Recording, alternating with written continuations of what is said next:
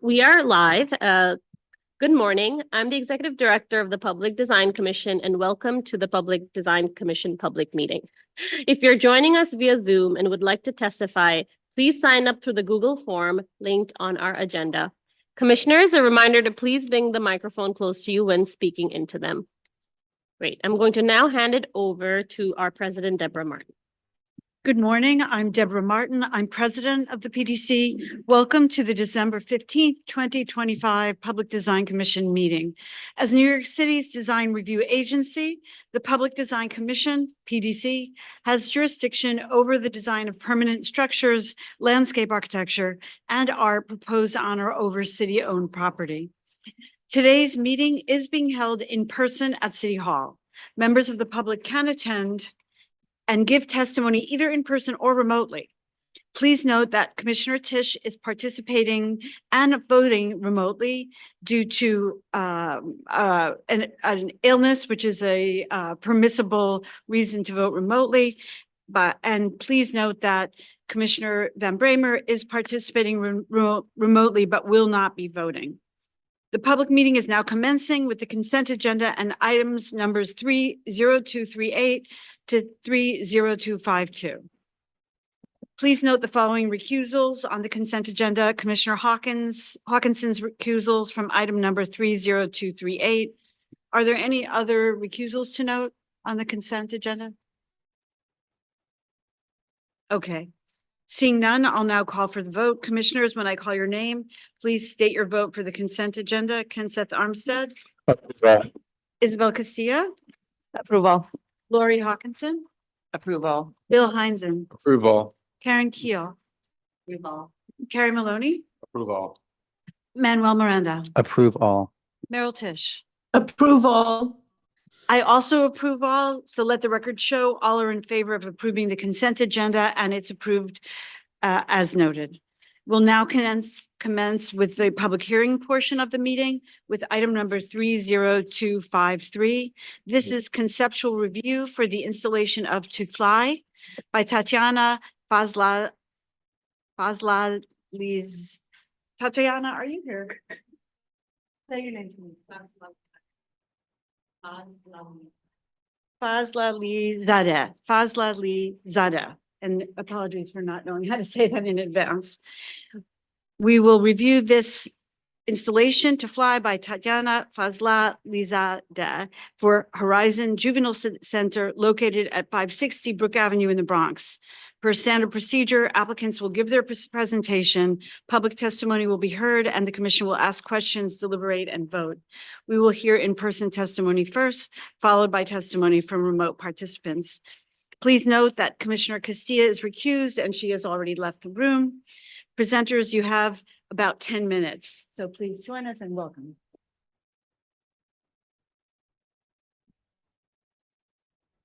Good morning, Commissioners. Can you hear me? Is this good?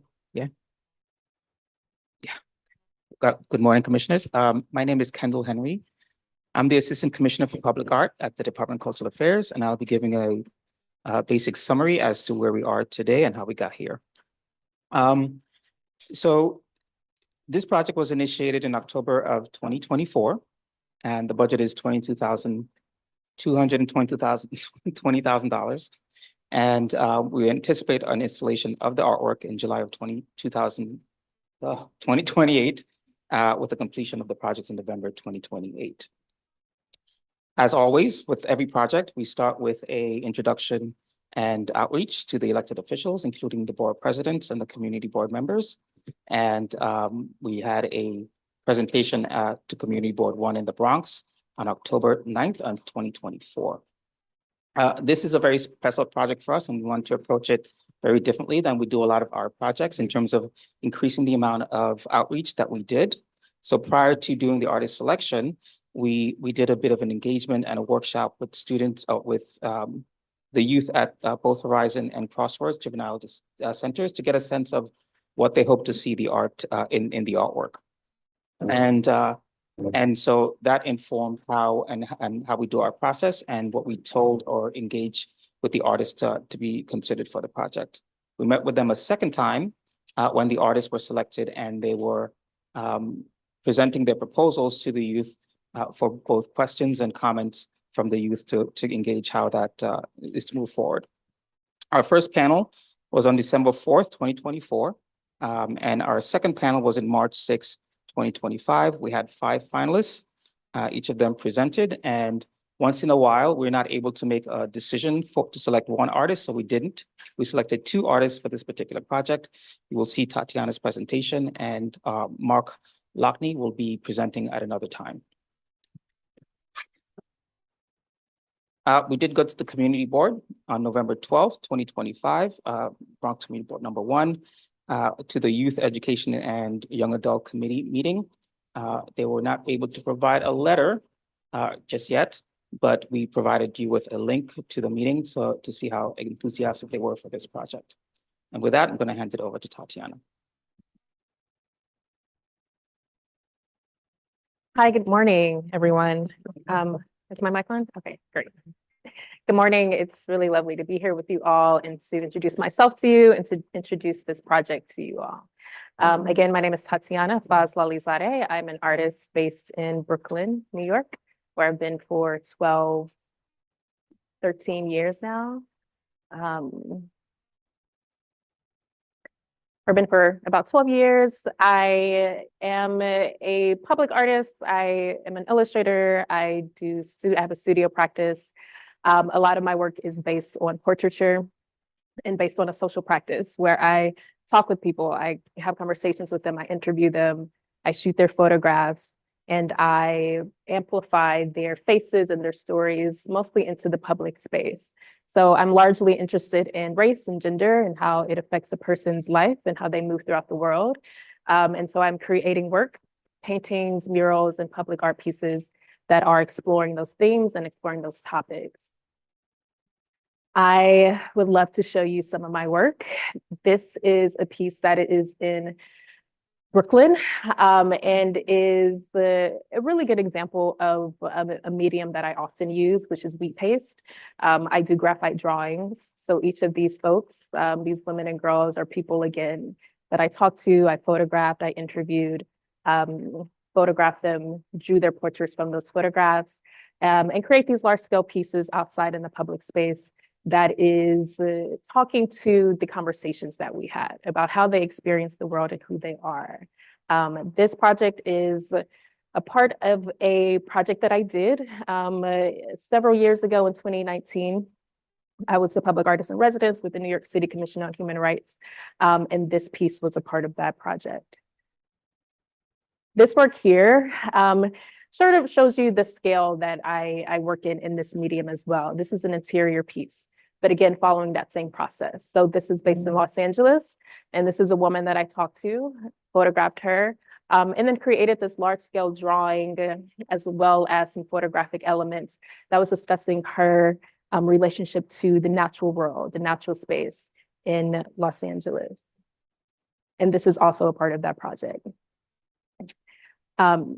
So again, portraiture, drawings, text, thinking about race, thinking about gender, thinking about identity, and how I can amplify a person's experiences and stories in a certain setting and environment.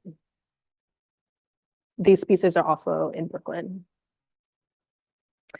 In addition to that type of work, the black and white grayscale drawing pieces that I do, I also do paintings. I began my career as a painter, oil painting on canvas, as well as acrylic painting on outdoor walls. So this piece to the left is a mural that I did almost 10 years ago in Harlem. It's one of my favorite pieces. I really love that piece. This piece to the right is just an example of how I'm trying to experiment as well with my work. And so this is a standing piece. Instead of it being adhered to a wall, I'm following that same process of the work that I do, but using a different medium to have it stand alone. This is on the campus of University of Michigan. Some of my latest work has been in public space again, but attempting to sort of play around with imagery and aesthetic and design, illusion. This is a painting that is in Philadelphia, and I completed this in 2022. It is a part of a series that I have been approaching and creating about flying, about Black people's ability to fly, which is an idea that has been around in Black mythology for a very, very long time. A lot of writers have talked about this. And so I thought that it would be a really interesting mural series to create images of Black folks flying in the air and what that could mean. What does that do for a public space? What does that do for the people walking by? How to approach how people experience the public space in a different way. This leads me to my project here that we're here to talk about, the Horizon Detention Center. So just to give you some context about where this is, where the project will be, this is in the Bronx. So we're going to give you a Borough bird's eye view here, and this red dot is where it is located. To give you some understanding of the site itself and what is surrounding it, the buildings and the businesses that are surrounding the site here in the middle. And some street photos. So this is from the subway. It will be in this space here, and this is the view if you were riding by on the subway. And more street photos to kind of situate you into where the building will be.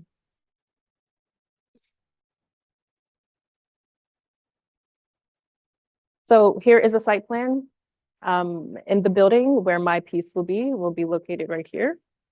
My mural that I'm proposing will be on the side of the wall, that red space there, facing Westchester Avenue, facing the elevated subway. And so my proposal, when I was approached with this project to present a proposal and to prepare a proposal, I spent some time thinking about what this project was doing, who it was for, who it was representing, and what the possibilities could be for that. And so pulling from the project that I just mentioned, the Flight Project, I decided to propose a project that is about Black boys being able to fly. And so my project is called To Fly, and this is the piece that I propose for the selection proposal, for the selection panel.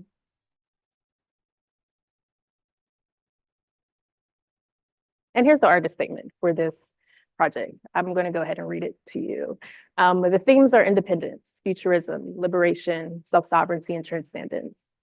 To Fly is a concept designed to uplift and inspire the youth at the detention center, providing a visual narrative that fosters imagination, positivity, and beauty. Rooted in artistic history and mythology, this project allows them to see themselves as capable of soaring above their current circumstances, encouraging them to envision new possibilities for their futures. The project acknowledges the challenges and the struggles the youth face without dismissing or minimizing them. Instead, it seeks to offer a fresh perspective, one that grants them a sense of agency, autonomy, and hope. Through this reimagining, To Fly represents a vision of greater destinations and limitless potential, countering the constraints that may have previously. This idea of being able to fly is something that, again, has had a long history with Black artists, Black writers, Black creators. This from over here is a page from Virginia Hamilton's book. And the quote at the top is also from Virginia Hamilton. They say the people who could fly kept their power even though they shed their wings. Below that, we see an image from Kendrick Lamar's video of him flying. Below that, we see a picture of Michael Jordan flying in the air. So this project is rooted in a long history, but I think it is also appropriate, and I think it is current with current pop culture references that I think that the youth would resonate with. In my meeting with them, they seem to resonate with this project. I think that it is something that could have a very large ranging and large reaching impact, but also a very short one and a very intimate one with the youth at the building, at the site. So the concept, again, will be a 2D mural of a 16 to 17-year-old boy.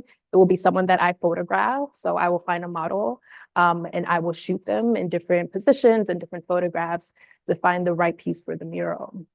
They're going to be realistically painted with the shadow painted to make it look as if this is an actual person flying in the air.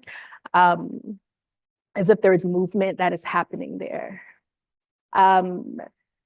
Now, this is the concept. This is not the final design. This is not the final image. This is not the final person, but it gives you a good idea of what it will look like. Some potential elements that will change is, what is this person wearing? Are they holding something and dropping something? Will there be text here? Some things like that will change as I continue the design process. Here is another mock-up just to show you again that these are mock-ups, these are ideas to show you a different position. They will be fully clothed, but this is, again, just to show you a different position of what this person could be doing. And here is a look at it at nighttime. Again, this is the view from the elevated subway. So this shows you that this will not just be a piece for the youth at the detention center, but would also be a piece for the community. This will be very visible in the community. So I want this piece to be inspirational, not just to the youth, but also to the community at large. Here to the left is the bottom of the wall. So this is a zoomed in image of what we just saw. And this is where I'm considering text. Right now I have a quote from Toni Morrison as sort of a filler here that says, if you want to fly, you have to give up the things that weigh you down. I do believe that a text quote here will add some context to the piece, would add another element of it being inspirational. What the quote says is something that, again, will happen through the design process. I want to do workshops with the youth to help me with this design process, and I believe the text there will potentially come from the youth as well. The size of it is something to think about, whether it's something that, again, is legible from the elevated subway, or if it's something that's a bit smaller and more intimate just for the youth at the center. So what is my process? Again, I am someone who works in social and community engagement. So the first thing that I would want to do is to have some conversations and some engagement with the youth there. Have conversations about this theme, introduce it to them again, introduce it to them in various ways, see what they think about it. Talk with them about their ideas potentially for, again, what the person is wearing. How do I make it specific to Bronx youth? How do I make this person look like a Bronx boy? How is it more specific to who they are and what they, how it can be representative of themselves? So again, I will choose someone and photograph them, and they will be the subject of the piece. From there, I will paint the mural with a team of assistants in a studio. I will be working with material called parachute cloth and Nova Gel. Nova Gel is an acrylic adhesive. Parachute cloth is a fabric. The mural that we saw the woman flying in Philadelphia was painted with this material. So this is from the studio where we were working on that piece. We'll be painting it on panels, so breaking it down into pieces and installing it in panels. So we'll get on a lift, be on a wall, prime the wall, and adhere each of these pieces one by one to create the final piece. So most of the painting will be done in the studio, and then the installation will be done on the wall with some additional painting and touch-ups and sealing that will happen on the wall. I think that's it. I'm not sure how much time I have. I feel like maybe I went over 10 minutes a little bit, but that is it. That is the process of it, the engagement part of it, and that is the idea. So I'm happy to take any questions that you all might have. Thank you so much for your presentation. Before the discussion, I just want to ask if we have anybody signed up for testimony. So Chelsea, do we have anyone signed up for remote testimony? Hello, we do not have anyone signed up for remote testimony.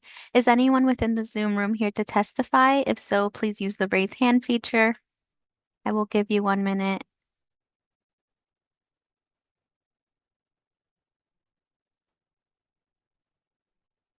I don't see any hands, so we are okay to proceed. Thanks, Chelsea. I also do not see anybody in person, so commissioners, we're okay to proceed. Commissioners, Lori. Yeah, I had anyway, I think it's very exciting. Thank you very much for really thorough presentation and also about the process. So are the architects here? No. Okay, they're on Zoom. So I mean, not that you don't know what you're doing. So you're working with the architect. So I just had a couple of questions more.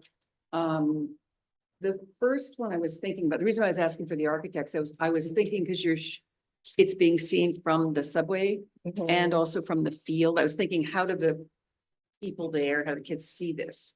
So maybe, I don't know, the architects will, I'm an architect, so that's why I said, okay, Okay. maybe they can do this. They could give you some views of their project, because they'll have a 3D model of it from the field or Yeah. wherever you want to be, like, what does it look like from here? What does it look like from there? You can just tell them, as you know, and they'll have this model they could just provide for you. Yeah. Or put your piece in and then you could see, because I thought it's a really great piece, and just what does it look like from being there as a person that you're trying to, that you've worked with also on it, or somebody who's there. Then the second thing had to do with the lighting. Thank you for showing it at night. So I'm sure that working with the architects, we'll get some idea about the night lighting Yeah. of the piece. Yeah, yeah, I definitely believe that the piece will be lit at night, Yeah. for sure. I think it'll be Yeah, important for it to have some lighting that's coming. We do see some lighting around the field, but I think, again, the architects can speak to this, it's like Yeah. the lighting that it's spotlighting the piece itself. Well, you could light it from the canopy, Yeah, right? They could do that. yeah, or yeah. Wherever, they're consultants. And then the third thing had to do, and I'm sure that the architects will have something to say about this, and you have experience with this, is the parachute cloth on, what is the material of the wall right now? So the wall is going to be a stucco. Stucco? Yeah, Oh, the it's stucco. Okay. Yeah, they've sent me samples of the wall itself, and so I requested it be a pretty smooth stucco, so not like a very textured wall. And so this will go flat on the wall. It's almost like a wallpaper. So it's going to be primed, and then there will be this really heavy glue. And so the surface itself will be smooth enough to take that, but also textured enough so that I can really get the material into the wall. And then this is all in your court, I'm sure, with the architects, but just to make sure, I know you're gonna do this and people are asking you, it's like, you guys are asking, but Kendall's group is just to make sure it stays there. And Yeah. it doesn't start to come off, right? Yeah, Because it's good, it's not brick, so it's like putting a canvas. Like historically canvases were put on, but then it's gonna have some kind of sealer, I mean, all of that stuff. yeah, you know yeah. about, you're gonna No, go into, right? absolutely. Yeah. So the material that I'm going to be using is material that, muralists have used for a very long time. I spent 10 years in Philadelphia, and so I did a lot of murals there, and that's the materials that most of the murals there use. So it is permanent. It will not come off the wall. I will also be thinking about a maintenance plan though. So what does it look like 10 years, 30 years from now? If it needs to be touched up, what does that look like? But as far as it peeling off, it won't. We'll be very sure that it won't come off the wall. And I mean, these are probably too detailed. So I think, so where would the edges of the material be? Where would you stop your material like here? I mean, So you'll show, that's a question I have. You don't have to. yeah, so all of the Press it down. material is just going to be where the image is. it'll So go around. yeah, so First, of even course. Yeah. no, so we're gonna prime the wall first. Right. So when I get on the wall, I'm gonna prime the wall, and we're gonna prime it where the image will be, which will be the most challenging part, but it's the way that I did the mural in Philadelphia. Mhm. So you have this outline of this human body, the prime will go the outline of the human body. Mhm. There won't be any material on any part of the wall where there isn't the actual mural. So all of the ceiling will go on top of the image, that adhesive will go on top of where the image is. All of that will go on top of where the image is. We won't need to work on the entire wall. However, the image itself does take up a lot of the wall. So we will be covering a large part of the wall, but so yeah, all of that will happen where the image is. So it's like where the edge of your material is and then the stucco happens. That's something I'm curious about, that I'm sure you're interested in also. Yeah. I think You don't want to see it. You don't want to see. you won't like, see you it. Put a billboard up. Yeah, no. Right. You won't see any material. Also, all of the material that we use will dry clear. So there won't be any extra material that's around. Mhm. All that you will see is that image, and the material will be under it and over top of it. Yeah, yeah. Just a quick follow-up on that, and just, I'm gonna state the obvious because I'm like feeling. So this shadow that we're seeing, it's part of your work. It's not Yeah. that the work is living separate and away from the wall surface. The work is actually applied to the surface, as is the shadow. Exactly. Those shadow is painted. Got it. That's a Okay, I key just wanted part. to get on Yeah. the record because I think, you could have decided to do it in a way that would cast a shadow, but Yeah. okay, Yeah, great, thank you. yeah. Bill, Bill, I just want to, I know your work in Philadelphia. I know that mural and it's beautiful. So it's really nice to meet you. And I think in a city that really prides, in Philly, where they really pride themselves on murals and where there's a lot of them, you've distinguished yourself with that one. I think it stands apart from a lot of them. Thank you. And here, I really like this concept. I really like the process you're talking about going through with the youth. And I think for us or for me, these type of projects, these type of structures are some of the hardest things we deal with because I think, again, speaking for myself, we want to kind of pull away from them Mhm. and avert our gaze because it's kids whose freedom is very much denied and very much on hold. Mhm.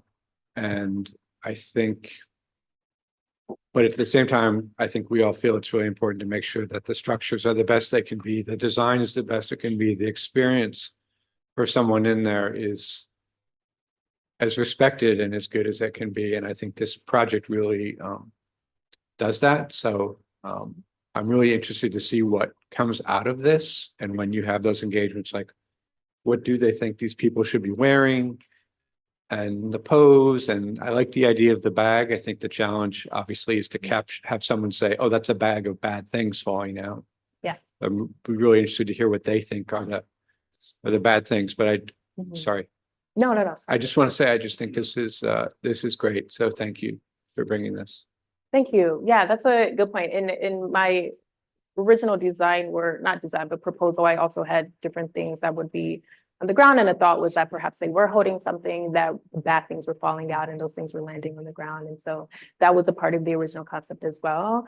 I agree with your point of what does it look like from the ground? Like, what are they seeing when they look up at it? So I will definitely ask for, a rendering of that, because that may affect maybe the scale of it. Maybe it's not as legible if it's so large. Maybe he can be just a little bit smaller, which would also give more space for if he is holding something. So these are things to consider and think about. But I am glad that that you liked it and it resonated in that way. Just one other thing about, we fought really hard. I don't know if we really won what we were fighting for, to keep as much open space here as possible in the garden and all that. So this is the correct, where do I look? This is exactly what we have, right? This is what we ended up with? Michaela's there. Michaela, yay. I have not verified that. but Okay. we Certainly ensure that.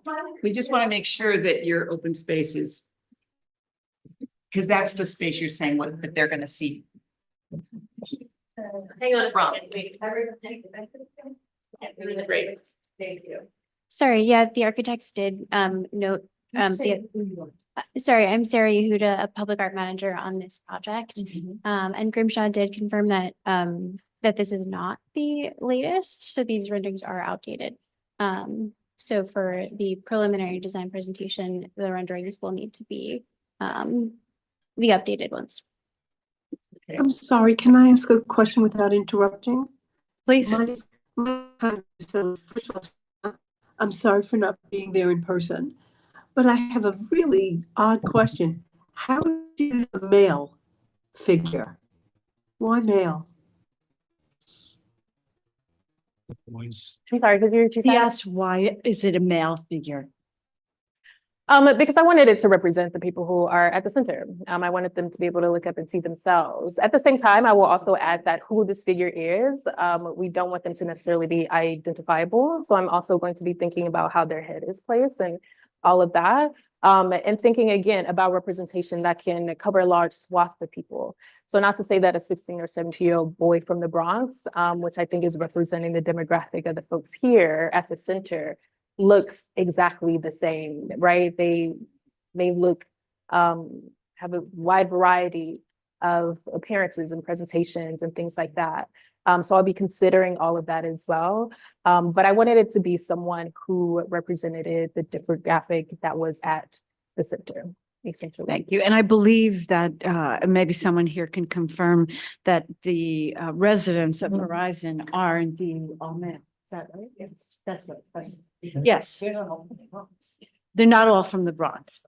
No, but they are all male. Yeah. Okay. So I just want to verify, and again, I think great work too. So the way that the image is installed on the wall is that it's cropped to the image area. Yeah. So it's not like blank, it's not covering the whole space. And then it's painted at 100% scale in your studio. Yes. Okay, so it's not reproduced or anything like that. So it's the actual paint. Exactly. That's great. So, and this is just an opinion, but for me, the image, is so iconic that I think it reads really beautifully from the train. And I think when the, text is attached at a kind of like legible scale from the train, it kind of, for me, takes away from that iconicity. Mm. So I think when you think of scale, one idea might be to have it only legible to people in the, in the soccer field, et cetera. Like a caption. That's just a thought, though. I mean, obviously your process might render something different, but yeah. Okay. Yeah. Yeah. Thank you. Thank you. Yes, please. I just want to say I think it's great, actually. And I love seeing two different versions because I really, really like the man in the yellow shirt who is like a mannerist, the whole volume. He's like, an angel coming down. I can see his face. You paint beautiful faces.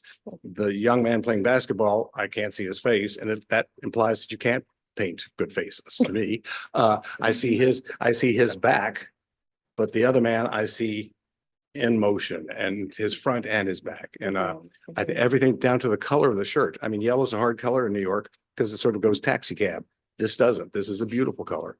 So I really thought that I love the fact that the yellow man is almost at the edges of, he's about to explode out of it. The basketball player is within the space.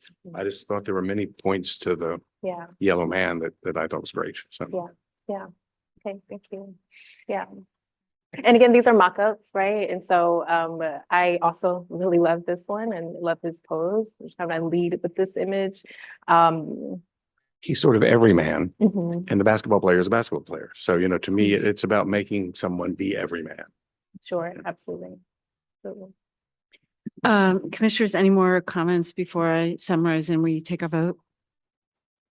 Tatiana, I want to say that what we've been seeing lately from Percent for Art Artists is a real deep engagement with the communities that are living in and around the work that's being created. And I really want to applaud the work that how this piece is growing out of your engagement with the residents of this facility, whatever we think about how our culture deals with like kids, basically. Yeah. So I want to really applaud that process Mhm. and also your artistic process of getting that conversation into this image and the kind of painterly quality of it is really beautiful. Thank you. Also applaud the visibility from Westchester Avenue and from the subway and within Horizon. So for the vote, I want to put on the table for our commissioners to consider that we would request that you look at the legibility of the text Mhm. as supporting from all of those different vantage points. Mhm. We would ask the design team to make sure that Tatiana has the resources she needs to make sure that it's legible, not just kind of straight on from the elevated, but also by the young people who are going to be on that field or in that garden. Yeah. So we would ask that you have those resources. Okay, so I'll now take a roll call vote on item number 30253, conceptual review for the installation of To Fly by Tatiana Fazlalizadeh for Horizon Juvenile Center located at 560 Brook Avenue in the Bronx. Commissioners, when I call your name, please state your vote. Lori Hawkinson, Approved. Bill Heinzen, Approved. Karen Keel, Carrie Maloney, Approved. Manuel Miranda, Approve. Merrill Tish. Approve. I also approve. So let the record show that we are all in favor of approving this beautiful work to fly. The project is approved. And we look forward to seeing your final presentation, but congratulations on this Thank you. beautiful work. Thank you. Thank you.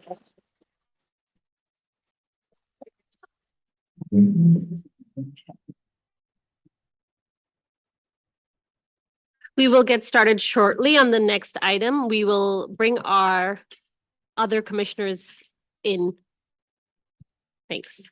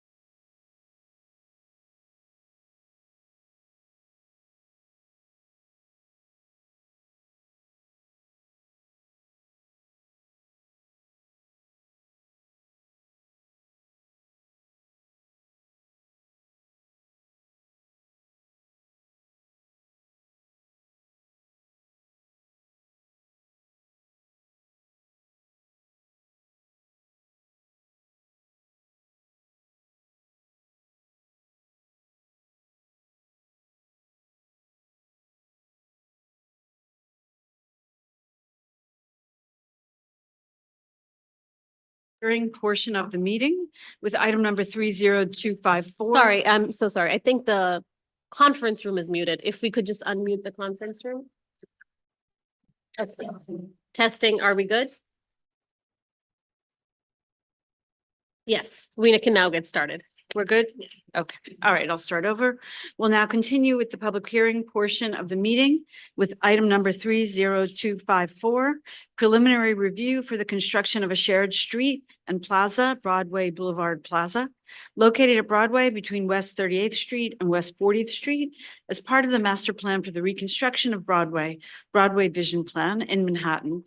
Per standard procedure, applicants will give their presentation, then public testimony will be heard, and the commission will ask questions, deliberate, and vote. We will hear in-person testimony first, followed by testimony from remote participants. Presenters, you have about 10 minutes, and welcome. Hi, Nick.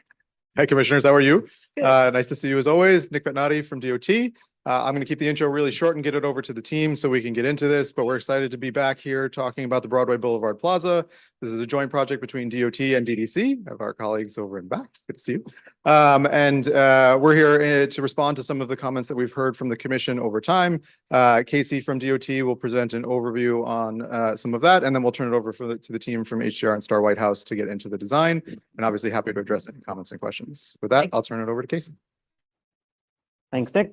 Good morning, Commissioners. My name is Casey Gorell, and I'm from the Department of Transportation. I'm going to be giving the update and kind of the overview for the Broadway Vision project. There we go. So just project background. We want to kind of frame this project. There's been a lot of questions about some of the citywide initiatives that DOT is doing. So I want to kind of touch on some of the work that DOT in partnership with other city agencies is doing for citywide micromobility strategies. DOT is taking a very high level citywide approach to the planning of bike lanes, micromobility access, to encourage cycling, while also planning and mitigating some of the negative impacts that we've been seeing or that people are bringing up as part of our projects. We do have a citywide cycling expansion plan that's outlined in the streets plan that dictates where we look to seek to add bike lanes in the future. We are also monitoring as we go. We are using computer-based vision to count track speeds and quantify how people are using our city streets and our bike lanes citywide. And that program is scaling up in the future. Sorry, thank you. It's not working. We are also continuing to change our design treatments for bike lanes citywide. We're looking to install wider protected bike lanes to facilitate the differing speeds that we see on our city streets. We have some cyclists who are going at the city speed limit of 25 miles per hour, while also we have slower cyclists who are going at the more average 15 miles per hour. So we need to kind of balance those two different speed differentials. We have also found that the wider bike lanes move some of the faster cyclists away from the curb further to provide more buffer space from pedestrians. We're also looking to create green waves on some of the major avenues that time the traffic signals for 15 miles per hour. And we have seen reduced red light running and failure to yield from cyclists for pedestrians in the crosswalk because we're timing the lights. So you hit a green wave and you're actually not stopping if you are a cyclist. And we're seeing better compliance with our traffic signals as part of those initiatives. We are also really increasing our outreach and education. This is also in partnership at a citywide level. So we are overseeing the establishment of the Department of Sustainable Delivery that was recently announced. We are partnering with NYPD and other organizations to do operations for outreach, education, and enforcement. And we're also always undergoing rule changes and admin code changes to either facilitate different cargo bikes, speed differentials, different e-bike configurations as we kind of legislate this kind of new evolving world that we live in. There was the recent 15 mile per hour e-micromobility rule change that went into effect about a month ago. There was also a request for kind of more information on lessons learned from the in-house projects that DOT does in our kind of paint and temporary materials. So we are looking at some of the safety data for two projects. One is the location for the project Broadway Boulevard on Broadway from 40th to 38th Street. We also have a more recent example of the shared street designs in Flatiron, which was installed in 2023, and that's between 33rd and 26th Street. For the Broadway Boulevard portion, since the project went in, we've seen a 47% reduction in crashes with injuries. We've seen a 56% reduction in pedestrian injuries and a 33% reduction in total injuries.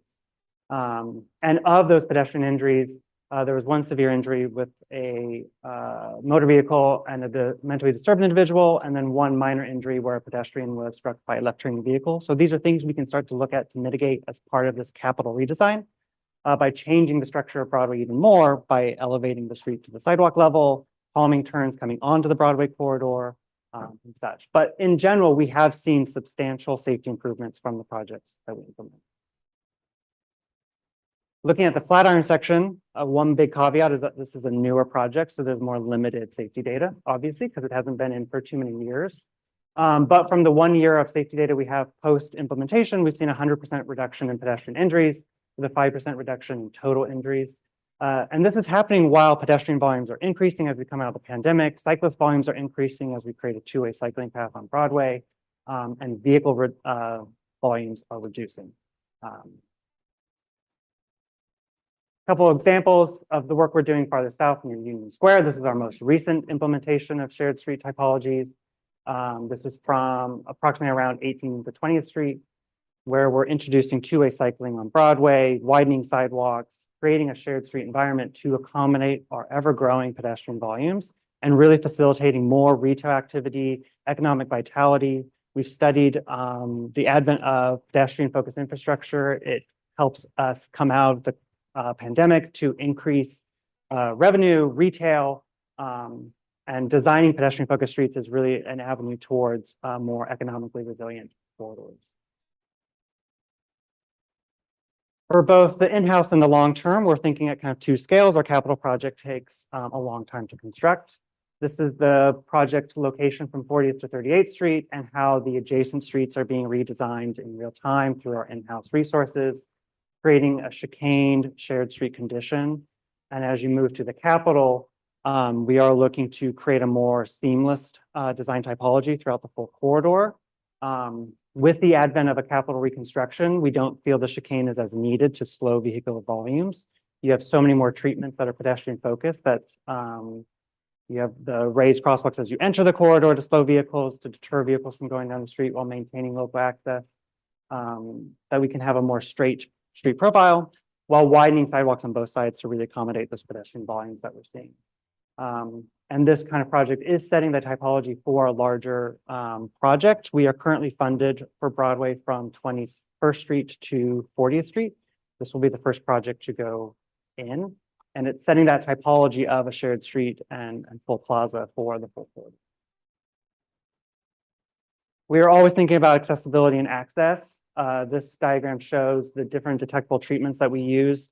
We are working with guidelines coming out of PROAG, which is the public right-of-way design guidelines, to make sure we are providing equal access for people with either vision disabilities or mobility disabilities.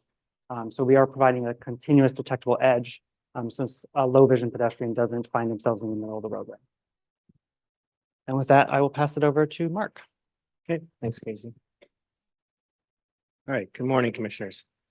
So I'll take this a step further. I'll talk a little bit more about context, but also the engineering involved in the project. So my name is Mark Logan with HTR. So we all know the area, but we're right in the middle of the Garment District here, generally equidistant between Herald Square and Times Square on Broadway. This just is another diagram showing the 2-block stretch with some work on the side streets included in the scope of the project. You'll also see here there's southbound bike traffic on 7th Avenue, southbound on Broadway, and then bikes alternating directions on the side streets. So we talked a little bit about the temporary conditions. This is the street improvement project on the 2 blocks. So this is all accomplished with temporary paint, but you'll see there's still curb lines from the old roadway limits. There's City Bike on the north block, and there's the green bike lanes currently. Just some more context photos, a lot of above ground planters to set the limits of pedestrian space compared to vehicle space. And just the photo on the right is showing one of the properties on the south block actually has a setback, a zigzag shape that you'll see that comes out in our urban design. Again, I mentioned City Bikes and the existing curb lines that don't match today the limits between vehicles and pedestrians. This is the north block here, so this has much more pedestrian space. It's completely closed to traffic.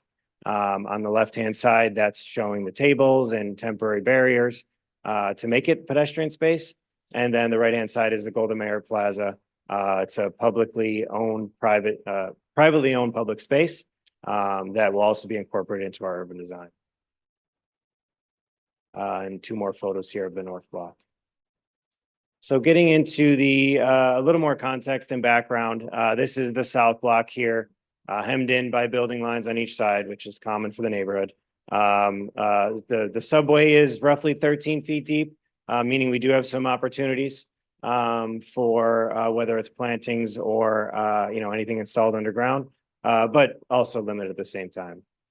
For the north block, you can see on the left-hand side there, Golda Meir Plaza. There actually is parking directly underneath that plaza. So that butts up against the right-of-way line on the west side. You have a slightly deeper NQR subway at this point, and then building line up against the property line on the other side.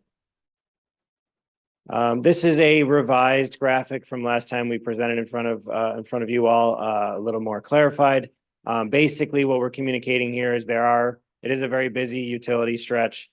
Steam Main is probably the most sensitive of all the utilities that we want to avoid, but there's everything from communications, electric, and sewers and water mains. So the tan color here basically is our best opportunities for plantings. And you'll see as we move forward here, that's where we try to take advantage of green areas. And the 4 hatched areas on the north block there on the right-hand side, those are the existing trees within the project limits today. This diagram here was also revised slightly. We clarified bike routes or flow arrows on the westbound 39th Street to make it a little safer. This is something that'll continue to be developed in final design. But what we're showing here is bikes do travel north and south on Broadway. They travel east and west for the west block of 39th Street, and there will be new bike signals, pavement markings, curb lines will all be completely coordinated to maximize bike safety without creating a superhighway of bikes. The utility stakeholders talked a little bit about what's here. We're actively working with and looking forward to taking the next step with the police department, fire department, New York City Transit, and private utilities. That's the next big step in this design process. While we've got all the things on paper, we need to take it a step further with all the stakeholders. And I'll just speak for a moment here about stormwater management. While we are putting up new curbs and barriers for plantings, we're grading around these things. We're putting in new catch basins, whether it's at the street or within the plaza spaces. Improving drainage is one of the major goals of the project. There's a lack of catch basins in the project area now, and there's low points. So we'll be correcting all of those issues. All right, so at this point, this is what our conceptual design looked like previously. I'm going to pass it to Laura to speak a little bit more about the urban design. Thank you, Mark. Where is forward? Okay, there. Hey, everybody. I'm Laura Starr from Starr White House Landscape Architects and Planners. With me is our project manager, Wanyu Chen. I just, first of all, want to thank you for all your constructive comments you gave to help us improve the design. We tried to take them all to heart, starting with putting a simplified frame around the plaza spaces that is easy to replicate as the Broadway work goes further south on future projects. This frame also enables us to capture the existing tree pits on the north block and continue those on the south block.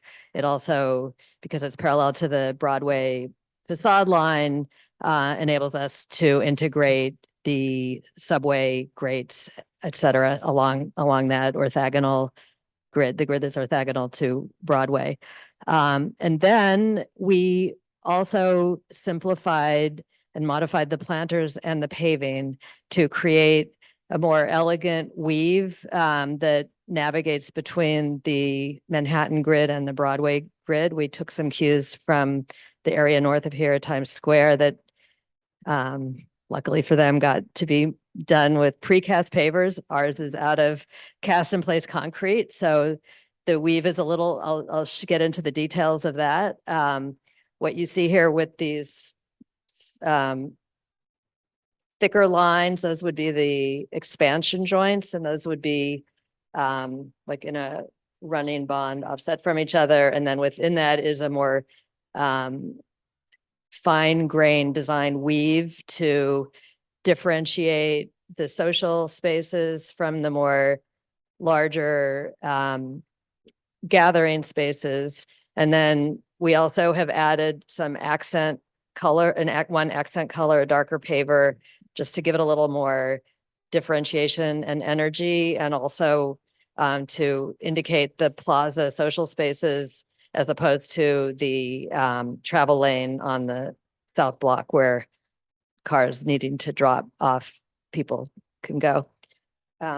Okay, so next, the bollards. We did 2 studies of bollards to simplify both of them. This shows them along the curb line, and then I believe there was a preference for putting them along the property line, which we're hoping to do.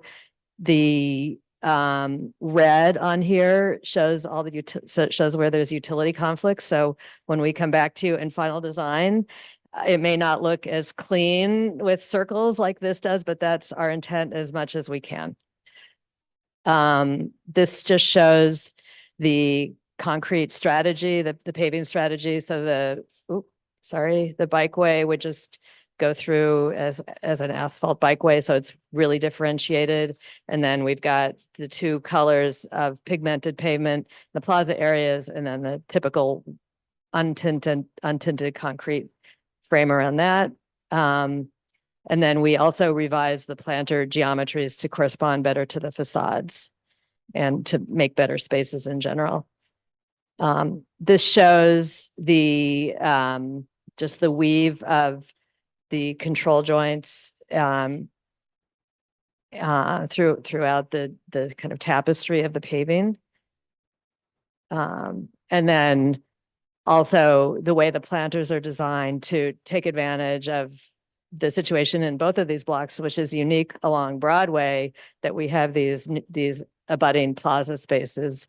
So the idea is that the planters help frame Golda Meir Plaza and also relate to the zigzagging building on the south block.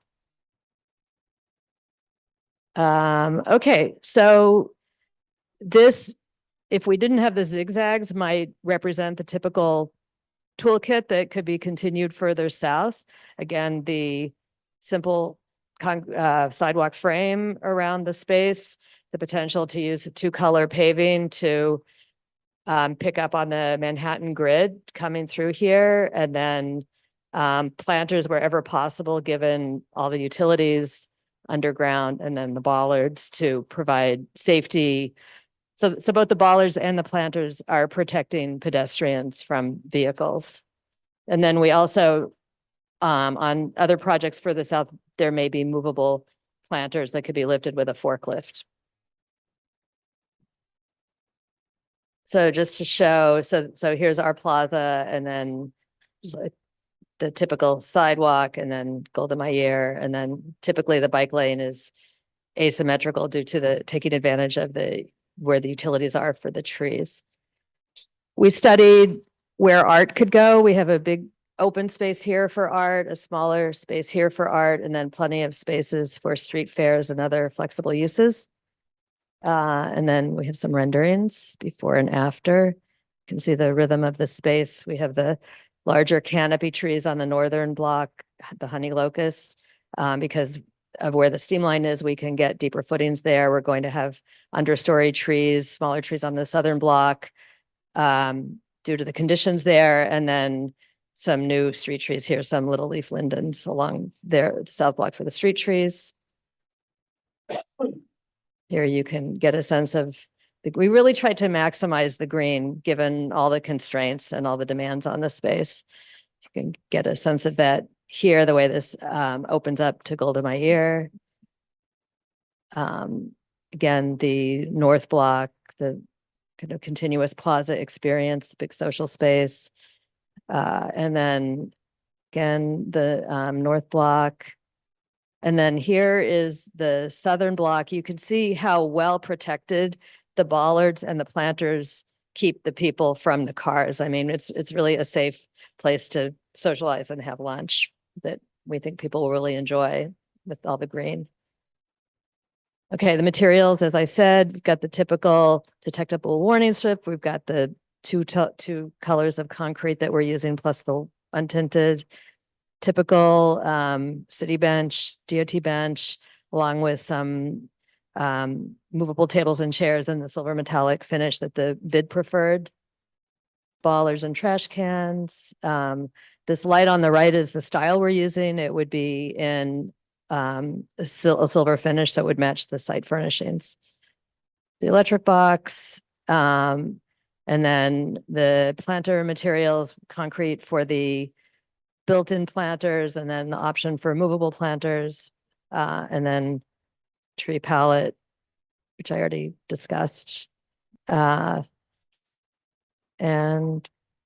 that's it. Thank you. Thank you so much for your presentation. Before our discussion, I will check for remote testimony. Chelsea, do we have anybody signed up to testify remotely? Hello, we do not have anyone testify remotely. Is anyone within the Zoom room here to testify? If so, please use the raised hand feature.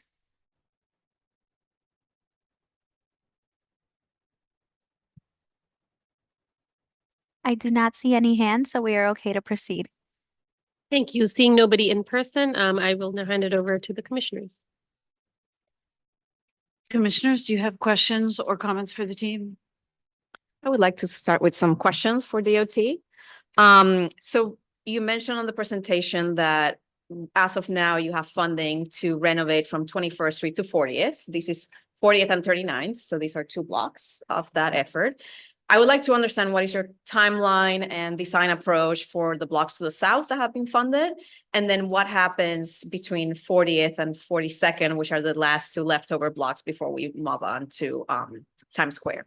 Yeah, great question. So the most advanced project is our Flatiron project, and it's from 21st to 27th Street. It is just finishing preliminary design. We are now going into schematic landscape and urban design. So that's going to be coming to the commission relatively soon. I think there's quite a bit of work to still do. We're just starting that process.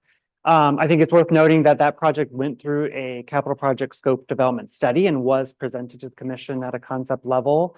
And it kind of set the stage for what Flatiron would look like. And it's very similar to what you're seeing here. The focus is on concrete materials to promote pedestrian priority, mostly focusing on DOT standard items. It's something we're hearing from a lot of partners and stakeholders that maintaining custom features is very challenging. So wanting to stick with DOT maintained items as much as feasible. I think the unique thing about Flatiron is also that it is adjacent to a park and within a very historic district. So there's a bit of a difference on some of the finishings. The light fixtures might be different just to match the surrounding context. But that project also is mostly focused on full plaza blocks, the kind of key square around the Flatiron building, and then 1 shared street block. So a very similar context. The next project is from Flatiron to Herald Square. That project is still in scoping, so it hasn't actually kicked off design yet at the Department of Design and Construction. So it's still a ways out. Again, it has a large series of pedestrian-only blocks and shared streets, and then the key primary open spaces around Herald and Greeley Squares, and also will be very park adjacent and park designed because it's adjacent to these very key park areas. Yeah, does that answer your? Well, so the Herald Square one, does that go up to 34th only? That one goes up to 38th. Okay, so that will meet. That will meet this one, project. yes. Sorry, this is off, I'm sorry. So you are still preliminary on that, you haven't fully designed to the level of detail that. No, this not at all. project has No, been it's still designed. very much at a scoping level. Okay, so. got it. And then what is the plan for 40th to 42nd? Great. Yeah, I forgot to mention that one. We are still figuring out funding for that section. There's been discussion about potentially pairing it with a larger project that connects Bryant Park to Port Authority Bus Terminal as part of a crosstown connection. It is kind of next in line for capital funding because it's kind of the outlying block, but we just haven't identified a funding stream for that yet. Okay. Great. That's super helpful. I think the basis of my questions is 1, to understand the larger context and initiatives. But 2 is that with all of these elements, we have heard from you that each neighborhood kind of has slightly design approaches that really respond to the character of the neighborhood, whether there's parks, historic elements, whatever. And these 2 that you mentioned are kind of longer stretches. So it would make sense that there's a cohesive design vocabulary that identifies them as the kind of the tissue that ties that neighborhood together. With this one, it also has a very unique design vocabulary. I fully see how it responds to some of the buildings and the Manhattan grid, and I really appreciate that level of kind of distinction amongst all the other streetscapes, but it feels a little bit short. So I think our first comment is to try as much as possible as you move north, or even if you move east-west connecting to Port Authority, that there are some elements that are shared, so it doesn't feel like a one-off, which sometimes, pop spaces can feel like that when they're very open and lacking clear edges, and that this is in a way also stitching together all of those other initiatives. And I would say then on the design side, I think you've made some really smart moves that allow for this to happen, keeping the sidewalks, the right of way, be a clean line with standard concrete, and having the plazas be further defined inboard. I can see how this could then stitch into many other potential city initiatives that haven't been envisioned yet, because it does create that clean frame and then allows the interior to be more responsive to the context. So I think that's all very successful. And I think the revisions to the design really make that work out very well. Just to finish my comments, I think the northern block, when I see the plan and when I see the aerial, it all fits together, it all feels good. The southern block, I still have a little bit of a hesitation with the roadway treatment, because even though the bollards and the tactile warning strip are really the elements that are distinguishing what is pedestrian only versus shared, it still feels that to someone that's very distracted, and we all know New Yorkers walk around very distracted, having the same paving treatment maybe doesn't make that as clear from far away as the northern block does. And you can really see that on the aerial renderings, where on the northern block, you clearly know what's plaza and what's not. And on the southern one, gets a little more merged, and maybe that's on purpose. But I am just thinking about, again, that that distraction. And I'm wondering, Laura, you made a point about the diagonal paving helping with that, but specifically where the drop off is, that diagonal paving dissipates. And I'm just wondering, maybe adding a little bit more of that. I'm gonna point like right here and right here before you transition, may just make it even more evident. So you have the bollards, you have the tactile warning strips, you have the change in color that would occur right at that line. And then just takes it a step further, because I'm fully on board with shared streets, but I also recognize from far away, there may need to be that extra level of wayfinding and navigation throughout. So those are my comments. Thank you. Lori. Hi, yeah, just quick question. Thanks so much. Very well thought out project. Could you just refresh my memory, I guess, to go back on the bike circulation? Just bikes going through, and then there's the two-way on 30. What, the larger network plan, Laura? Yeah, just This one? well, the forward? one where we can understand what happens here. They're just trying to follow the bikes on there was one with blue arrows. Just trying to. And then you have the petty, what do they call them again? The petty, Yeah, this one has the, like the Amazon people on bikes with the petty, like the petty delivery ones. Or deliveries. The cargo bikes. What do they call petty delivery things? I mean, I see them all the time. Couple of names So for them now, I think. Yeah, cargo bikes is probably the best. Cargo bikes, I think. is- cargo bikes. Yes, so cargo bikes. I'm a cargo bike driver. What am I doing? Just tell me where I'm going. Yeah, so I can maybe outline some of the larger thinking. I mean, in general, we have the avenues. The avenues have the widest bike lanes. That's where we're encouraging most cyclists to be.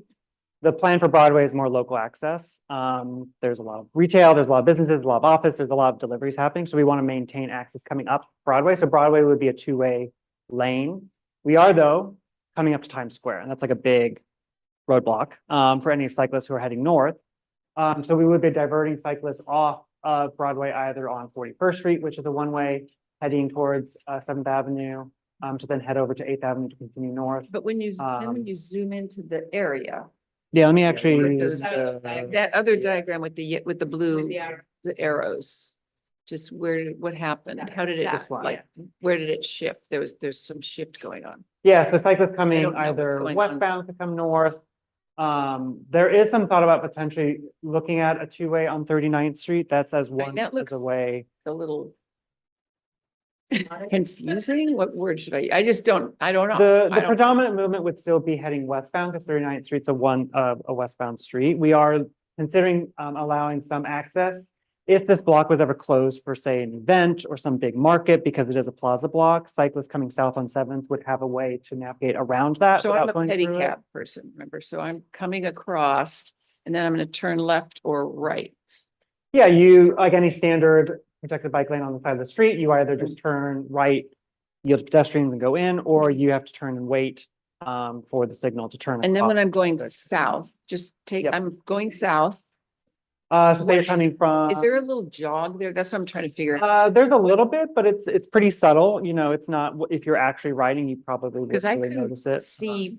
Let me I mean, go it to could be the- me reading your drawings I think the rendering shows. I can't tell where I'm supposed to keep going south on Broadway when I'm on driving my petty It's right here. truck thing. So you're heading south on Broadway Mhm. and you just shift slightly over. Right, but there's no pavement color. Uh, I lost my color. There cue. are the markings in the intersection. I think we'll just check if But then when we, I go in there, it's light. Where'd she go? yes. Laura, it's light, right? I just kind of, Yeah, I'm out yeah, there. it's just- I'm out there, but I've got lanes, Yeah, so right? here, because it's a shared Yeah. street, It's we shared. are trying to remove some of the bike priority symbols. So we're adding the shared symbol, which we have done on the entirety of Broadway today. That's how it exists today for the Flatiron and Herald Square areas. But if I'm really moving, I'm like delivering. But you're equivocating about what you want me to do there. You really want me to turn. Is that true? No, no. I can keep going? Yeah, you can keep going. So Yeah. where's the shared symbol? You said Shared symbols that's are the here shared- and here. That's that. Shared symbols. And then these are the symbols that guide you through the intersection.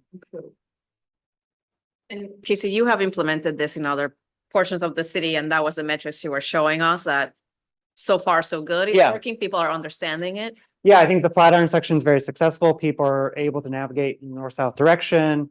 The shared treatment kind of slow cyclists, but also allows for social cycling where you can ride side by side with someone that you're riding with because you're not limited to a 6-foot wide bike lane. So it allows for a little bit more flexibility. But we have seen very good results in the Broadway section.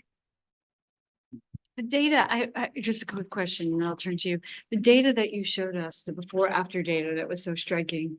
I was like a little confused about what the before and what the after was. Could we look at that and just Sure. maybe you can clarify that because it was very impressive data set. It was pretty early in your. Let's It start with was the actual project this one. location. So this is where the project is. This project was installed in 2021. So this is before and after. These are kind of our standard before after. So this is graph the, data. sorry for interrupting you. Yep. This is before after data from before the kind of temporary temporary. installation. Yeah. That's piloting what it will be. Yes. The kind of, okay, so this, if I'm gonna make your statement here, this is actually testing what will be there once the installation is done. I think this is testing an early version of it. We've Okay. since refined it. That's why let me kind of compare. So this project originally had a dedicated bike lane, a shared street, and we found that people weren't really sharing. The dedicated bike lane felt like a bike lane, get out of my way. The shared street was functioning. We saw pedestrians walking back and forth. Since then, we've now transitioned to this design typology, which is installed further south on Broadway. And it is a truly shared condition where if you're not a pedestrian, you're all in the same space in the middle of the roadway. And that's where we have this safety data where we have found it to be, off of 1-year data, slightly more successful. And we also think it lends more to the environment we're trying to create, a more shared, slow environment. We weren't seeing that as much in the previous rendition, which had the separate bike facility. So in a way, if I could sort of summarize, you're saying that you feel the shared street, DOT data is showing that the shared street leads to slower Mhm. overall movement as opposed to the dedicated bike. Correct, yes. Okay. Yep. Thank you. But the percentages look bigger and more significant. Manuel, your place. I just want to say that the percentages look more significant than the absolute numbers, right? Because we're talking about like one more person got injured small or less data set, yeah. injured. So you could say there aren't that many injuries. But in another sense, these numbers are a bit, I think if you look at the absolute numbers, I'm not sure if like a 1% difference in injury, is that something that you can measure as significance? I don't know. I'm not a data scientist, so. I think it is a struggle. I mean, Broadway sees very low volumes and low vehicular volumes, and citywide vehicle pedestrian crashes are the #1 leading crashes for pedestrians. So when you are dealing with ones across the boards, it is kind of a little bit tricky to compare, but I think in general, this is how we do all of our before after data citywide. So we do see a reduction, but we are dealing with very small numbers, so the full impacts of that reduction aren't quite known. We'll of course continue to monitor this Yeah, as well, right? Like we we continue to continue to get monitor. data year after year, so Yep. we'll be able to see how that plays out over more data. I had 3 different things that I wanted to address. First, there is now a new 15-mile-an-hour speed cap on the e-bikes. But that's not for cyclists because they can go as fast as they want and they can still go 30, 40 miles an hour just with leg power, which is just as dangerous as the e-bikes. There's a cargo. I'm concerned that this data set is very narrow and that as it grows out, even with a 15-mile-an-hour speed limit on the e-bikes, that in these zones where you have shared, it should be that you could make a speed limit at 15 for everyone. That makes most sense to me. Like, it doesn't make sense to me that a e-bike, because it has a battery on it, can hit me and they're in the wrong or they get a ticket if they're going 50 miles an hour, but a cyclist can hit me at 30 miles an hour, they don't get a ticket. And that I find, I've certainly had friends been hit by cyclists at 30 miles an hour, and it's just as deadly. So then that's the one thing. I don't know what you plan to do about the 15-mile-an-hour versus cyclists who can do more in the same space. And then like on page 44, where you see there's an overhead view of where there's a pedestrian crossing where it's just bikes. I anticipate that as enforcement gets to happening where you have slower e-bike traffic for deliveries and such to these buildings, but then you have cyclists who are trying to go faster around, you actually have a worse problem as implementation comes online. Because the cyclists will be moving faster than the e-bikes, and then the people will be in the way of both of them. So I don't know if you have a solution to address that, but I think that that's an issue coming up. Two, in terms of programming for art, I was curious about whether or not there was a partner, like there's a Times Square Arts initiative, whether they're doing the programming, whether it's Art and Art Places, whether it's Creative Time. It's or whether the Garment District Alliance here. Gar- They have a Garment District. tremendous art program that they've been doing for many, many years through DOT's temporary art program in terms Okay. of permitting. And they've had significant sculptures Yeah. here Yeah. quite often, actually. So that was one of the drivers for some of the larger spaces. And so you're going to have more space for art here now. So their program is going to grow.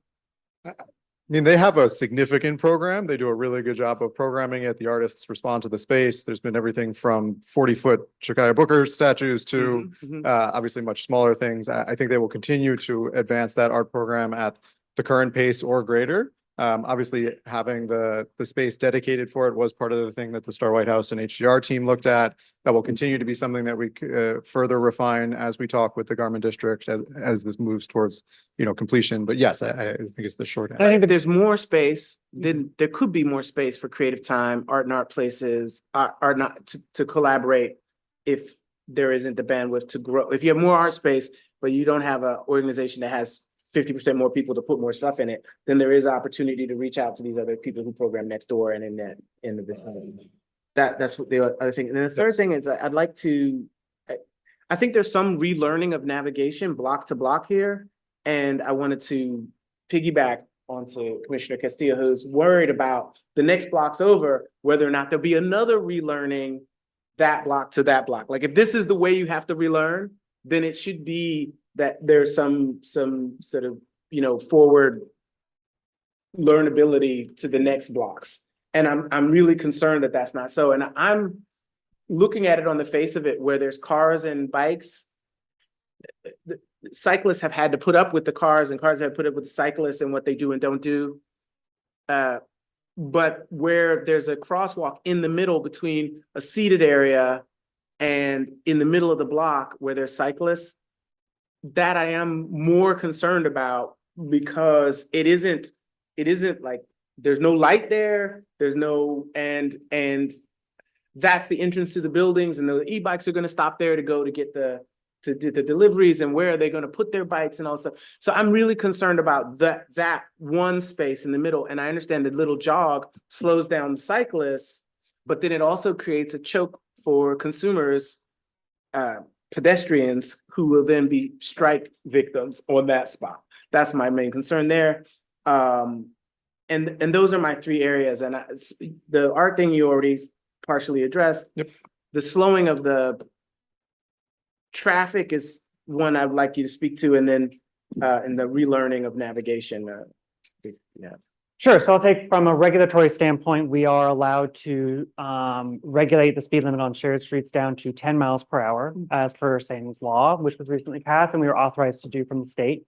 I think we would be planning on doing that for the Broadway corridor. We then add on a 5 mile per hour recommended. It's Right. the yellow sign. It's not a regulatory framework, but 10 miles per hour would be the posted speed limit for this section of Broadway. Okay.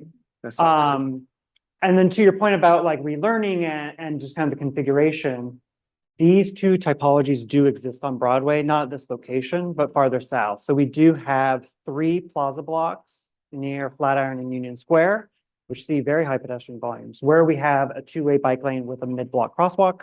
They've been functioning for a couple of years now. So this is out there in the world on Broadway, and we are continuing to move it to the north.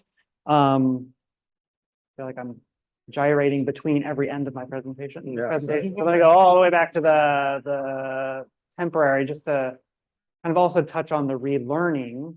We are planning a set of projects to update the typology so that this is the consistent treatment. We do feel very subtle that this shared street configuration is the treatment we're going to be pursuing on Broadway.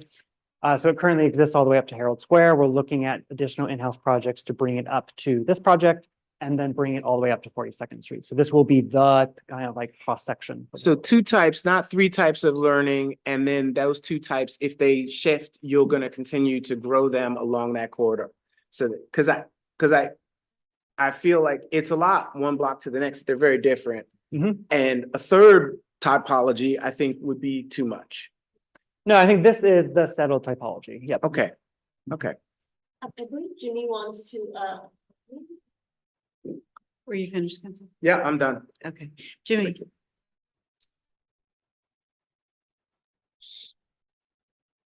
You're still muted, Jimmy. Can you hear me now? Can you hear me? Yes. Great.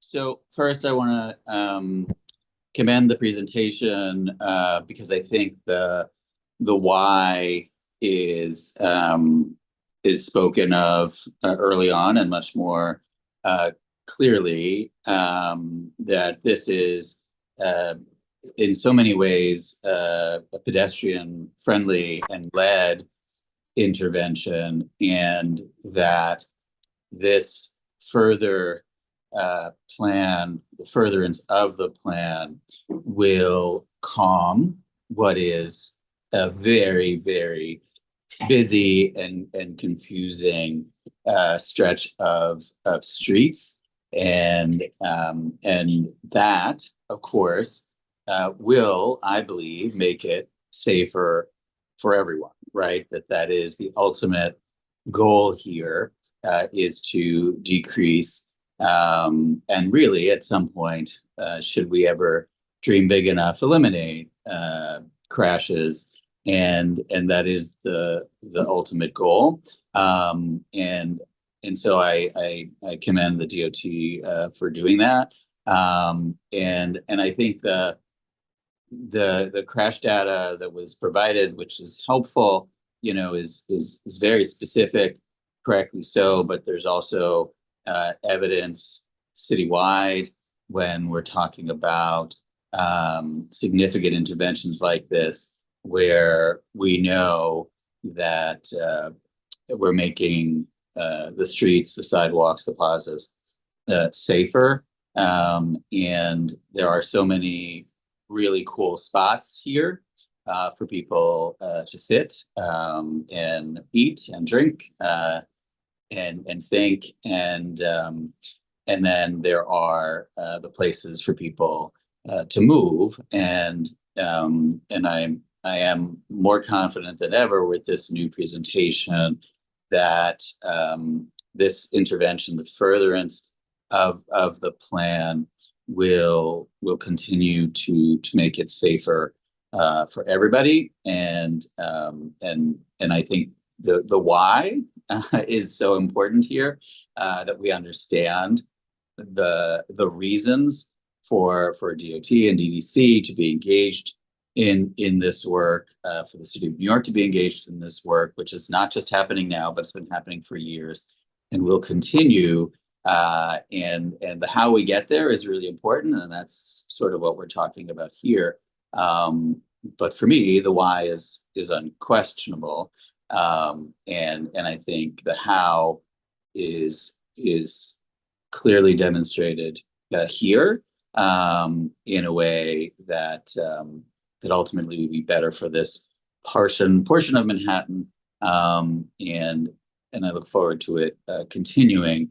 So you know, I don't know if DOT you know, wants to talk about some of the other areas in Manhattan or some of the other success stories in terms of crash data and reducing injuries for pedestrians and the like. But I do think this plan, leading with the why this is so important, why we're engaged in this work, is really important for everyone to understand, because there are changes here. A lot of folks have difficulty with change, and if we understand the why, then I think we all get there at the end of the day. Thank you.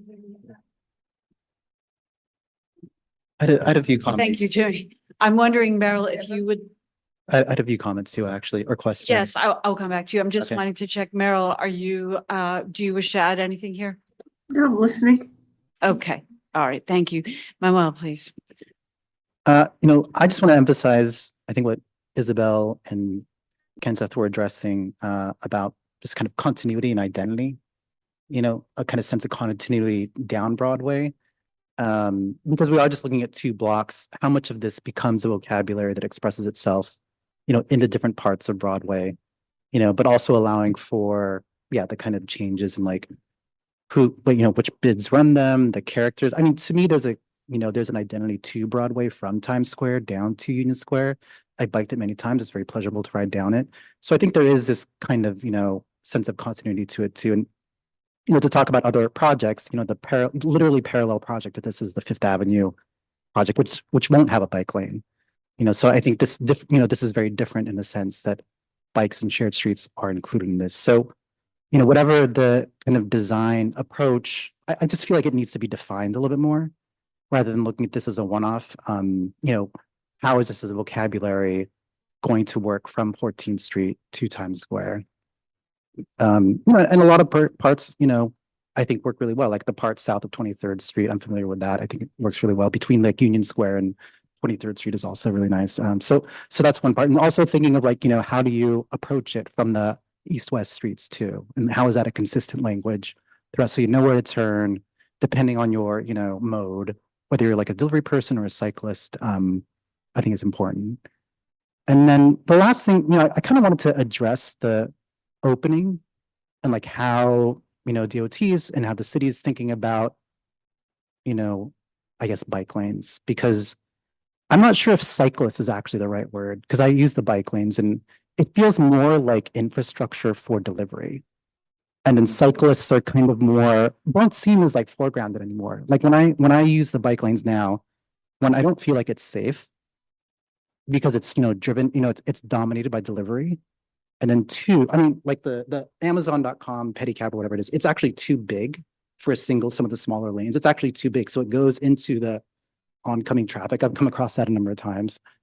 And, you know, and this is not to like, I don't know, I don't want to say anything controversial, but, you know, I think many people feel that you know, many people in the bike lane just do not obey the rules, you know, and I'm glad to see these programs that are sort of like trying to counter that. But I mean, I think there's still the sense, like I ride down 2nd Avenue and that's really like, it doesn't feel safe to me, basically. Like it feels like road warrior or something, you know? So, and, you know, this is not to like take away from like the great work that's happening here, but I just think that's still kind of like an issue that people face, you know, with you know, I'm not sure if cyclist is really the right term, but it's not someone who's like leisurely, eco-consciously taking a bike. It's mostly delivery, I feel like, what the bike lanes are used for.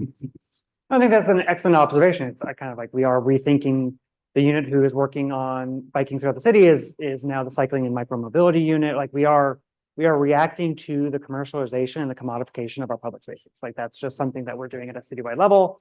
And we are, unfortunately, as a somewhat slow-moving agency and bureaucracy reacting. We're trying to be proactive, but we also are reacting to this big change where there's desires to shift cargo movement to more sustainable means. The best way to do that is through bikes in the center of Manhattan. Amazon's increasing the amount of deliveries being done by bikes. So we are definitely in this transition period from, the early 2000s where cycling was just a means of movement, and now it is a commercial endeavor as well. So we are kind of in this transition period, but I think it is, your comments are definitely one.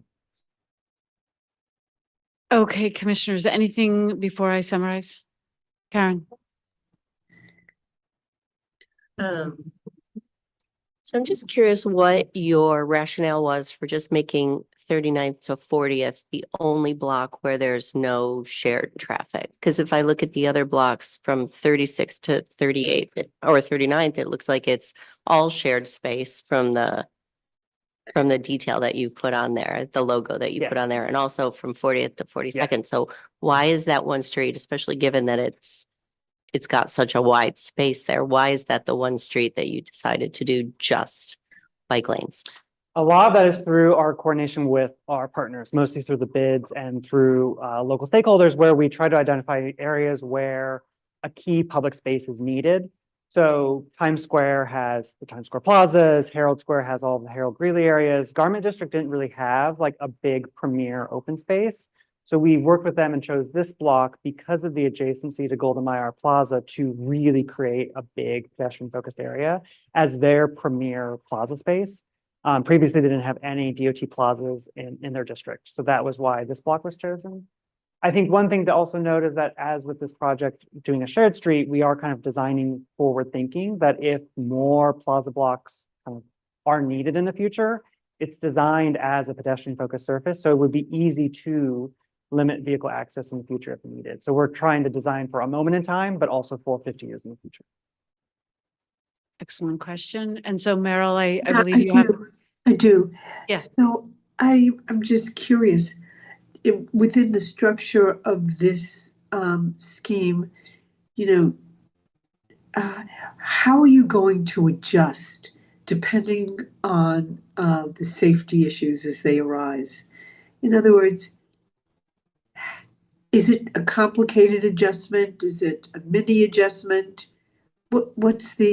Because you have a very small sampling here, obviously, as you say, and I'm just curious, will it require massive changes, or are we looking at minor adjustments if they're needed?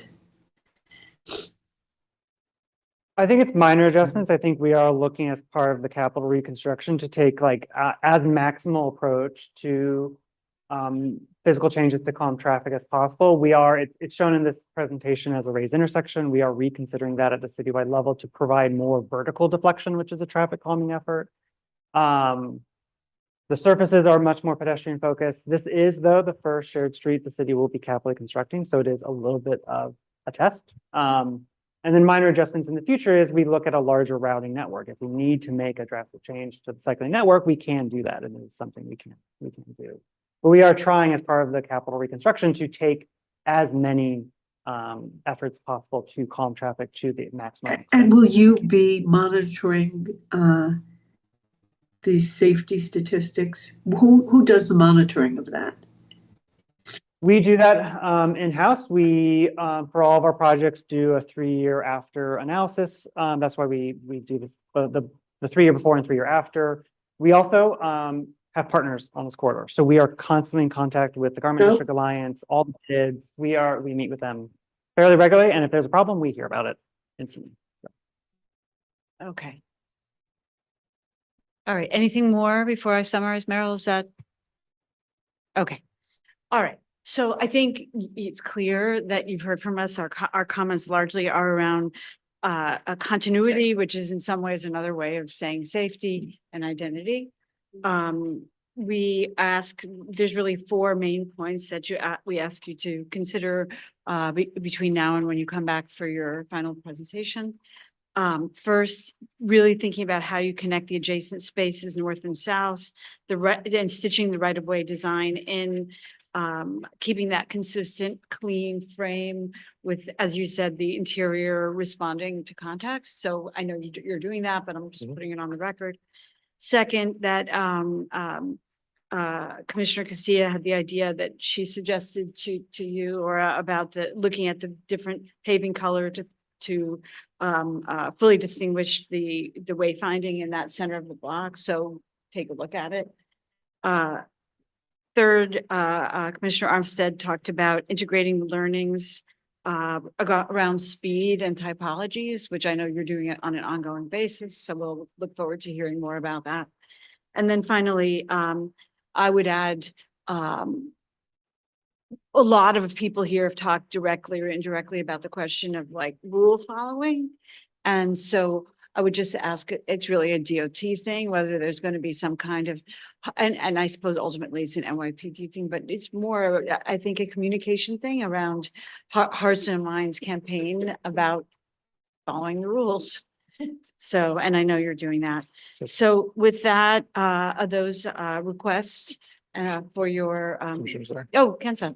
I just wanted to re-highlight again that if the Garment District, which also has limits in terms of its art program, is making more spaces, that they have as an agenda. If they have more space, that they reach out to Art and Art Places and Creative Time to help programming for those spaces. Great. I'll add Yeah. that as to the notes that we know that the Garment Thank you. District bid is already has an art program, but we're recommending that they reach out to the other groups around town who are in the business of ensuring excellence in public art.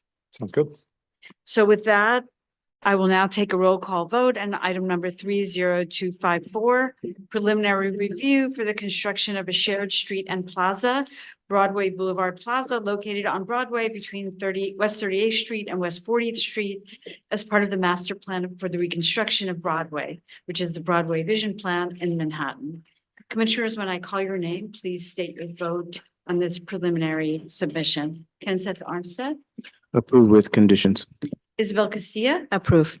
Lori Hawkinson, Approve. Bill Heinzen, Approved. Karen Keel, Approve.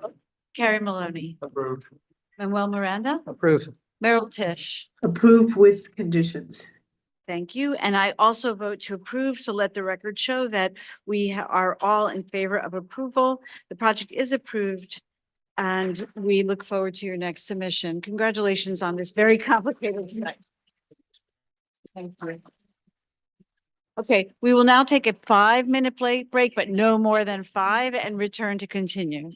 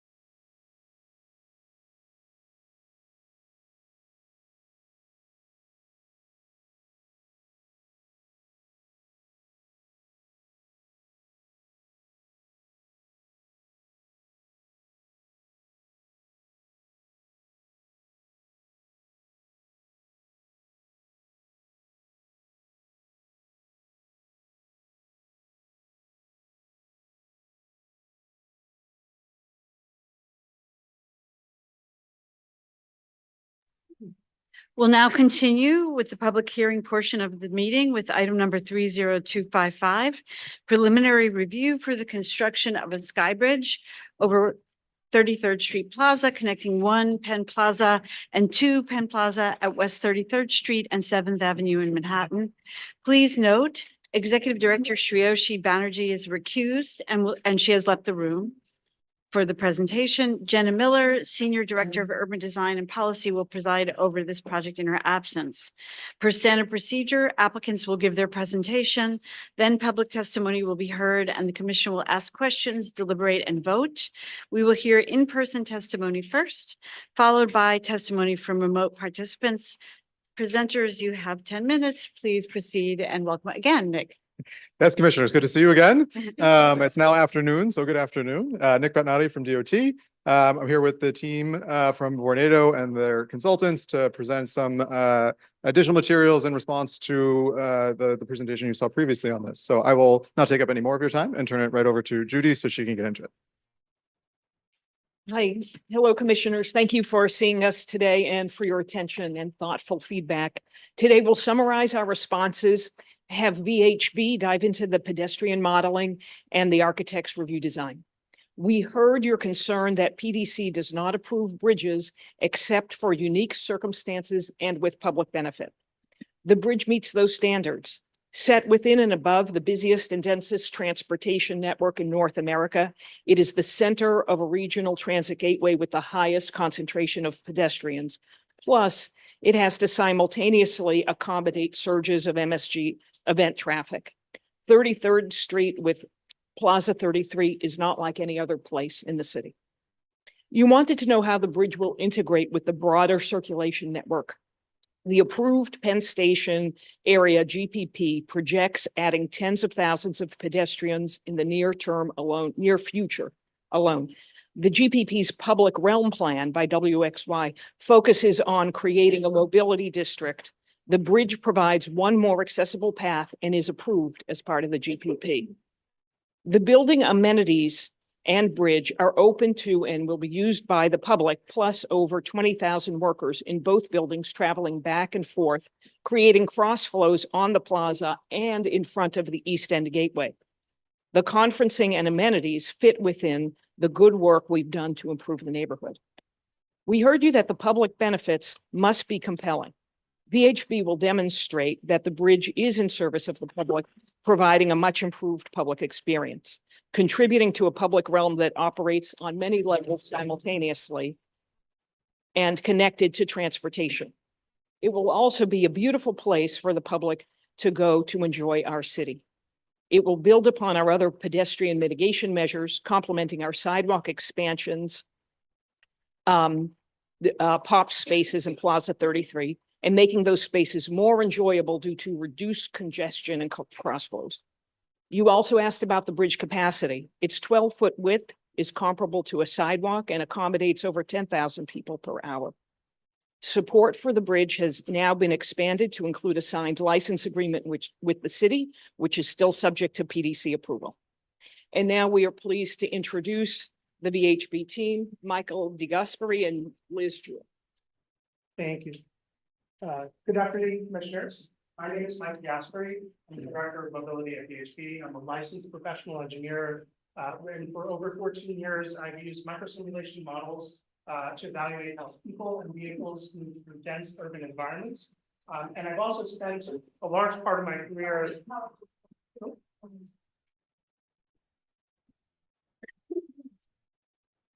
Yes, this one. Oh, is this one? Sure. This is good. Yeah. Sure. No worries, no worries. Okay. So I've spent a large part of my own career working in and around the Penn District.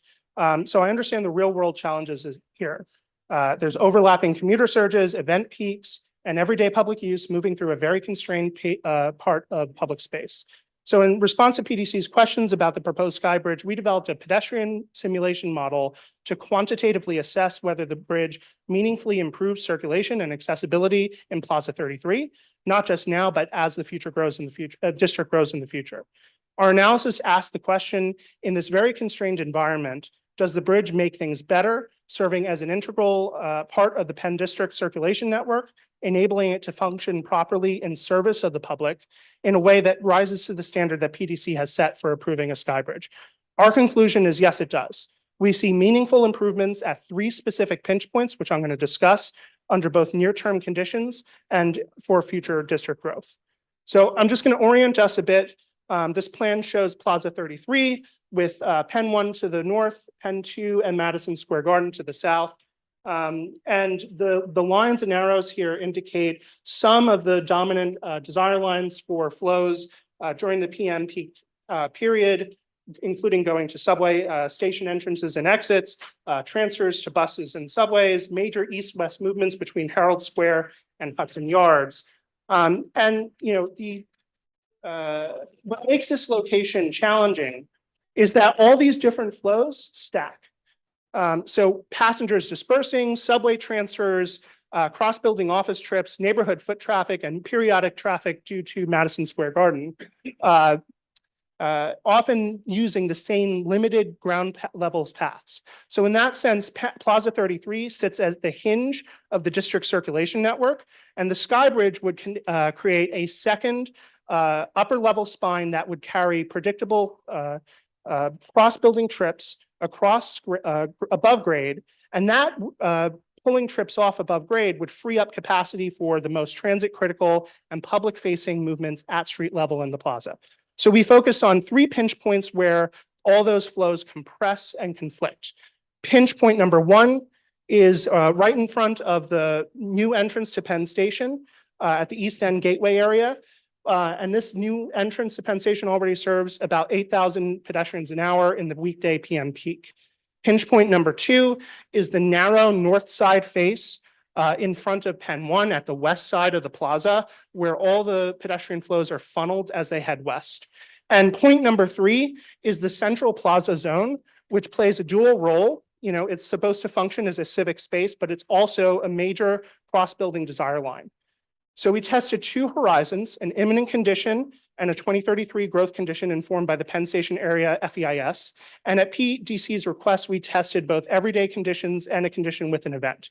In the with bridge cases, we reroute between 800 and 1,500 people per hour of cross-building travel up to the second floor concourse.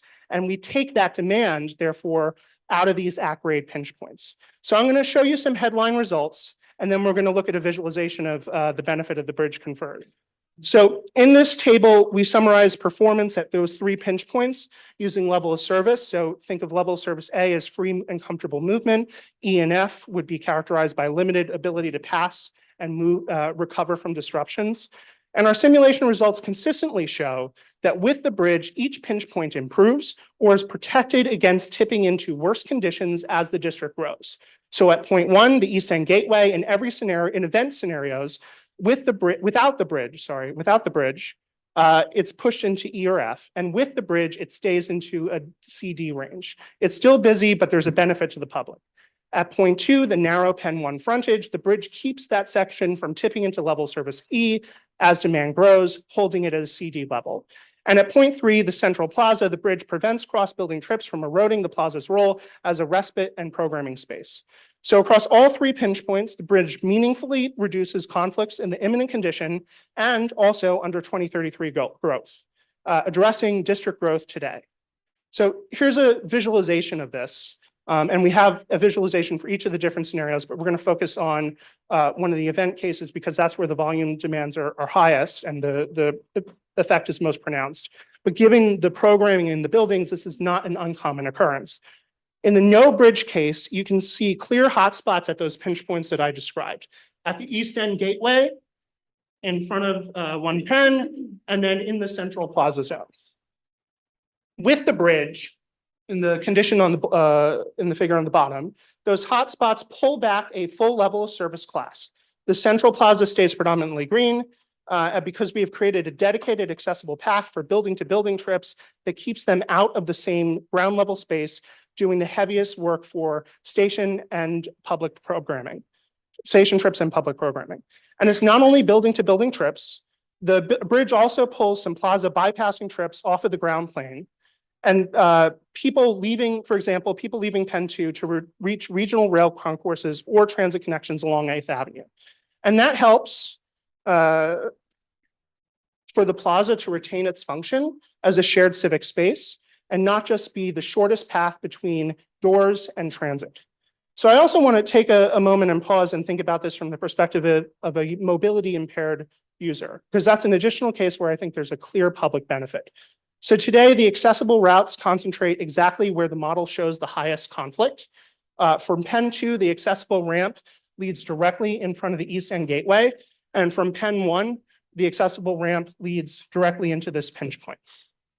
But when we have the Sky Bridge, a mobility impaired user can take an elevator in either building, cross at a second floor concourse, and continue to transit without being dropped into the middle of those busiest and highest conflict zones.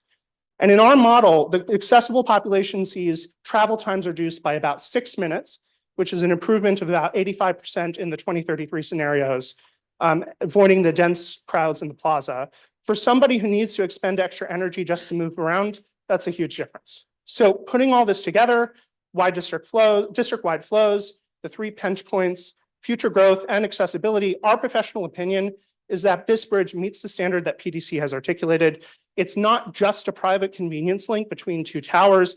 It's a core element of how this transit-oriented campus functions on top of Penn Station, as envisioned by the GPP, preserving Plaza 33 as a true civic space while improving the comfort, safety, and accessibility for the public. So I'm going to hand it off to my colleague who's going to talk about design considerations. Hi there, commissioners. Good afternoon. My name is Michael Zaborski. I'm a principal at MDAS Architects. I'm also the architect for both Penn 1 and Penn 2 buildings, as well as all the public space around the buildings, including the public plazas. Jonathan Reyes from Foster and Partners as well here. We've been in design collaboration on the bridge for quite a while, and we want to just respond back to the design comments that we heard from the last meeting. First of all, we heard about the arch, and we want to directly respond back to that. So this first series of diagrams is really intended to just show the relationship of the arch to the overall bridge form and size. So on the upper left-hand corner there is the design as previously presented with the large monumental arch spanning from building to building. Penn 2 is on the right side and Penn 1 is on the left. Plaza 33, you're looking through underneath the bridge and towards 7th Avenue. In the second image here, the arch gets compressed down so that it falls within the silhouette of the overall bridge size. And then in this third exploration here is really just reducing the size of the arch again, slimming it down and actually putting it within the glass and metal enclosure of the bridge. We've got 2 more here as well. The next one here eliminates the arch altogether. Where you have a solid roof, large format glass panels are about 10 foot wide by 10 foot high that create the visibility through the bridge. And then in this last option here, we start to take apart the ceiling and have some glass returns on the roof of the bridge as well to improve the visibility. So what we'll go through here. These were the 3 main takeaways that we took from the last presentation. So consider referencing the existing architecture in the design, again, the arch, and just studying the visual impact of it. And then the underside of the bridge and the reflectivity was another major comment. So what we did here in referencing the adjacent architecture, we took visual cues from the sloped round columns of Penn 2. This is on 7th Avenue here. Also the white entrance to the Long Island Railroad entrance into Penn Station, where it's sloping and curved. And then there's also visual cues of, the black framing around the windows and this white painted soffit that runs through. So as we're going through these images, these will be things that we're showing. So the first option here for consideration is the bridge here that shows this external arch. It's in a white tubular frame, suspending the bridge across and the metal and glass with the large format glass in between. And what you can see, it's taking cues essentially from the Penn 2 slope columns, and you can see through Plaza 33. Again, this is from the west side looking towards 7th Avenue. In the second option here for consideration is a simplified bridge. It really extends the architectural detailing from Penn 2 across into the bridge itself, and you can see the large format glass panels and the return of the glass on the roof of the bridge as well. In this slide here, we're just doing a comparison of that underside of the bridge, and you can see the curved panel on the underside has a little bit of reflectivity to it, and it mirrors what's happening underneath the movement of people and the color and the lighting that's happening. And then the white panels on this side over here really reflect how the Penn 2 architecture is designed and carries that across the bridge. So the same two views, this is now we're standing on 7th Avenue looking back at Plaza 33. Penn 2 is to the left, and you can see the bridge with the arch option here and how it relates to the slope columns and the entry. There's also something very interesting that happens here with how the arches play with the trees that are within Plaza 33. Again, the bridge is on the far west side of Plaza 33. In this second option here, the bridge is reduced down, the arches are eliminated, and it's contextually just pulling the detailing across from Penn 2, which essentially looks like an extension of the architecture of Penn 2. Just a quick section through the bridge that shows the external arches on the left-hand side diagram, and you can see how it's suspending the bridge underneath and with the curved profile. And then on the right side here is the bridge without the arch and the squared off bottom. It's roughly 12 feet wide and just under 16 feet tall for both scenarios. And then for this last slide here, we just show comparison image of the both of them, again, looking from the west back towards 7th Avenue. Right now we're happy with both options. We think they both work contextually with the overall architecture of the district. And there's a slight preference for it with the arches, but we'll happy to hear comments and feedback from you all on that. So thank you.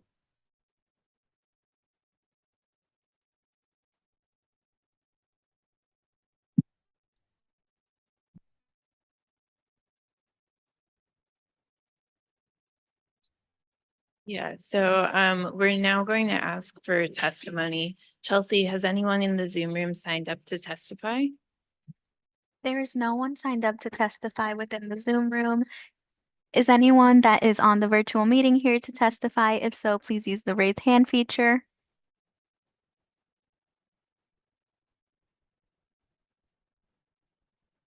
I do not see any hands, so we are okay to proceed. And is there anyone present today here? It looks like you're all design team members, so I'm going to assume not. Who's here to testify? No, okay, great. I think we can. Okay, commissioners, anyone have a comment or question?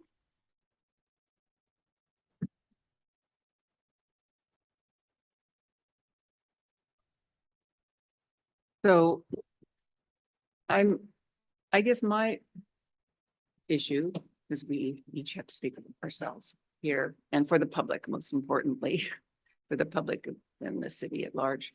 I'm concerned about the precedent of sky bridges in the city. And I know I appreciate the data study that you did on movements. I still remain, I'm not gonna say unconvinced. I'm concerned about the precedent and also that this larger development RFP has not been resolved. And I'm gonna defer to Deborah on that, but then there might be others of these to come is my concern also with the precedent. So it's not really your design I have any objection to. I think it's very elegant. It's that where we've done this, where it's been done in the city before is always at a hospital. It's at very, very specific places. And I think if we looked at slide 11, page 11 on what you submitted, the section below, maybe you could help me or use that also because it talks about what appears to be, can I move underground? Yes, you can. Yeah. So It looks large, looks very large. So what you have underneath here is this is the concourse, the Long Island Railroad concourse that Right. was just redone with raising the ceiling heights and stuff like that as well. Right now you can move from 34th Street underground through and into the station. It's a bit of a convoluted path to get all the way out to 32nd Street where there is the next entry point. How is it? But yeah, you can, no, go ahead. But just to go from Pen 1 to Pen 2, because that's what you guys are doing. So I'm comparing. Yeah, so. Well, go I ahead, yeah. can't get into the Yeah, I'll- concourse I'll from maybe Pen take this. 1. So, you know, the pathways that are available down below are not direct access between Pen 1 and Pen 2. And, you know, what the bridge is trying to do is create an additional connection to relieve congestion throughout the network here, right? I mean, this area is without precedent in the city. This is the largest rail terminal in North America, right? There's not any other locations that have this amount of volume in terms of what's going through here for commuters, for trips associated with Madison Square Garden, right? And so what we're trying to do with the bridge is to create an additional connection to help relieve some of the demand at the plaza level. You know, there's also not many other locations throughout the city where a previously open city street has been closed to traffic in order to create a plaza space for pedestrians to enjoy as an amenity and also become a part of the circulation in the neighborhood, right? There, you know, so the fact that that was done at this location just demonstrates the amount of demand present in and around this area for pedestrian movement. And so what we're trying to do with the bridge is to create those additional connections, right? The connections that feed from 34th Street down below, those are primarily for commuters. Those are for commuters who are coming from 34th Street and points north to get into the Long Island Railroad concourse. There's also connections to get into other areas within the station concourse. But what we're trying to do is to help relieve pressure on the plaza itself for trips through the plaza. So that it's not just serving door to transit trips, and it's also able to provide that public amenity I space. guess my concern is the privatization of public space.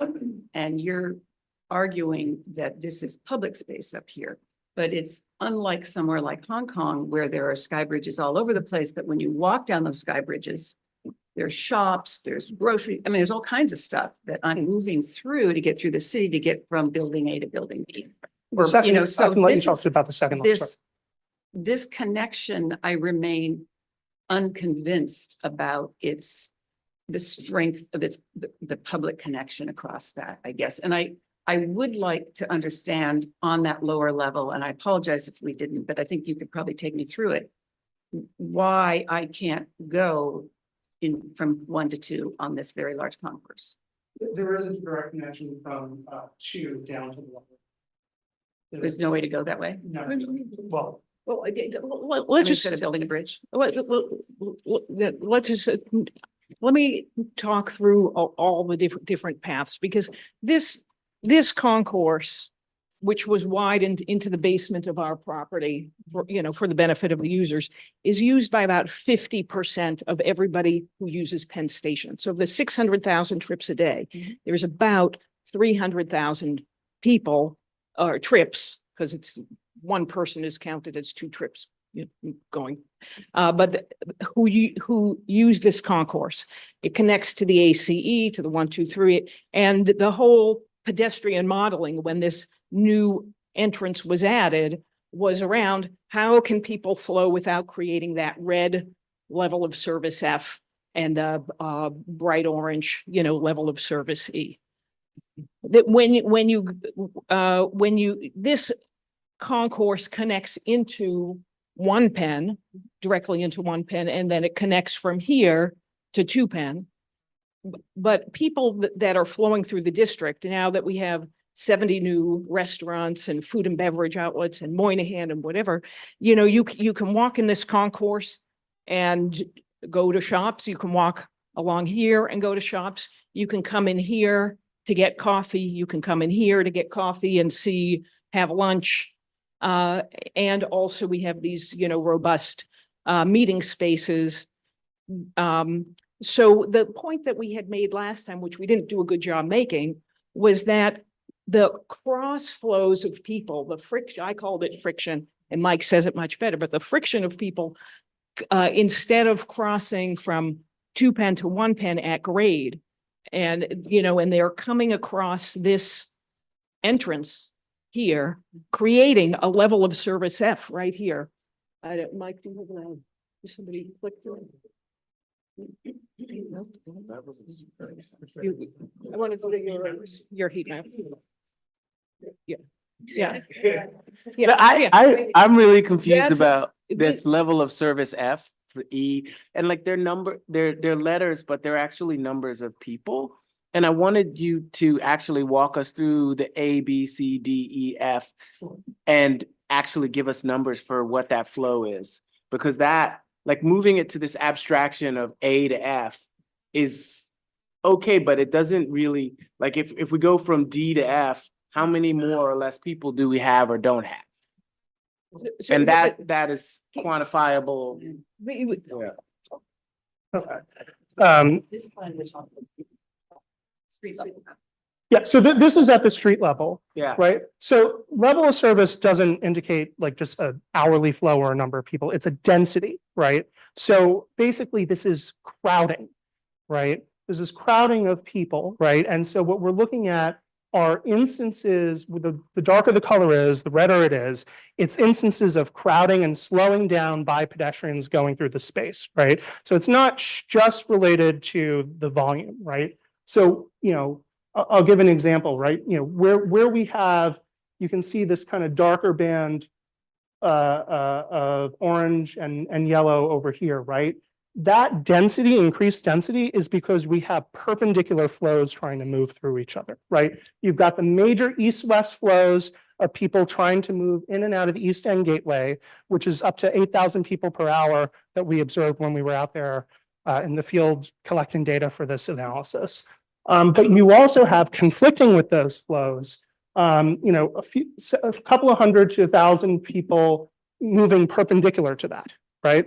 So that conflict between the direction that individuals are heading causes them to bunch up and creates a denser pedestrian environment, which is equated to a poorer level of service. So I understand the general principle here, but if I were, say, 5 years old and you had to explain this to me, are you saying that people will move at 15 miles an hour here and they'll move at 17 miles an hour here? And that's the level, like that's the level of understanding that I want to have, because you've given me an abstraction. And if I were a 5-year-old and I had to have it explained to me why I needed to walk a different way, I'd want it really clear that it was either safer or much faster or much better.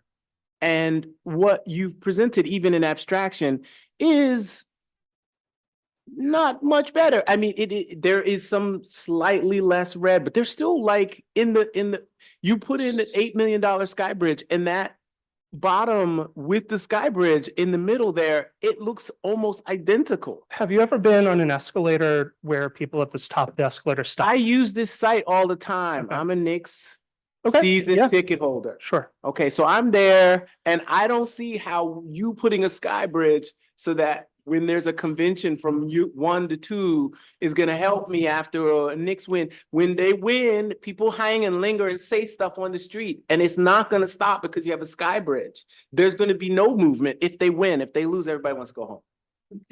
That's how it is. Sure. But I'm just saying, if I'm a 5-year-old and you were explaining this to me and you were saying, this is much safer, and I were 5, I'd be like, not much safer.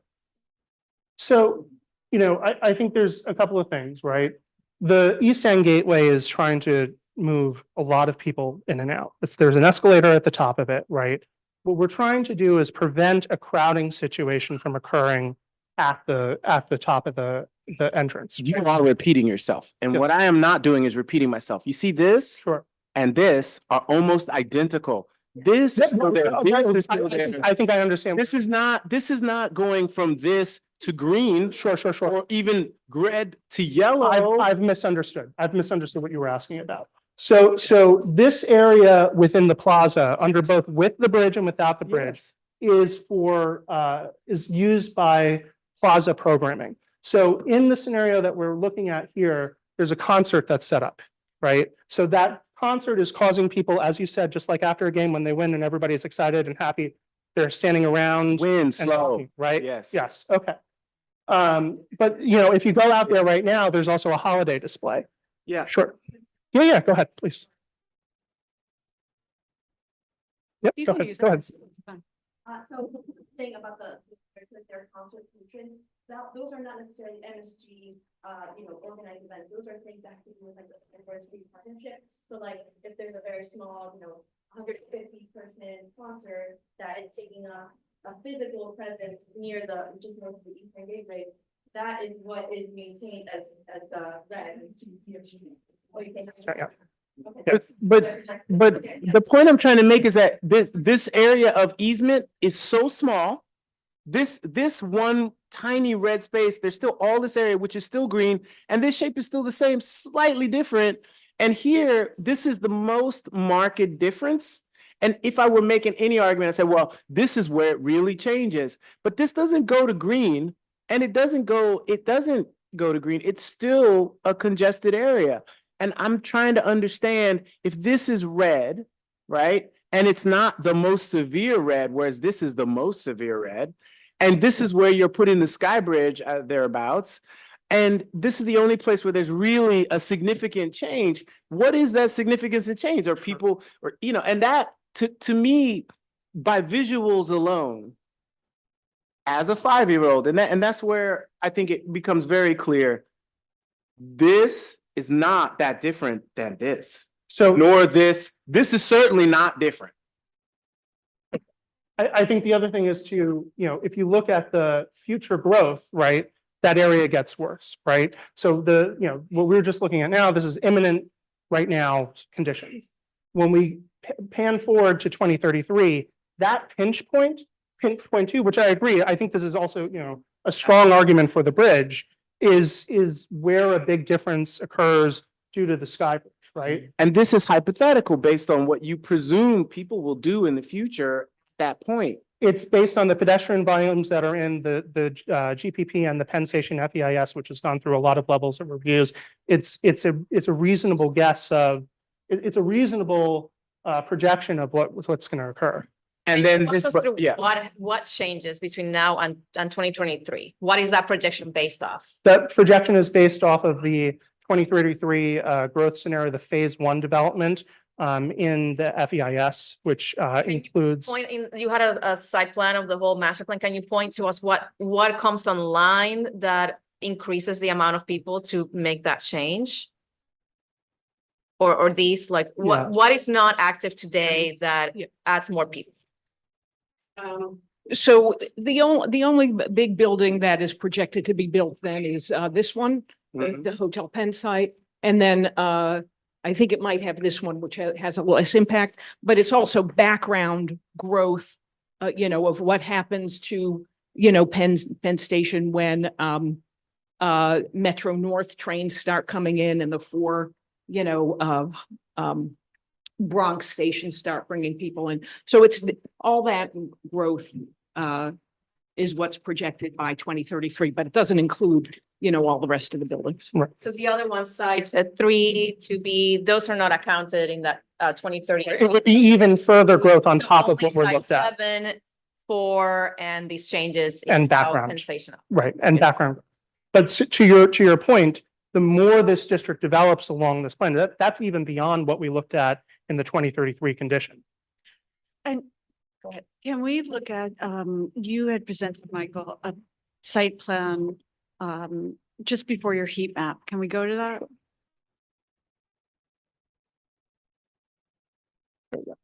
So can you show exactly where Plaza 33 ends and then describe what happens as you continue west on 33rd Street? Sure. So this is a little bit of an abstraction in the other materials that we provided to the commission. There's multiple versions of these. Yeah, which but you each can are- describe but it. I'll describe it. So Plaza 33 extends from here to here, right?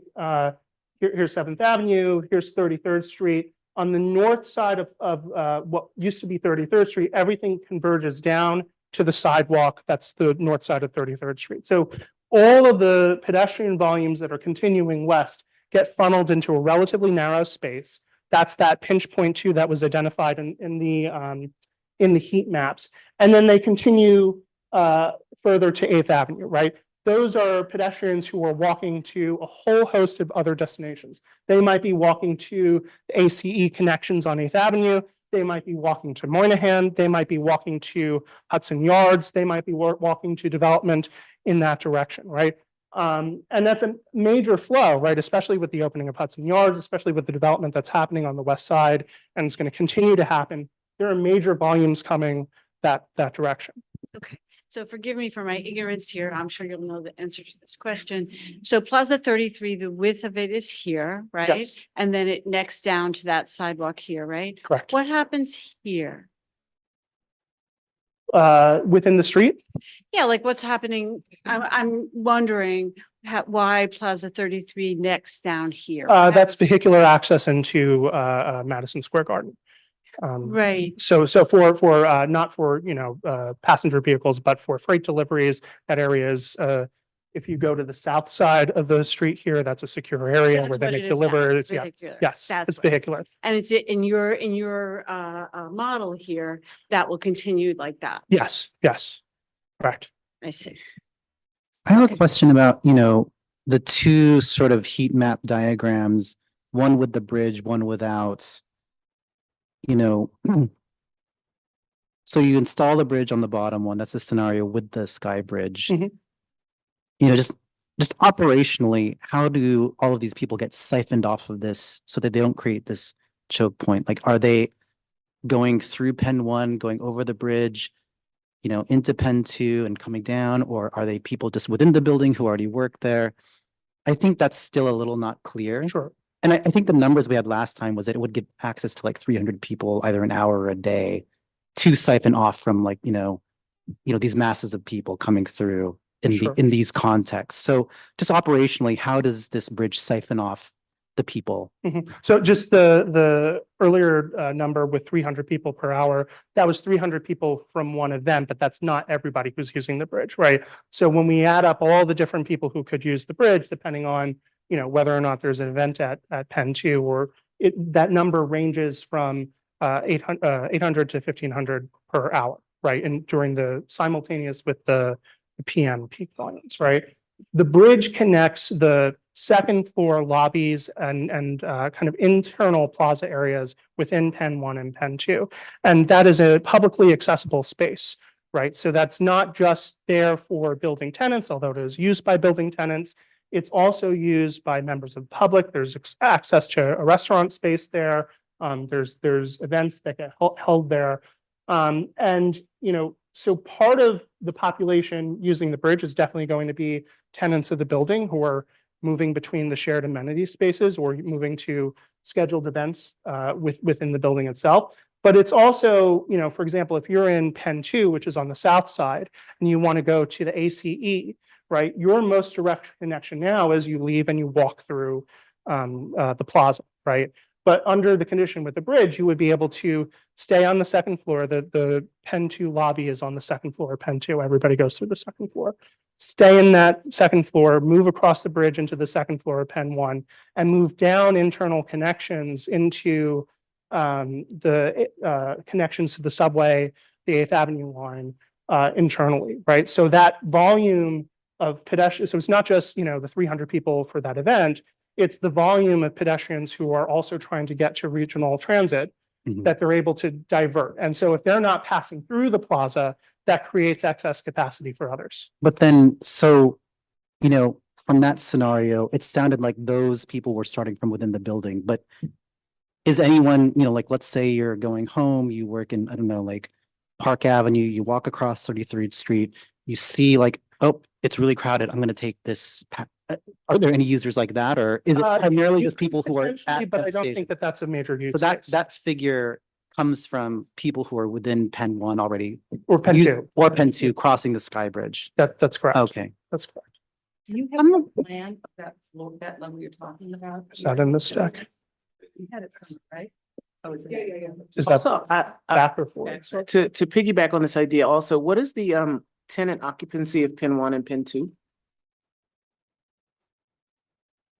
Nope. Tenant, what's it? So 25,000 in each building. So you're saying that, so if 1,500 per hour maximum, right?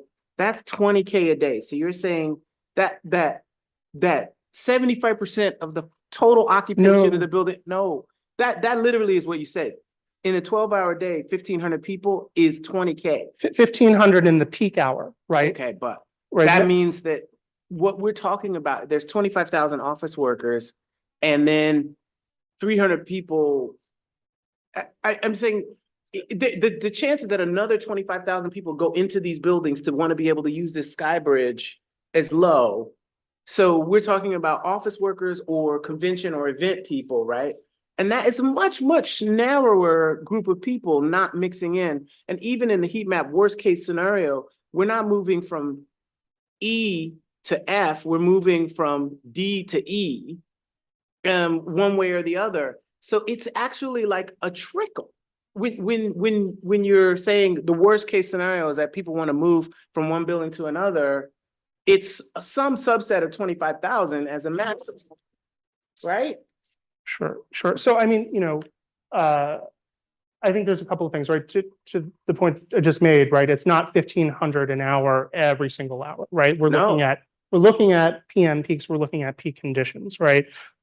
Just flipping over to the other side of the work that I typically do, I typically look at pedestrian level of service in the context of environmental reviews, right? Where we are held to a very exacting standard over not worsening level of service as part of the proposed actions that we make, especially for pedestrians, and especially for pedestrians in dense urban environments, right? I don't know, Liz, if you want to just talk a little bit about that. So if especially in the context of environmental review, a pedestrian element with level of service D in Midtown Manhattan is considered unacceptable. So being able to say that we are able to improve by an entire level of service class is a drastic improvement. Something like level of service. You're still moving to unacceptable. No, level service C is not unacceptable. But You're moving to D. You're moving from E to D, which is not nothing, but it's still unacceptable by your own caveat. Yeah, but for example here, right, we're moving from D to C, right? We're moving from EF to CD, right? We're increasing the level of service, we're increasing the utility of the space. Right. Okay. I'm not saying that a bridge wouldn't increase the utility of the space, but I think that what you're doing is not being clear about what C and D are. You're just saying we're going from C to D, but you're not saying, well, 100 people will be able to use this in this 1 hour, which in terms of events, there's not an event every hour. There's an event a few hours out of the day, and that's coming and going. So we're talking about 15 minutes at the beginning and 15 minutes at the end of an event. That's when we have these choke points. So we're saying 6 events in the day where we go from an extra 100 people in the plaza. And that to me seems to be like the number, the 100 to 200 people, because even people who are in the event, they won't know about this sky bridge. I mean, if I were sitting down there in the plaza and I looked up, like maybe if I wanted a selfie, I'd be like, how can I figure out how to get up on that sky bridge so I can get a selfie? But it's not clear to me that a vast majority of people are going to want to use this sky bridge or figure out how to get up in there and get over. I'm going to interrupt for a second here. You go first, ma'am. I think what we're focusing on, I think this happened last time too, is how the argument is structured. So I think like one example is that in this diagram, D is green. Yeah. Whereas like in the, heat map, D is like orange. Yes. And green is like level, superior level of service. And that's great if it is, but it's a little, it is, I have to say, I've agreed that like there is, the structure of the argument is a little bit flawed or inconsistent because, the colors we're seeing now for green is, yes, it is an improvement, but we previously saw green was a level of service that was, much better. this is, not for or against there being a sky bridge. This is really just like how the argument is structured. I apologize if this is unclear. In the summary table, we're trying to demonstrate where we're identifying with green where there's a material improvement in level of service. We're not necessarily saying that it's better than D, right? But where we go from E or F to a D or better, we're highlighting with a green color. It's an argument. It's a visual argument. And so, you might carry over the same colors from the previous slide and just put a check mark or something and say, okay, it goes from like red to orange, but it is a marked improvement that's significant based on your expertise. But I think we're responding a little bit to how the argument is structured. Taz. I mean, we're observing that this diagram, the iconography of this and the color key is different than the other one. That's all. But also though, if I had gotten a tutor for my child and you said they got an F and now they got a D, I'd be like, oh, they got a D. But I wouldn't be like, oh, they got a C. I'd be like, they got a D, but I paid you and I paid $8 million to get a D? I don't know. So It is. Do you want to speak, Judy? Okay, let's bring this to a close. I have a question, but I'm happy to reserve it if you would like to speak. I just want to say that if you're at a location where there's 600,000 people a day that are dependent on vital transit, and you have an opportunity to make things incrementally better, that's really what this shows. That this is incrementally better, and it helps if there were, people just stacked up, not at a Madison Square Garden event, but for, trying to get out of the train station, God forbid, in an emergency. And you had this opportunity to make it even a little bit better so that 100 extra people, 1,000 extra people could get out quickly. I from a transit perspective, I feel like this is, but I'm not the expert. I want to just explain the incrementalization. Sure, thank you. So, Michael, before I summarize for commissioners what next steps could be, I'm wondering, we all know there have been like many plans for the Penn area, and we know that there's an extant RFLOI, and we're wondering, as a question for you as an engineer, were to conditions change on that western side of 33rd Street? Because we're all acknowledging that the most significant improvement is this pinch point, right, on this. Would that change? Were conditions to change on the other side of 33rd Street? The space on 33rd that's reserved right now for turning in and out of the Madison Square Garden freight area, that's not changing, right? Well, how do you know that? Just because of the swept area that you need for the trucks. I don't think that there's going to be a significant improvement in the width of that sidewalk. Let's say there's. If there was, then you would see a level, an improvement in the level of service at that pinch point. But, there are a lot of other constraints in this area, including moving in and out of Madison Square Garden, right? So. Understood. I think one of the challenges with the rest of this area is how many elements of overlapping infrastructure there are. Sure. Right? I mean, I think, you could equally say, you could equally configure the plaza in a number of different ways, right? But we're trying to make an improvement to the plaza that we've got. And then maybe just, on a bit of a personal note, I mentioned I've been working in this area for the length of my career. I've actually been commuting through this area since 2003 when I was a high school student. And I've seen how this area has changed with all of the investment that has gone into it. No doubt. And it's inspiring, and it's a vast improvement over to what it used to be. And I think that what the team is trying to seek is an opportunity to continue that improvement. We understand that. Thank you. Okay, any last words from the team or from the commissioners? Carrie, did you want to say something? I too am very concerned with the precedent issue. I worry about new buildings within this area, your own space in the future, using this as a precedent to connect them. I find the word, when you use unprecedented in your proposal, it was a bad choice because it is literally unprecedented. And I'm concerned about the I would look back at, you referred to the GBB and the broad support and approval from the city and the state and the Department of City Planning. And the Department of City Planning 3 years ago wrote very specifically that they did not support these bridges in their response to the GPP. So. They do support it now, and love the idea that it is a public amenity. Okay.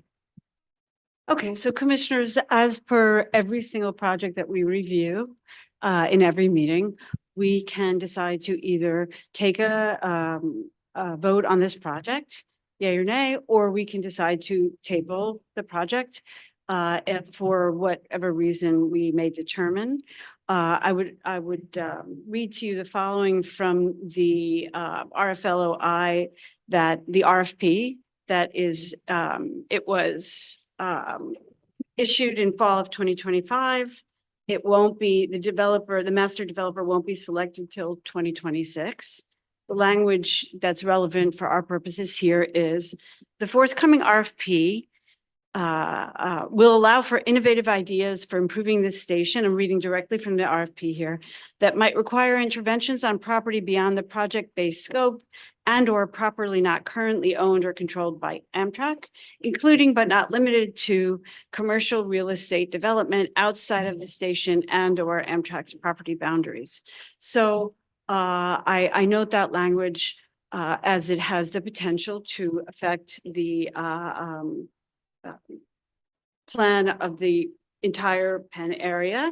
For example, as Michael noted, should there be any changes on that west side of 33rd Street, it's possible that the argument that the team has made for the Skybridge may or may not be the same, the facts may change. So given that we are needing to get some more information on this, I'm going to, and because this is such an important project and we're so grateful for this, to this team and this developer, and I'll call on you in a minute, Bill, for all of the investment that's been made in this area. I'm going to ask each commissioner to speak to their question of whether they would like to on the record, to vote at this time immediately, or to vote to table, and then I'll define some terms one way or the other, Bill. Thanks. I just want to say, we made a decision to not table this. We did get information end of very last minute suggesting there's this other situation Correct. with the advisory task force. I don't really know what to say about that. That wasn't an official communication from the Department of City Understood. Planning. Yes. I spoke to people in City Hall. The chair of the City Planning Commission said he didn't know where that was coming from. That is not the view of the Department of City Planning. Understood. We have a, whatever with the project, we have an ESDC general project plan that we have been working with. And so now we're hearing there's a advisory working group that is seeking letters of expression of interest that may come up with ideas that may impact the area. I think we can always find a reason to not vote based on the fact that, especially with Penn Station, that there's a group of people looking at it or concerned about it. I don't think it is the right thing to do to table this based on what I would say is a very last minute intervention, especially at the end of a term when at the end of a term when sometimes processes tend to break down. So I would really urge us to not table this and to Thank vote you. on the proposal. Thank That's you. very helpful. And were we not to table it, people may have more comments on the design. I know that you presented us with a couple of different schemes. Carrie, can you offer your perspective here, please?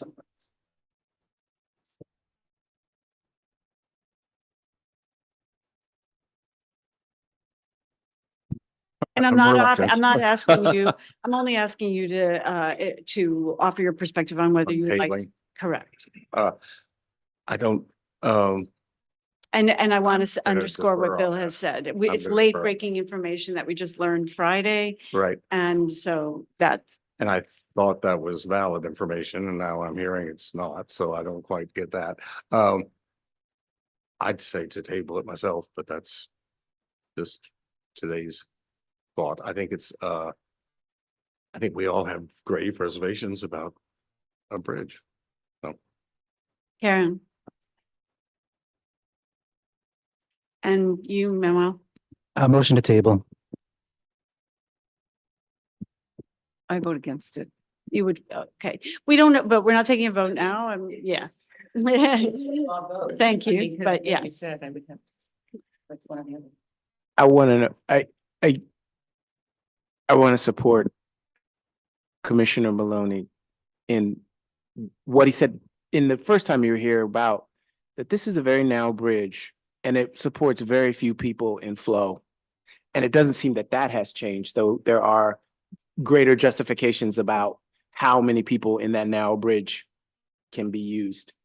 But given the information that we have that we know is verifiable, that you have presented us, that this prevents 300-person disruption to Plaza 33 at the pedestrian traffic grade, I would say we should vote on it on the merit of what it is that you have presented to us today based on moving from an E to a D.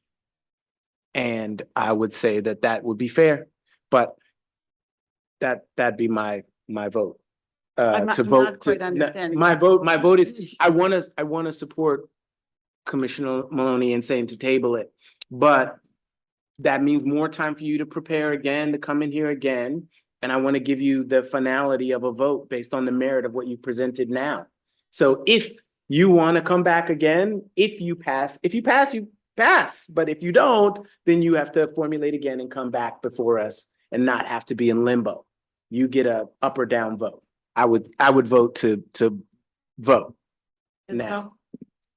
I will vote to table because we just don't really have concrete evidence of what these request for proposals means and how it would impact this.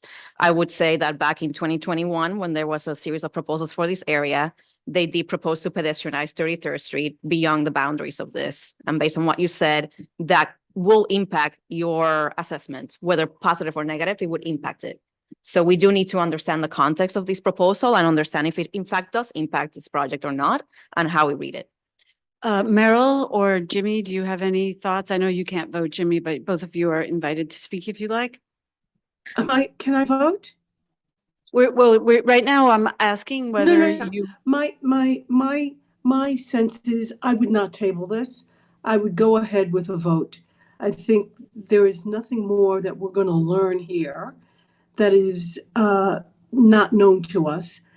This last wrinkle, I was interested to hear that Bill said didn't sound exactly coming from a valid place. So who knows what that is? So my preference not to table. And I would add that while I sadly can't vote because I'm out of the country, I also feel strongly that we should not table this. It's an important project. I understand the significant issues that several of my fellow commissioners have with it. But I think what Bill said is incredibly important. I do believe that he has the most accurate and latest and up-to-date information based on his discussion with the folks at DCP. And so, and I generally don't like abstaining or pushing things off. I think we have a lot of information. I think we should take a vote.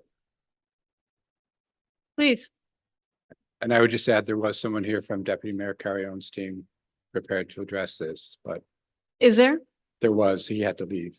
But this is, again, this has the support of the chair of city planning. This has the support of the deputy mayor. There has been no official request to take any action in deference to any other group or RFLOI process.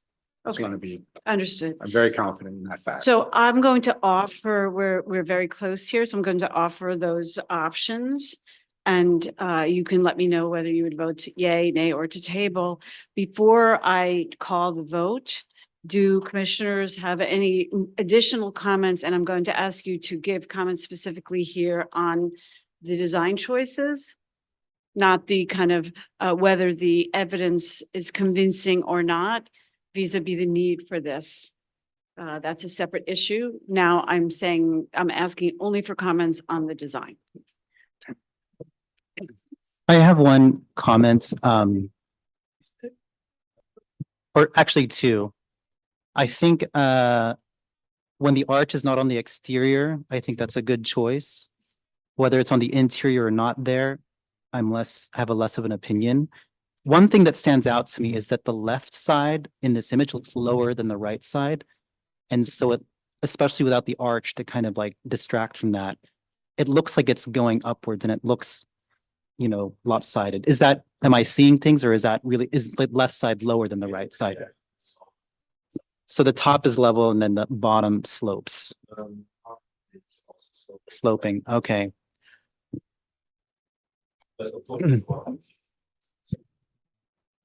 You know, structurally, I'm sure it's sound. I think the material choices make sense, but what? But I think it's odd visually that it's sloping to me.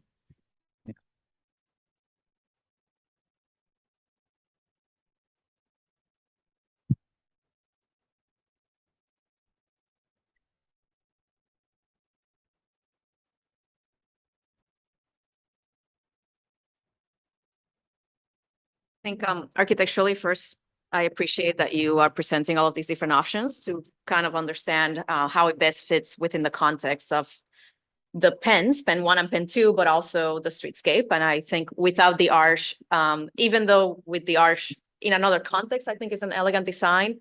Without it, it's a little bit more subdued and better blends with the streetscape. So I would support that approach. However, I am not convinced about the glass roof. I think that could potentially, over the years, be very difficult to maintain. And if not cleaned well, would make this bridge not a very pleasant experience. So I don't necessarily think it needs that.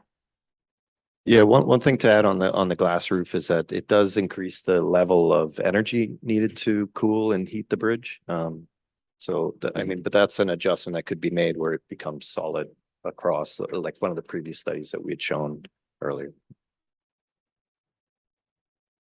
If all we're talking about is design, bridge without arch, bridge without glass roof, but as design, I think that it provides visual clutter in an already very cluttered space.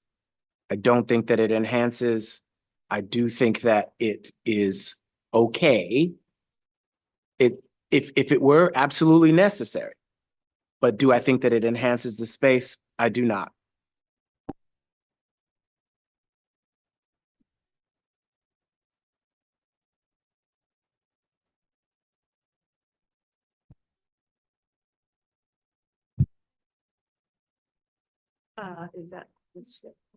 Hi, do you have a mic?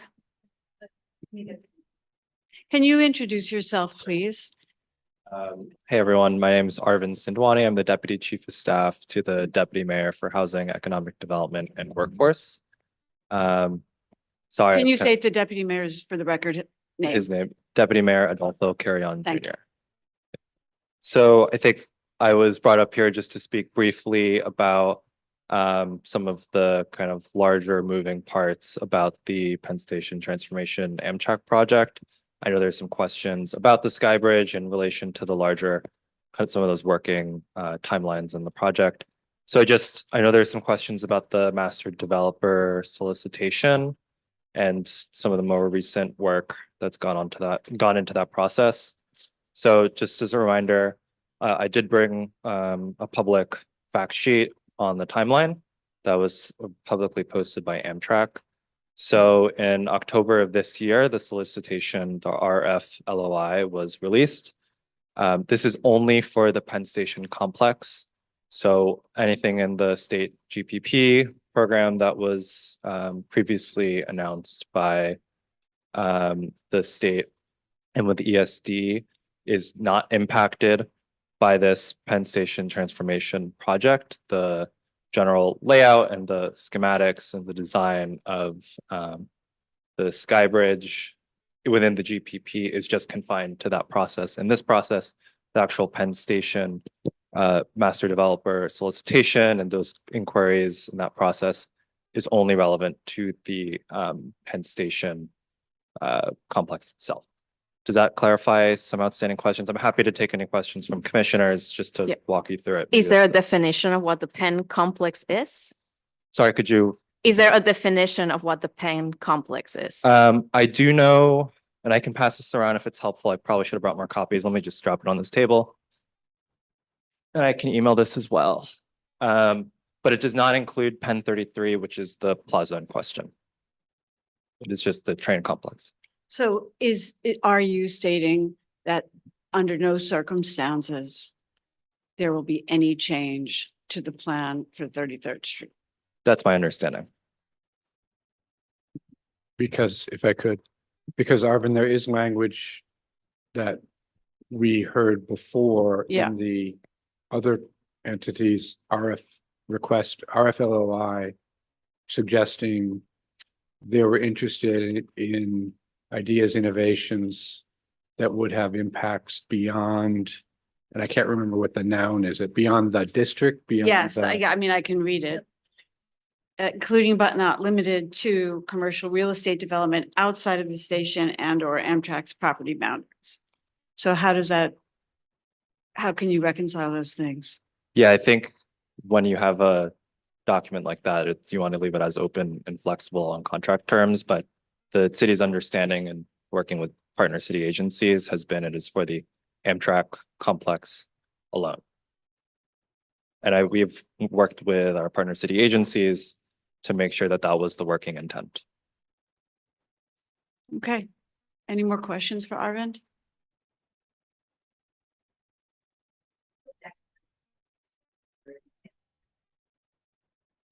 See, Yeah. Could you restate that really quickly? can you go back to the schematic and show us where you had building 1, 2, 3, 4, 5, 6, 7? Which one of those buildings or what is included in the Amtrak complex? There we Yes, here. Thank you.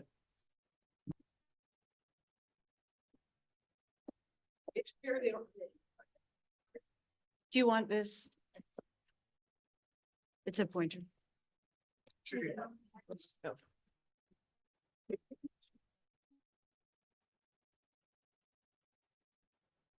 So it's where the buildings are not. So, so it's like underneath 2 Penn, underneath the Madison Square Garden loading dock and Amtrak loading dock, and underneath Madison Square Garden. That's the primary area. And then it all connects, under 8th Avenue to Harley Moynihan. Yeah. Okay. All right, so any more questions or comments before I call the vote? No? Sorry, on the design itself, you showed earlier, with the arch, different arch possibilities, but it seems like we're commenting on just the 2 possibilities. Well, It was a kind of, there was the showed- right hand, for example. The internal arch, is that? So I think the reason you it- should speak to what your, there are 5 different versions here. The reason it catches my eye is it does in some ways for me achieve the kind of visual trick of distracting from the slope issue on that kind of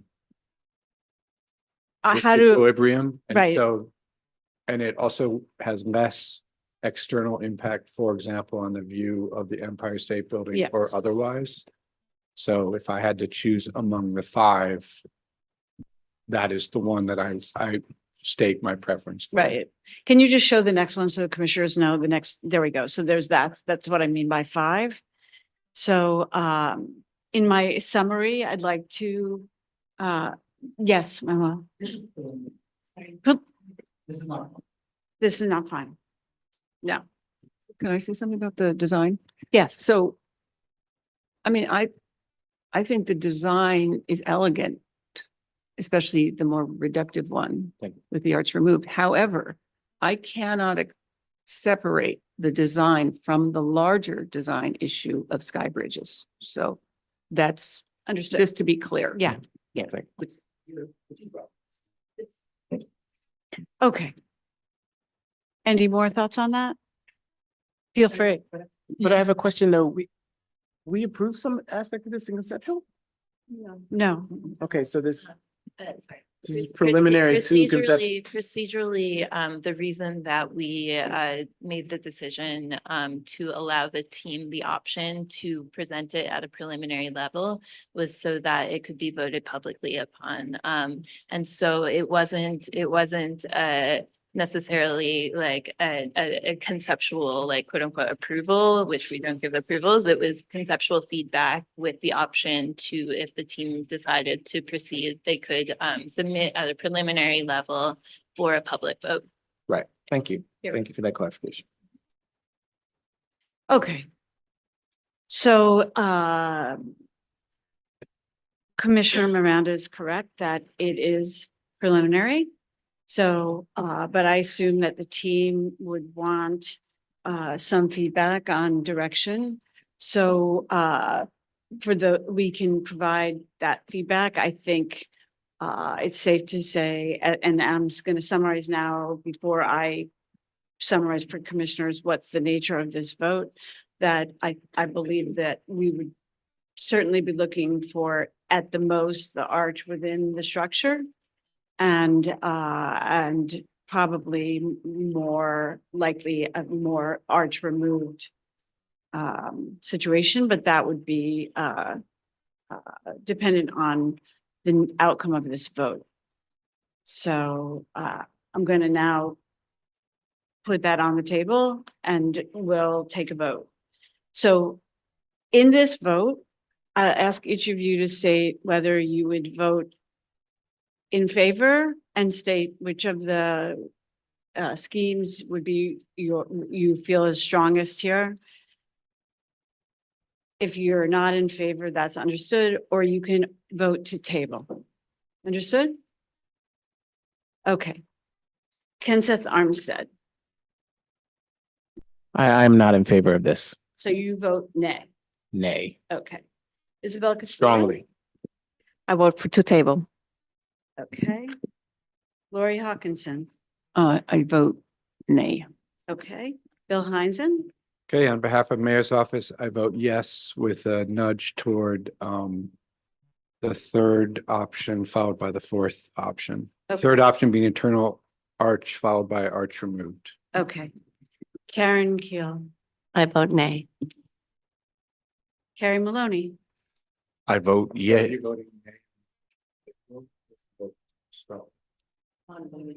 She's voting nay on the approving this project moving forward. Correct, Karen? Yes. Yes. I vote yay, and my preference is probably actually the architect's first go around. I think we had problems with the reflective bottom because somebody referred to it as art. That was the wrong way to refer to it, but I like a reflective bottom. And I don't find the arches that at this point in that chaos, I think should be a nice foster element. Okay. Manuel Miranda. Approve with the conditions of studying the slope and also the connections between the two buildings, because I don't feel like those are resolved. Meryl Tisch. I vote, I agree with Carrie and I agree with Bill. I think we should let this move along. I like it without the arch. I also happen to agree with Isabel that the glass on top is going to be difficult. And I think allowing this to go on to its next iteration is an okay thing to do. Okay, commissioners, whatever way I vote, we don't have a majority. We require 6, yay or nay. We now at the moment have 3 nays 4 yays and 1 table.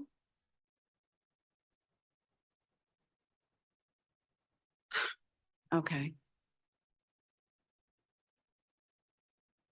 If we do another vote, would you be willing to take a vote, or you feel strongly to stay at table? I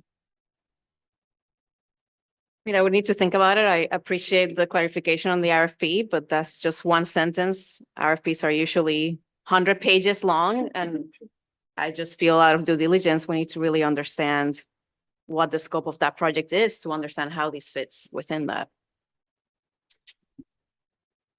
Okay, let's do it again then.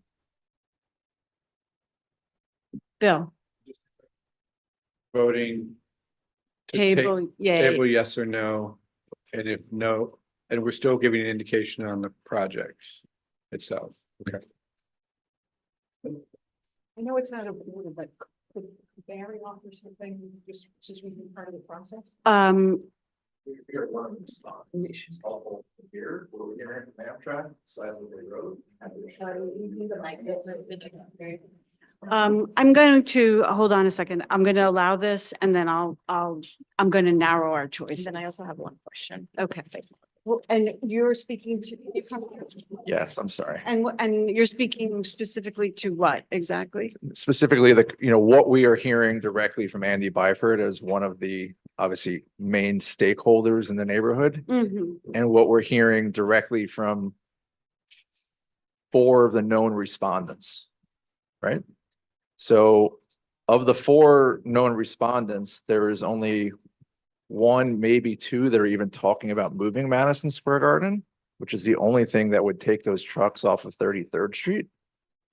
It has been indicated that's highly, highly, highly unlikely and not supported by Jimmy Dolan, nor supported by the timeline that the president has set out to start this project. Obviously, moving Madison Square Garden sets the whole thing back by multiple years. So of the main responses we've seen all of them because obviously as the major property owner, every respondent has come to see us. Almost every single one of them keeps the loading exactly where it is on 33rd Street in terms of where it enters the building. Some of them actually internalize it further into Madison Square Garden. The approach of the trucks coming in on 33rd Street, where you're expressing some question of what is to come, doesn't change. In addition, the loading for Penn 1, the building, one of the 2 buildings that connects to it, under all circumstances remains coming in on 33rd Street, which is another significant truck movement on 33rd Street. I hope that helps clarify what we're hearing directly from the respondents. I want to. Sure, Barry Langer, Executive Vice President, Development, Vornado. Thank you. Thank you. Thank Thanks. you. I would ask the deputy mayor's representative to speak to that, please. Good afternoon, everyone. I'm Nate Bliss. I am Executive Director for Economic Development in the Mayor's Office, served in the past 3 administrations.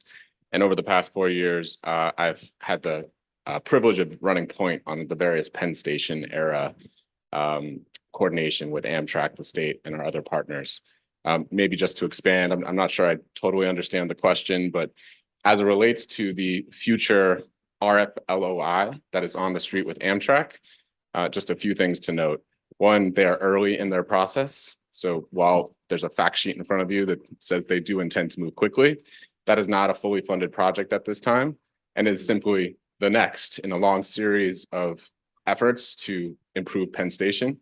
I will say my understanding of the RFLOI, and was on a phone call with Andy Byford just last week, is that public realm is really outside of the scope of their work.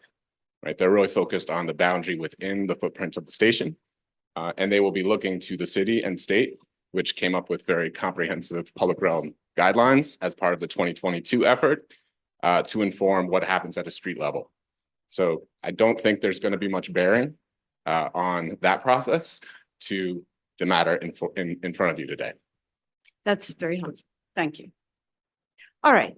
So I'm going to reframe the vote. Now that we're going to take this vote again. I'm going to take tabling off the table.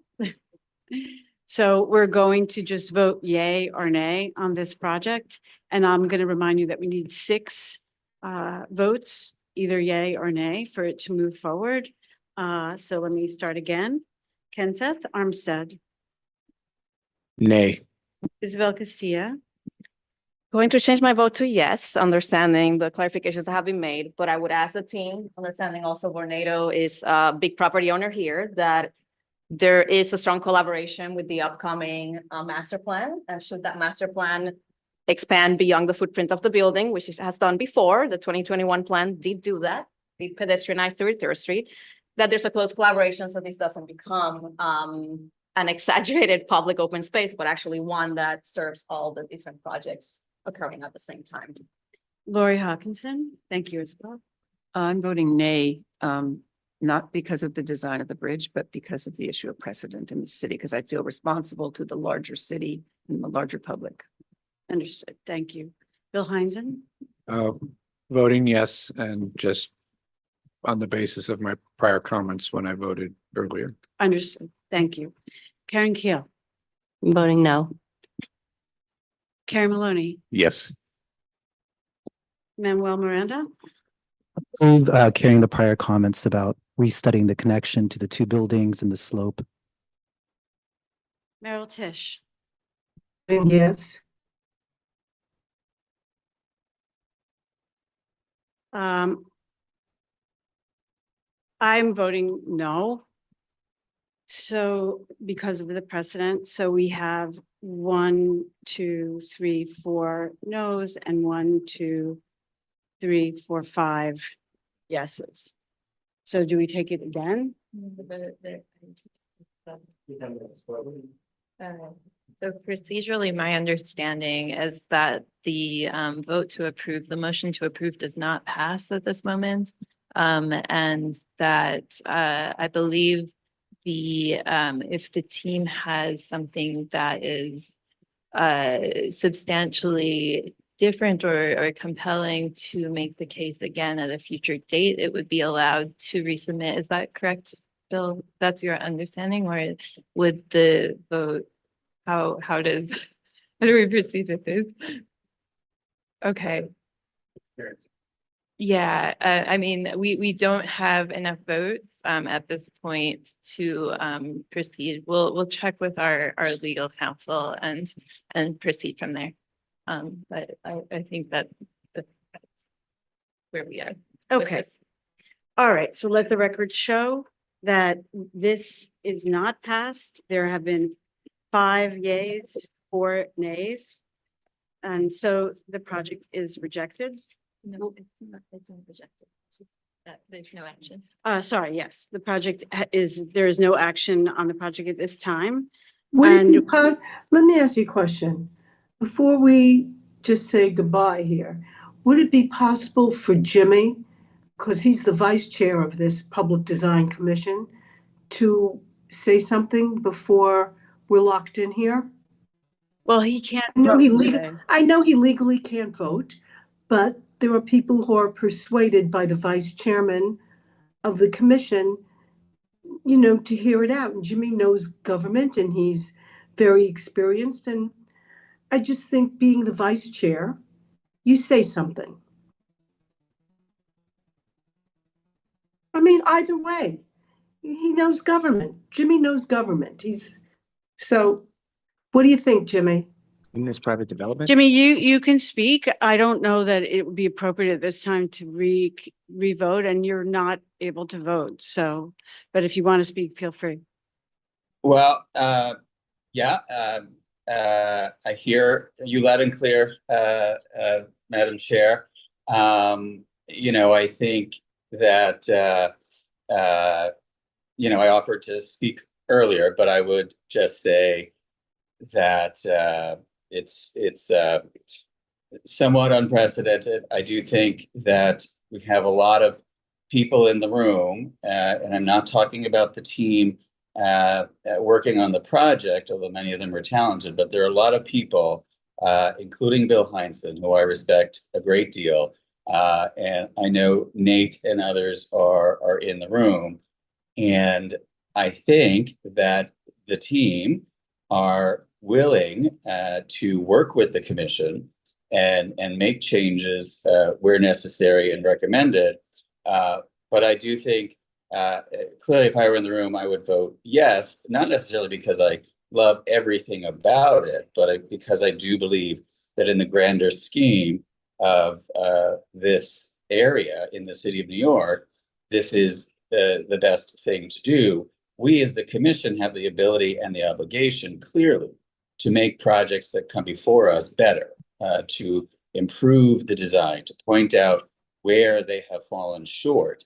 And I think we have done that. And there are incredible people in the room. And I have a great deal of respect for everybody. But I think to kill a project is both unusual and it should be because PDC has had some reputational issues around stopping, delaying projects that are important to the development of the city of New York, and I think this is one of those cases. So I understand that the vote was taken, or a vote was taken, and I don't know if my comments are persuasive to anyone, but I did just want to offer my take on it, and that's why I've remained on the call for this project. Is because, while I understand some of the concerns, this is an important project overall for the city, and I do not like the precedent of the Public Design Commission killing projects because we don't like them. We have the ability to make this better. I'm sure that the team is willing to work with us for the duration to see if we could get to a better place. But killing a project is just not something, and this one in particular, that I feel comfortable with. And so that's what I would say. Jimmy, thank you for your comment. I want to say, I think all of the commissioners sitting at this table have a great commitment to the citizens and the residents of New York City, and no one has taken this decision lightly. It's not because people don't like the project. It's because there's concerns around the precedent and there's concerns around the evidence that this would actually be necessary in the long term for the volume of pedestrians that it would divert. And those are sincere and deeply held convictions. It's not a matter of taste. I think this image is very telling. There's a historic view here that's just part of the picture, but everyone's convictions are as equally deeply held as yours. So, Deborah, to be clear, because you've made your points clear, you've already voted. I would never call into question people's commitment to the city of New York or their reasons for voting. I'm merely indicating my feelings about it. right. I understood. And I want to underscore that these are your feelings and we understand them. So we're going to finish this way. We have a no action item. We have a vote of 5-4, right? Or 5-4. So that is something, the implications of that, we need to check with PDC's counsel. And again, I want to say this is a vote that was undertaken knowing the massive investment that Vornado and this team has made in this area. It was not taken lightly. It was taken with deep consideration of the implications of this structure for the entirety of our city and the implications of this structure on the pedestrian traffic here and the public safety here, which by your analysis is somewhat helpful, but not really fixing the problem. So at this time, we will leave it at that. We have a 4-5 vote. We will check with our council and we'll be in touch with the team to let you know what their perspective is on that. Any questions? Okay, we're going to take a break and then we'll come back for the remainder of the meeting. Thank you.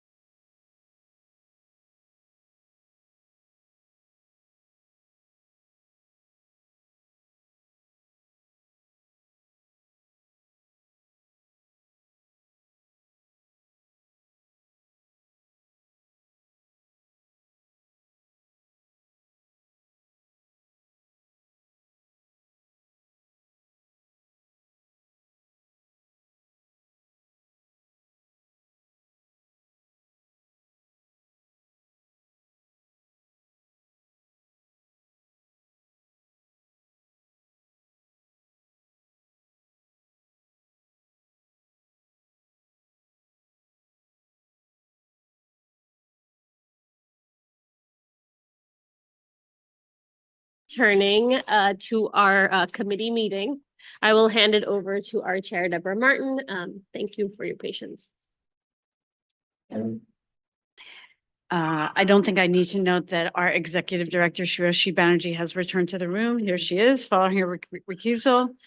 We'll now begin the committee meeting with the conceptual review of construction of the Roy Wilkins Recreation Center located in Roy Wilkins Park at Merrick Boulevard between 118th Road and 119th Avenue in Jamaica, Queens. We will not hear public testimony or vote on this project today per standard committee procedure. Presenters, welcome. Thank you. Thank you. Please. Mister. Yes. Thank you so much. Good afternoon. My name is Miguel Maldonado, design manager and principal at Byron LaBelle. With me, I'm honored to have Elizabeth Kim, also well principal at Byron LaBelle. We're grateful and very thankful of your time today. Over the course of the past year, beginning from the RFP phase, continuing to now the design development phase, the design has the pleasure of working on a very collaborative way with DDC and New York City Parks, as well as addressing aspects of the preliminary feedback from the Public Design Commission. That process has meaningfully shaped the project as you see today. The current design merged our architectural intent with insights gained from the carefully listening iterations, alignment with the city broader goals for public space, community wellness, as long-term operational success. Today, we would like to walk you through how this design balances its role as a neighborhood scale resource while respectfully embedding itself with the Roy Wilkins Park. Mic'd up and it's on. At its core, this project is about welcoming and belonging to the park, to the surrounding community, and to adding meaningfully to the everyday life of Southeast Queens. The building is intentionally low and 2 stories, allowing it to sit comfortably within the park landscape. This was a conscious decision by our design team to preserve the openness of the park and to maintain long views across the site, while still giving the recreation center a strong presence along Merrick Boulevard. The building sits prominently along this boulevard, acting as a metaphoric keystone, a clear marker of public investment and community identity. From the outset, the project was conceived as part of a larger park ecosystem. Early diagrams imagined the building as a segment within a circular park condition. However, through careful deliberation, we moved slightly away from the idea of the recreation center as a missing piece that completes a cyclic form. Instead, we are now embracing the idea of the building as an enabling element, one that allows other areas of the park to remain open, flexible, and active. This thinking led to a key design decision. Rather than bowing the east facade inward and closing in on itself as the original diagram had, we curved the facade slightly outward, opening up views and strengthening the building's relationship to the park. As a result, the central lawn gains a more dynamic architectural backdrop, one that changes depending on the viewing position. The convex geometry relative to the open lawn ensures the building does not turn its back on the northern or southern parts of the park. In doing so, the recreation center reads as an active participant within the park, not as a boundary or edge condition. The curving facade is central to our design approach, both symbolically and functionally. Visually, it establishes a distinct architectural language that is unique to the new Roy Wilkins Recreation Center. Functionally, the curve operates as a tool serving 3 purposes. First, it encourages movement around the building, drawing visitors naturally along its perimeter rather than presenting as a static object. Second, it challenges the idea of a singular frontal orientation toward an open lawn as a center. And instead, it responds to multiple park conditions simultaneously. Third, it activates the park by offering visual access into the life of the building. from the first floor gymnasium and fitness rooms that line that open lawn side to the second floor pool and classrooms, reinforcing transparency, safety, and shared ownership. This approach reinforces the idea that recreation, learning, and wellness are visible and celebrated civic activities. By flexing the facade and carefully organizing the interior program, the building intentionally thickens activity at its edges. This increases opportunity for visual connectivity between the indoor and outdoor spaces, informal outdoor gathering zones along circulation paths, with overlapping uses throughout the day and evening. The result is a park environment that feels vibrant, safe, and continuously activated, supporting both programmed and unprogrammed activity within the park grounds.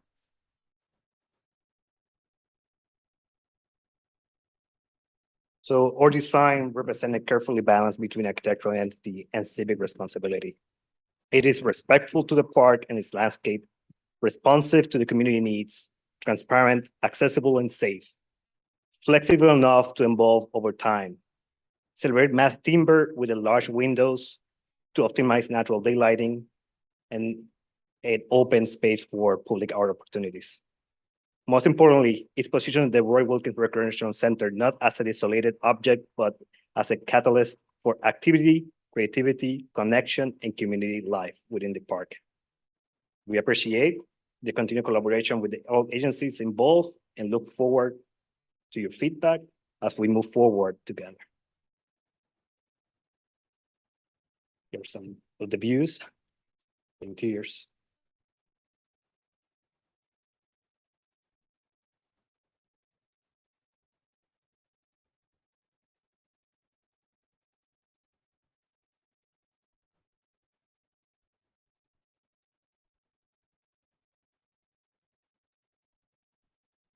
Thank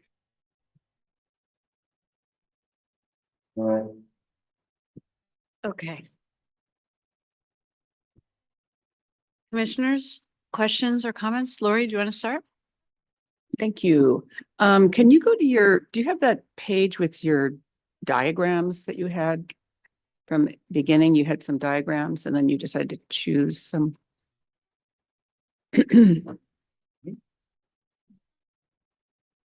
Those.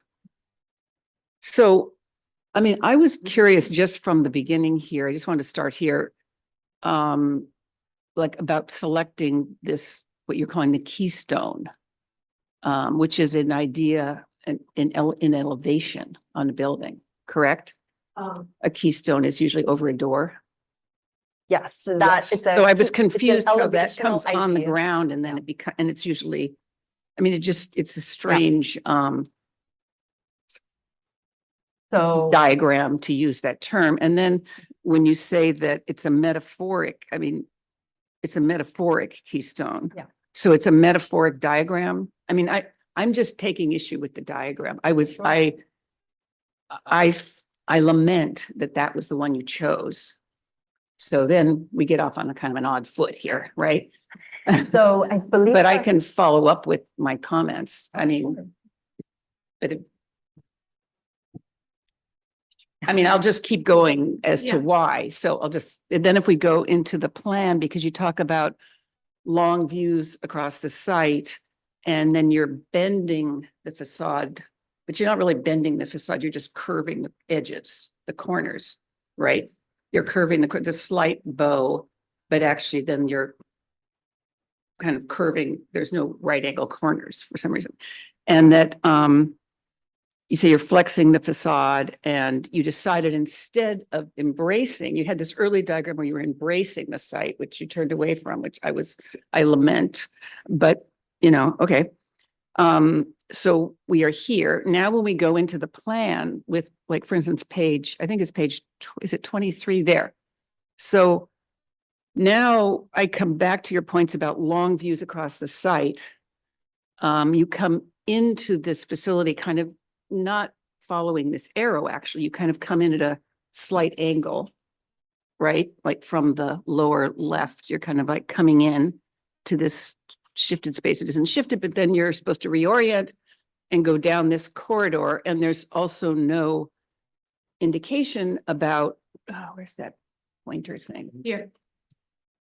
So I'm just trying to follow through on some of these concepts and how maybe we can open the building up more if it's not too late, because I know it's design build and you guys are under the gun, so I understand the difficulty.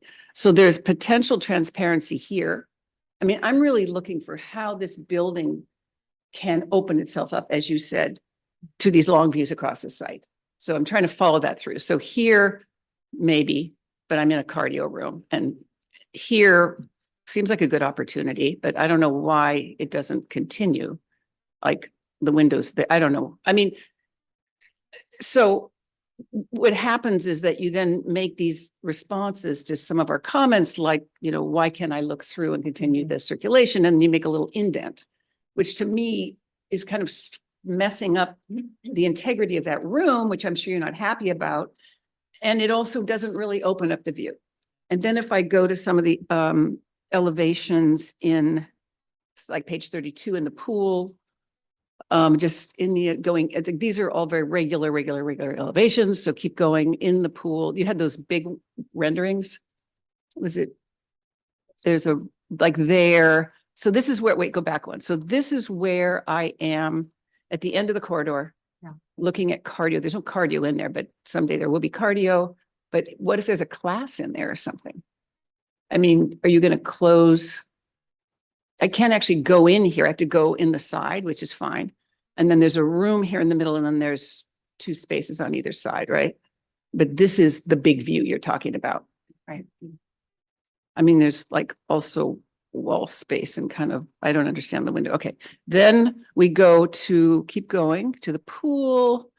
So here's, oh, go back. So here's where I've come in, but I actually came in on an angle because I'm actually facing the desk here, because you have me coming in sideways, but then I will turn, go straight down here to look at the park through cardio. And then to my left was also a potential corridor where light could come in. I mean, I'm just looking like, how can I open this up? I mean, I know you're really locked into your plan because they probably poured the cement concrete, which I lament. I hope they haven't, but I'm really worried about how this can actually do what you want, you claim it to do. So then if you keep going to the pool, so here there's like, I mean, I don't understand the logic for the fenestration in some of these big spaces. I just don't understand it. So I think that would require more of an explanation, like why there's just one window there and not, and then there's this door like going to where I don't know, right on axis, and then, you know, kind of blank and then clear, but actually maybe you don't want me to look there or something. So I just, I'm interested in the relationship from inside to outside and how you, because that's what, I can't tell you where to put your spaces. All I can do is talk about the relationship from those rooms to provide our public with the best possible, you know, kind of environment. Thank you for all those comments. Okay, so I'll stop there. Oh, is it proper if I try to respond to you? Please. Maybe we could start with the original diagram that you identified. So it was before this one. There. Actually, it was before this one. This loop, which is really kind of what you were Go with referring that. to about this Like a good arcing idea. form. And it was something that we, of course, explored during the RFP phase. I mean, this was what I was referring to as we imagined this park more as a circular ecosystem. There was a lot of destinations that ring the open lawn. And then, of course, this becomes, you know, a primary zone in which you can kind of look back to that building. And over the course of multiple versioning, we reconsidered that. I'll call this the concave version, that where it kind of hugs that open lawn, to the convex version, which kind of like bows the other direction. And I think what we were trying to do was, there are open zones, micro open zones on the north and the south side that felt like it was we were forming backs to those zones. So what we're doing now by reversing that curvature is that we are kind of never making those spaces feel like that's the back. They're looking at the back of the building. And it also lends itself to, and what we were saying is like this, the filmic strip, let's call it, of the first floor, fitness rooms and cardio, the strength, the dance rooms, those are still going to be highly visible, highly present to activate that lawn, but we're able to extend the presence of the building to the north and the south by bowing it the other direction. And in terms of the Keystone, yes, the Keystone is a elevational reference. We were thinking about it as a plan in this ecosystem that it serves as a metaphor Keystone, and it kind of like allows for the full kind of activities that ring the park to feel grounded by our structure, as it's going to be a prominent new entrance point. And then in terms Wait, of which is a prominent new entrance point? our The Keystone? site, The park, our site, this zone right here. there. Oh, I Yeah. thought you were talking about the Keystone. Yeah, so the Keystone scheme here, it's really about trying to allow for the public to come through the building as like a threshold, the beautiful, new public amenity. And the views across to the open lawn are very important to us, but we thought that it was a more welcoming entry point to see a friendly face. And that's why it kind of turns slightly Which is the towards, friendly face? oh, if you go to the next slide. Oh, sorry, next one after a plan, maybe. A ground floor plan, sorry. So you're kind of entering towards the friendly face of the entry front desk, which is usually it's about the people that will welcome you to the recreation center. And then you do have those views out to the open lawn. And then in the perpendicular section, we have in the perpendicular direction, we do place windows so that you can have views out to either end.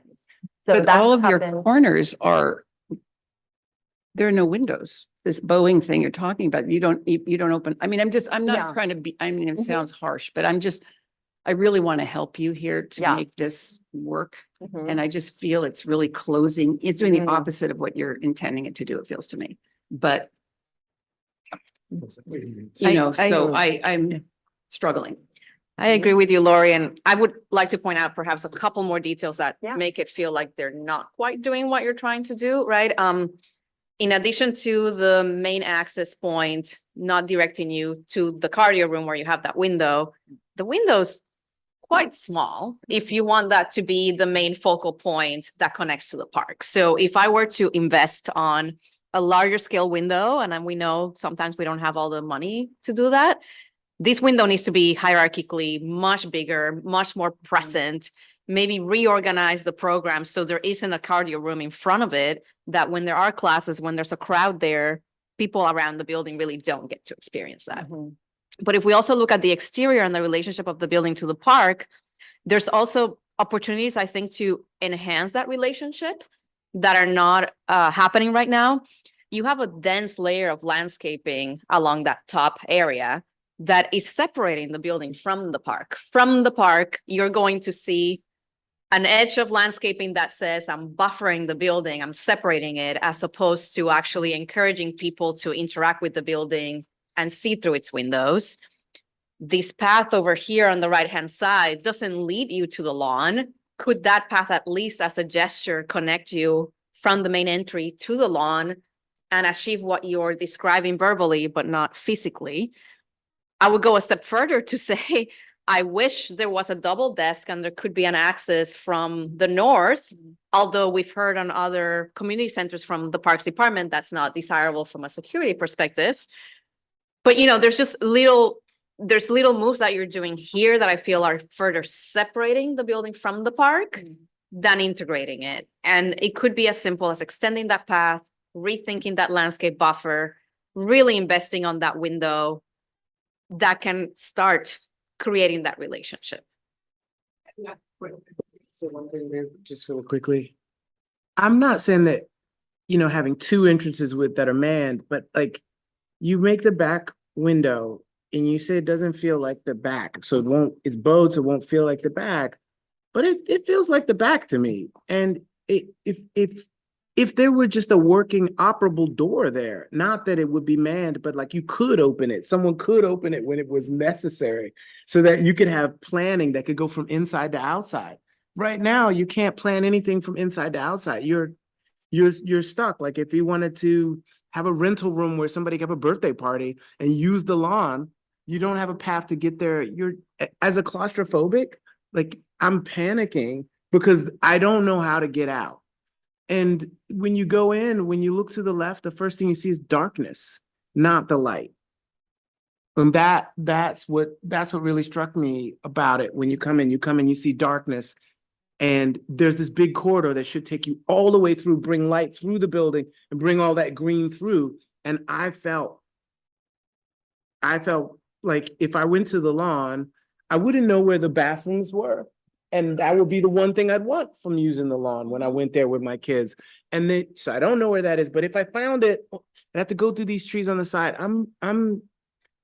I think your initial idea is on page 14, where you actually are looking at the way that this building could go through, are really sound and thoughtful. The gateway is the most promising one. And you kind of go with this keystone, but your keystone cuts off the gateway. So it isn't that you have to have a manned entrance at that rear, but what you've done is say, well, these are, in every one of your scenarios, you have an arrow going all the way through, and then the one you choose is the one that cuts off the arrow? So I just wanted a couple more points I want to make. So you're building this in a floodplain. It's very high water table. So, right? My condolences. That's correct. Because you're putting a swimming pool and you can't put it on the ground where you'd really like to put it. So you got to lift it up, right? Which is wild and interesting. And so it'd be great to celebrate that. But when I look at your sections, and I don't, for the life of me, understand and why this is mass timber, except that it's a very trendy idea right now. I feel that you have steel underneath the pool, correct? It's actually concrete. It's Concrete, okay. So negative points, then positive points for the wood, I guess, all that lead business. But I think, this is the question I'm not really supposed to ask, but I'm going to ask because I do build things. Is the mass timber driving up the cost of this and forcing you to do a minimum perimeter on this project? Because that is what's killing me, is I want this thing to open up and I don't want anything to be costing extra money for me anyway. Could care less about mass timber in this project. Because I know you can do it in a swimming pool. I researched this so I could ask this question. It's been done. It's usually expensive. You have to have plus 2 to 4 degrees temperature in the air above the water to be able to make it work so you don't get mold. So that's a thing. But you're going to take care of that where your mechanical people are, and then someone's going to pay for it. So the wood's very nice, but I just think if I just have a simple steel building where I could do more as an architect. So that's why I'm trying to open it up, get the light corridors through, get the park in, maybe bring the park in at the back. So, but I know somebody's pointing at the clock for you guys, so I commiserate with you. I'm sorry to interject. As a quick reminder, if those online are raising their hand, this is a committee item, so we do not take public testimony for this project yet. So that's just a clarification. I also had a question about the entry and the canopy and where the sun is, because I assume you're going to do a solar study. Yeah. At the canopy, the main entry at the south, because it seems small, kind of small. But, because there's these steps out there and everything. That's where people are hanging out waiting for somebody to pick them up because there's no drive by here. People are parked like maybe over here, they take the bus or they walk a long way, right? Yep. But there's not a lot of room to hang out inside there. So if they're waiting for their parents to pick them up, would be something to think about in that exterior space. So shade. Do you want to discuss the mass timber? Yeah, for the mass timber, actually, the mass timber is not a driver in terms of budget. I think it's something we really wanted to push in terms of, a nice sustainable approach into Now's area. We're really pushing the environmental design in this building, and the use of mass timber was a drive for us on the sustainability side. But it's not didn't make the decision or didn't really influence on the decision on what it is. It's not a cost. It's not a cost driver, okay. But It's hard to detail. I feel like usability wise, I got 3 kids. Mhm. Okay, I gotta haul them from a long way away to get them there. The parking is not great. The access to the front door, there's no walkway to get there. Okay, so that's a cutoff. Where you're saying that there's this line great straight through the park, there's not even, you can't go from the neighborhood across the street straight there from the neighborhood across the street. So if you're a neighborhood guy and you want to go there with your kids, it's really kind of awkward. And then when you get in the building, it's a bit dark. And if the question I have is if the mass timber is keeping it from being an open space and canopied space where you can use cheaper materials, I don't know. I don't know. Yeah, they're spanning, but it's like all of the things that are on page 14 about breathability and like seeing through, all of those things are gone from this, from just the way that you selected to cut it off with the keystone. And then when you're on the back, you really are on the back. I mean, the lawn is a separate area that's not highlighted by the building because there's no permeability. And I think that that's the key term, permeability, like that there's no flow, there's no way to create flow, there's not bathrooms back there, there's not programming that could happen from the building to there. So you've oriented all to the front and you've created a kind of design detail that is nice to the eye in the back. But you know, my kids won't care about that. They just want to go the shortest possible way to the bathroom and they won't know where it is. So are you referring to the public restrooms outside or the Yes. bathrooms? within the Yes, building? but also like, Maybe in the plan, you should. The public restrooms outside, because they don't have a path that connects to the lawn. yeah. I'm not sure who's going to use them. No, they won't see it from, like, if you went from the side where there's parking to the lawn, Look at the site plan. I think yeah, that should be- that's page 18. The site plan is very timid. If you live in the neighborhood, you can't walk over there from 119th Ave where that would be where you'd want the entrance to the park to be. And that's a conversation you'd have to have with DOT about whether you can have a crosswalk there, but seriously important. And then when you get there,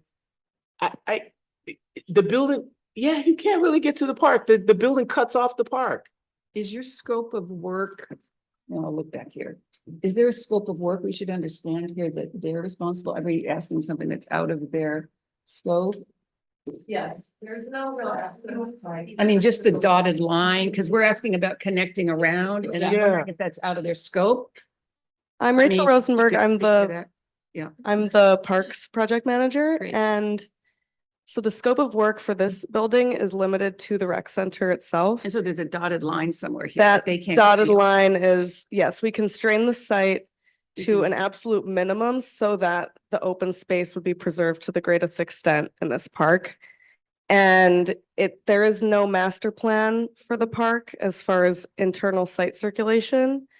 And currently, the only existing circulation throughout the park is that outer pathway that will be maintained as part of this building. You'll see it at the bottom. that- Mhm. Thanks, This Elizabeth. is what's there now. Yes, so that that's will all they still have to be work with. there. They only There's can no work with connection that. to the Great Lawn or part of the They- scope. Right, so They right, can't- this Well, is they've right got a here. box. Yeah. They're boxed in. But the trees don't have to all be removed, but all I'm saying is that people who work there can come and park here and go in the building. If you're in the, yeah, that's Yeah, what it that's- says right No, there. look at, she's saying, Says she's parks. shaking her. No, so park. those are Parks vehicles, That's Parks what- official vehicles, not Park staff personal. They're, So people who maintenance the park can park their vehicles there. Well, The maintenance vehicles are the parked there. maintenance vehicles, but that's not That are their waiting commuting to do vehicles. Right. So no one actually has easy access to this. And this is my problem with, this was my problem when I was reviewing it. I'm like, it doesn't seem like there's any easy access to the building. And the building doesn't give easy access to the lawn. And like, if you just want your kids to run around or like have a birthday party there, which I think people will want to have a birthday party here, it's beautiful. It's like, it has beautiful features to it, but it doesn't seem like it's easy to use. And that in terms of, you know, neighborhoods and affordability, because that's really the word that everybody uses now. If you can't use it, it's like you're paying tax money to have an awkward situation. And that Maybe it's about to speak to the site. You know, Finish your thought, and I Yeah, just have and- another yeah, question to yeah. add to what you're saying. And that is what we're trying to achieve here for you, so that you deliver something where somebody like myself, if I live there, like right now, I live next to Brower Park. And like, if I go, there's public parking all around Brower Park. I went there yesterday in the snow. I parked on the corner of the park. Within 30 seconds, I had my kid in the snow doing snow stuff. I can't see that happening here. It's very awkward. And people just want to go in there and play. And there are too many steps.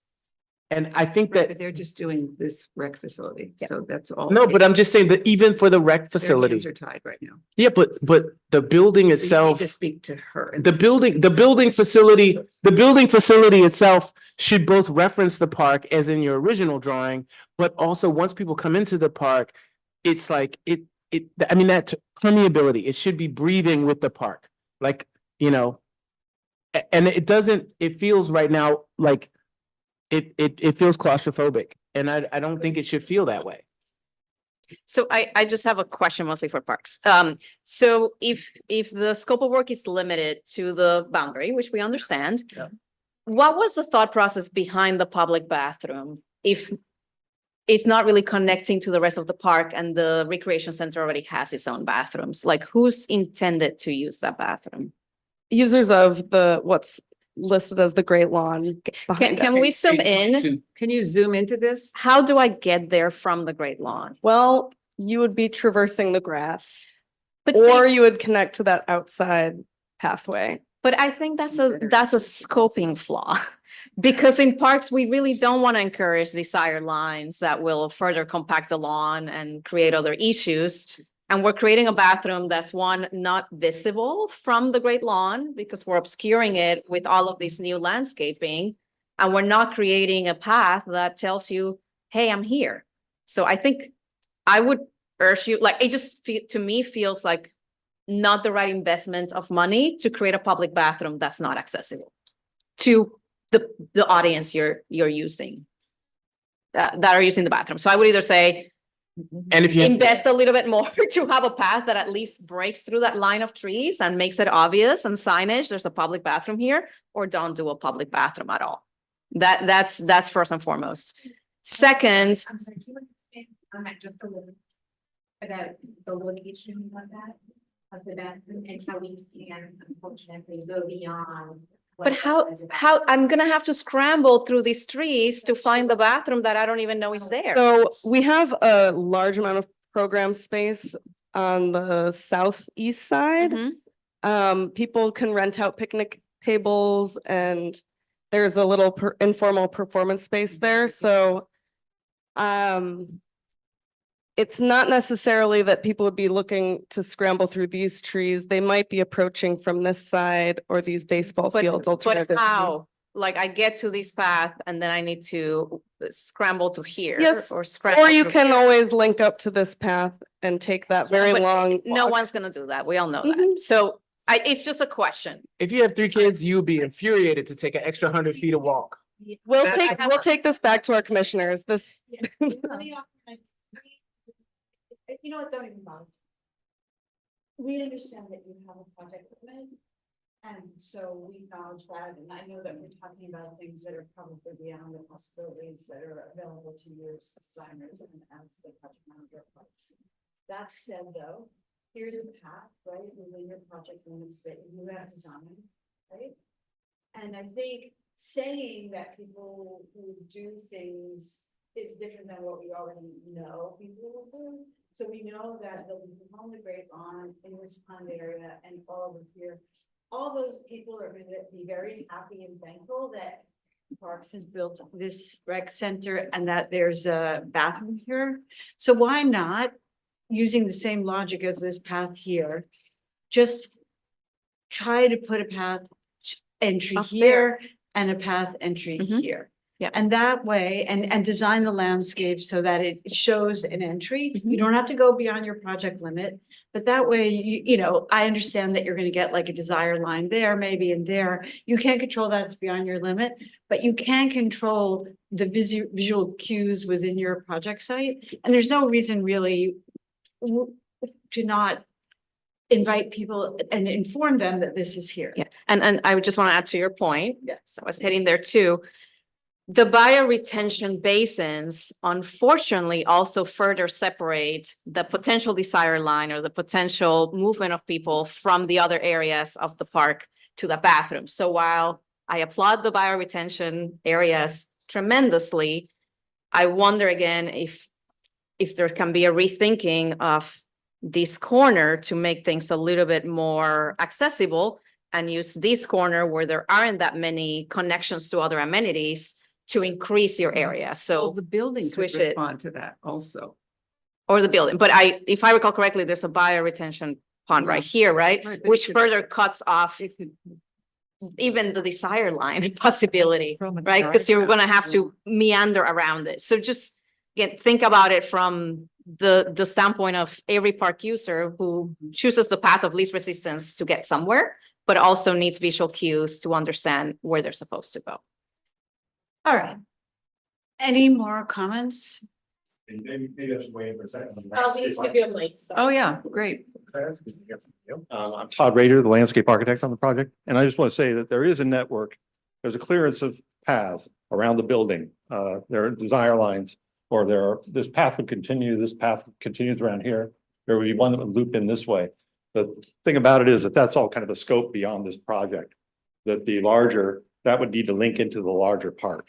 But And they so- exist. They same exist? way- They don't exist, but they're designed in here so that if you were to want to walk around the building, you walk to here, Yeah. and then there's a lawn zone that's graded out as a path that continues on out onto the lawn.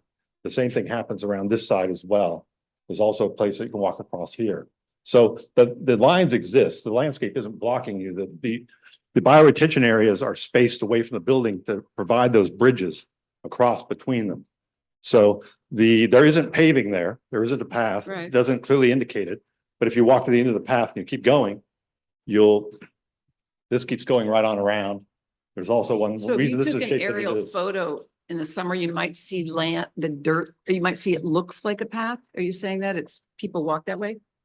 I'm saying, I mean, we have drawings Yeah. that show this part, the rest of the path system dashed in as a future thing. I mean, why don't we? So, Yeah, why- so it's a question of what is in the scope now versus Yeah. what is what is ultimately in a larger park scope. Yeah. Right, but great. given your larger vision, Todd, would it not be possible, like I said earlier, you have that path here. Would it not be possible to kind of make a gesture in that direction and that just so that it could meet up with the. It could, yeah, sure, certainly. I mean, it's right there. The line is there for Right. that. That makes Just sense. We're just asking for a kind of visual identifier of where that path is, so that if I'm on the Great Lawn and I don't know this park and I'm with children, like Ken says children, and we're like wondering where the bathroom is, the very Yeah, I mean, difficult that's- children, we don't walk all the way around here because we see that there's an entrance there. That's all. Yeah, I mean, it's not hard to do. Yeah. Right, and I think also understanding where those desire lines are, we're reviewing this without having been on site. That would also help us understand your intentions with the building and the entrances. We're responding to the image we have in front of us. That doesn't indicate that. And I think as a best practice moving forward, I know these types of questions will come up, so having that kind of plan integrated into this plan would just help us also visualize the scope. But we're confident. I'm going to summarize now unless Can Parks we has. just go to 23 for just Yes, 1 second? yes. 1 second. Here, where you have the big yellow arrow where all the light comes in and out, that's where the overall plan falls down the most. Because you can't really see from the front to the back and you can't really go from the front to the back at any point. And even like Lori says on the door, you get to the door, you get to the glass at that room, you have to go left or right just to go into the room. And it seems to me that this is where, if the thing is right now, you can still move those walls. They're not done yet. They're not, and those rooms can be moved around so that you can move in the building and give the person in it ability to walk to the glass to see the window, bring the light through. And I think that that's where it will feel most like you've changed the scope of what you're doing in the building and not made awkward rooms. I think you'll see the original design proposal did have the mission of actually having that. It was absolutely a security concern for parks, so we're trying to respect that operational constraint they have. So what was the having another entry would be oh, an entrance. Yeah, But you could have a courtyard that was enclosed, couldn't you? Or I mean, just, that was that's, our property. you're not allowed. Narrow, but It's too tight. This is a huge park and the site, they're working within limit lines that are not allowing them to actually take advantage of this beautiful space. And I don't know if it's, There can't be. I mean, I understand you want to keep the project cost down, but I think not letting them move the building in certain ways to respond to the site is problematic. I don't know if you see that, because to me, it seems like you have this rectangle that sits there parallel to that boulevard. Whatever. It's Yeah. and parallel to the boulevard. And so the building, it has to be that way, because you could, the thing is, an elephant. It's like, how's it gonna fit in there if they try to break it open a little bit? Which they need to do to bring the light in. I mean, I'm just talking to the people that make the line now. Pardon? Whatever, if you want to respond now, you're invited to. I mean, I just want to help here. I'm not, it just, because I don't want to leave you with a problem. Like we're telling you the problems, but I don't know if they're gonna have enough room to, you know? So the site was constrained so aggressively because this lawn is really important to the community as a basis for multiple giant events every year and smaller events as well. It's just a heavily used. Yeah, there. It's a really heavily used and permitted space. So even to allow this amount of lot square footage dedicated to a new rec center has been like really difficult to defend. So Communities would love this rec center. yes. So additionally, this is one of Big the rec center. this is one of the gems of Yeah. green space in the neighborhood. So we're really doing everything we can to They're keep getting a big rec as center much too. big lawn green space as possible. So that was the thinking Is there behind a that. setback off of the boulevard? Merrick, is there a setback? What is it? How much is a setback off of Merrick? It's 100 feet. It's almost 100 feet. So. It's there is a required setback. What's required is to. Can I minimize- move the building closer to the boulevard? There's a lot of trees on the site that we were asked to not remove. So we're trying to work within a lot of constraints on the site, so this minimally disturbs the trees on site. I think it's fine. Yeah, but I mean, something's got to give, you know. I just think you're going to end up with something that is really the result of some constraints that are too constraining, I feel. Just, you know. What would you gain by moving it closer to Merrick in your view? I'm trying to not have these paths be so locked in stone. Like, I Yeah. don't think the paths cost a fortune, right? I could move it forward so that this idea that, because they're telling me I can't impose onto the lawn. I just heard that. So I'm trying to move away from the lawn, maybe open the building up inside a little bit. I know it's going to give me more perimeter, which is a no-no when you're a developer, when you're a, you know, person you're working with who's already in the ground, because they want to minimize their perimeter envelope, no matter what. But I really think it's the only way you're going to get a building that's going to do what you're saying you want to do. Because you're saying one thing, the architects, and then what we see is not what you're saying, unfortunately. That's the difference. The diagram is not. you've already alluded to. Yeah. Our hands are on. Your hands are tied. Hi, Yeah. yeah, because this is a design. Oh, yes. Hi, I'm Michaela Metcalf, Executive Director of Design and Construction Excellence at the Department of Design and Construction. DDC is managing this project on behalf of Parks. And this project is being delivered through our design build program. As you know, and we are more than happy to come back and also give a presentation on how design build works. We have pretty much locked the program, the perimeter, and a lot of the performance specifications of the building into the RFP that was issued. And the team has been working to develop based on those requirements. And if we start to change certain things at this juncture, it does start to go into a change order type of situation.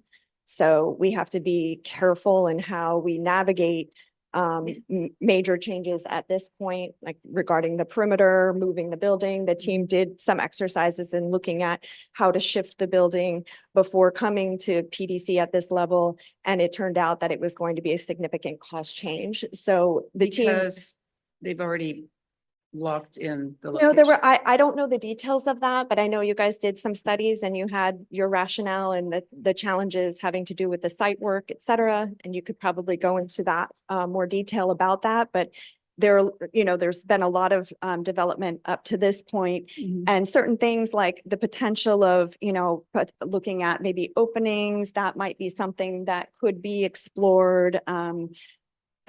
Potentially, shifting the massing slightly could be explored, which I know you already did some work to get here today to look at how to break down the massing. So I think there are certain things that can be done at this juncture, but there are other things that would be that would have a cost implication. So I think that's the challenge. I mean, we're spending $108 million. I No matter understand. what, it's a lot of money. I So it's understand. like, Michaela, what about the kind of small landscape tweaks that we were proposing to make those bathrooms more visible? That can be done, yes? I mean, it seems like a more reasonable adjustment at this juncture. but so what are we doing? Just for 1 second. What are we doing here then? Okay, so what you're saying to me, this is not, that tiny window doesn't bring light through here.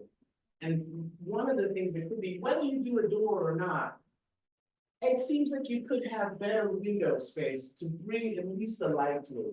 It seems like this room could have better, you're cutting it out. By cutting this out, that means that if I'm dancing, I have to be way more aware. So you're losing half the room by making the cut in. This is a cardio room, so there's, sorry. That Has fixed equipment, and so what we're Okay. gonna do is arrange, yeah, Yeah, we but have then- drawings of the fixed equipment and we would lay it out so that this is a preserved But- sightline. But if the Um, if the cardio equipment doesn't block the light, then you bring all that light through, which now is not happening. And that's really like, there's a blockage of light here and there's this transfer here, but this is where it feels the most cut off. If I could just Yeah. clarify one thing, we have a series of double height openings along this corridor. So in the renderings, you may be able to see it, but there's an opening here. Of course, our communicating stair and then the opening at the entry, so it's double height. Yeah. At the entry, we also have glazing at that double height zone, so it will be Glazing at the front. glazing in the front and glazing in the back. Are popping up and there's a cut in the middle of the roof. Can we go to the second? Here on page 34, you can see. There. Yeah. Right. Yep. So there's glazing at the end of the second floor and there's glazing at either end, there's glazing that will. Even be in your above the- rendering, it looks dark in the center. Yeah. And so what I'm trying to say is to get the most amount of light into that space, to make that space feel like there's a park. Even at this point, you're saying that to abandon the idea that you could walk through a building that's on a great lawn and walk to the great lawn. But that would be great on one level, but at least to have as much light come through there as possible. That's not artificial light. I feel like that would be a successful use of that space rather than having it cut off. Okay. Can I summarize? Okay, thank you. We understand that your scope is pretty limited at this point.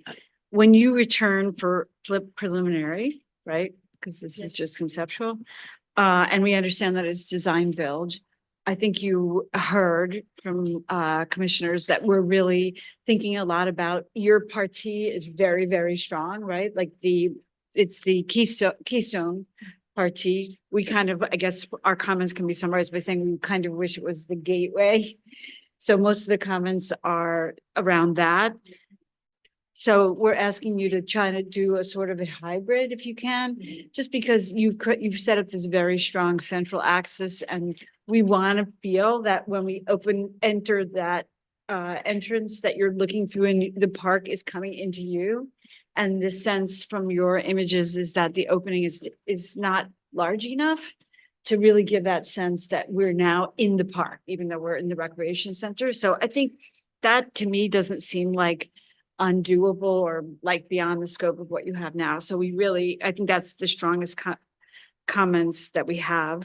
There's also the landscaping, thinking about like the density of the landscape on that north side and how that works with the architects in kind of opening up that view and bringing the park into the rec center, as well as the pathways that are making visible and how the landscape is designed, making visible the restrooms on that east side so that there's visibility from both the north and the east and not just the south, which every parent will thank you for. And then, yeah, I think that's it. It's really those, it boils down to those two main comments. And the front we already addressed, right? Yes. Okay. The front was. We issued some written comments about the choice of amelanchiers placed on tree pits. We would like to see something a little more high branching just so that circulation can move more freely throughout. Okay, well, so we can see that you have poured a great deal into this project. We really appreciate that. This is something that's very necessary for this park, and we look forward to seeing your next submission. Thank you. Thank you. Thank you so much. Thank you.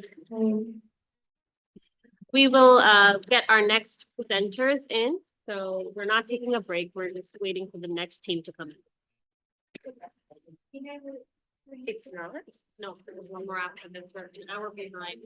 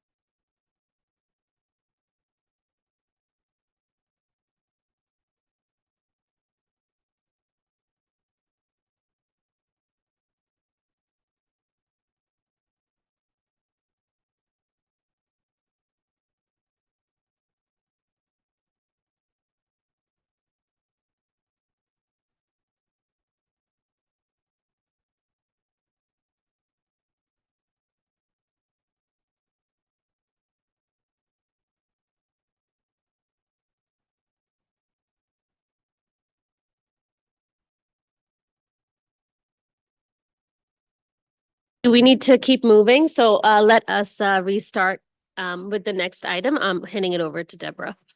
Okay. We will now continue the committee meeting with conceptual review of the construction of New York City Transit District 33 Police Precinct located at 30 Van Sinderen Avenue in Brooklyn. We will not hear public testimony or vote on this project today. Per standard committee meeting procedure, please note that Commissioner Tisch is recused and she will not be in the digital room during this presentation. Welcome, Gail, and sorry that we're starting you so late. Good. Good afternoon, commissioners and attendees. I'm Gail Rothstein from EDC. We're going to start off with a brief intro from Haya Rizvi from EDC, and then the design team, Eugene Mektiev and Kyle Nichols from IMC will present. Thanks. Today, Broadway Junction is a transit hub with an incredible transit access, but a degraded public realm. Within Broadway Junction, 5 subway lines meet in a station with poor connections that today is not ADA accessible. Around the station, public land is largely occupied by NYPD and MTA-controlled operational sites enclosed by fences with overgrown shrubs and often littered with garbage. The extent of the overhead infrastructure in this area creates dark and unsafe conditions for pedestrians, reinforced by inconsistent and often blocked sidewalks. In 2023, the city announced $130 million of public realm investment in this area, including 2 new public open spaces and 2 streetscape improvement projects. To accommodate the extension of Callahan Kelly Playground, specifically, Transit Police District 33 station, which is currently located at Broadway Junction Station and is the subject of this presentation, will need to be relocated 2 blocks to the south to a new site. Construction start for these projects is targeting 2028 and will be completed in 2031. Today, NYPD Transit Police Station is located within Callahan Kelly Playground.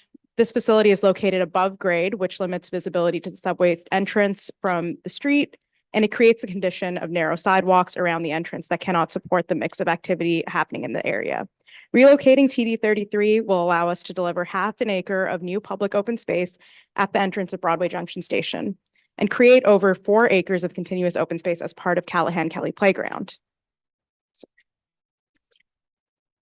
Regrading the corner of Fulton Street and Van Sinderen Avenue will also enhance visibility and access to both the Broadway Junction Station entrance and the park, which will better accommodate pedestrian volumes and improve wayfinding. Relocating Transit Police is also an opportunity to modernize and right-size the facility to meet NYPD's operational needs today. NYPD Transit District number 33 is critical to ensuring public safety on the city's subway system beyond just Broadway Junction Station in this neighborhood. This transit district number 33 operations covers over 40 subway stations across North and Central Brooklyn, which includes 6 subway lines. To staff this area, there are over 180 officers working out of the current facility, in addition to civilian staff.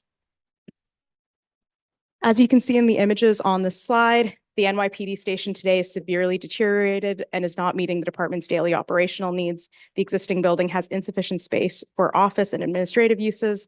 Facilities such as locker rooms and restrooms are cramped, and the police station cannot support the needs of the changing PD workforce. Now I'll pass it to Eugene to talk a bit about the design.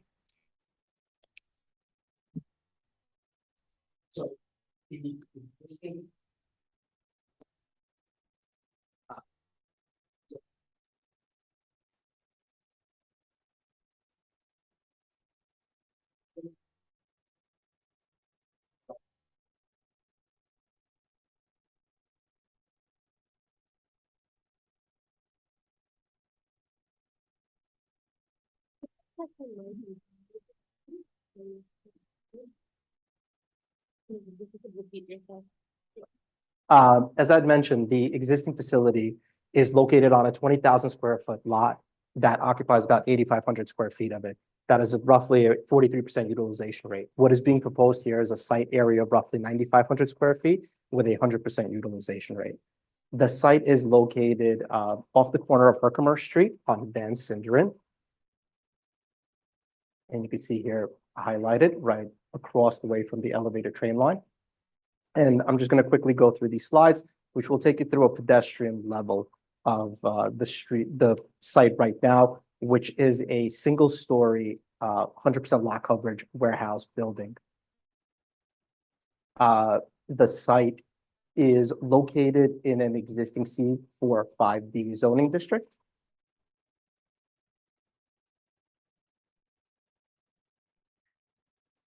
And you can see here in proximity to where the existing NYPD location and future plaza is being proposed, allocated in portion B, to where the site is being proposed now in portion A. So it's about a 1-block walk away. And from a site plan perspective, we are planning to utilize 100% of the lot on the ground floor, with the building setting back at the second floor and upward with a mandatory required 20-foot setback.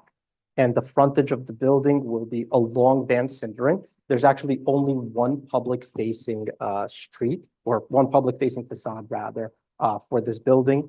And it is located on Van Sinderen. So we do have on the street side, the garage entrance located all the way on the right-hand side, with the main entrance in the center and a distinct community room entrance on the left-hand side. I'm going to quickly run through the plans.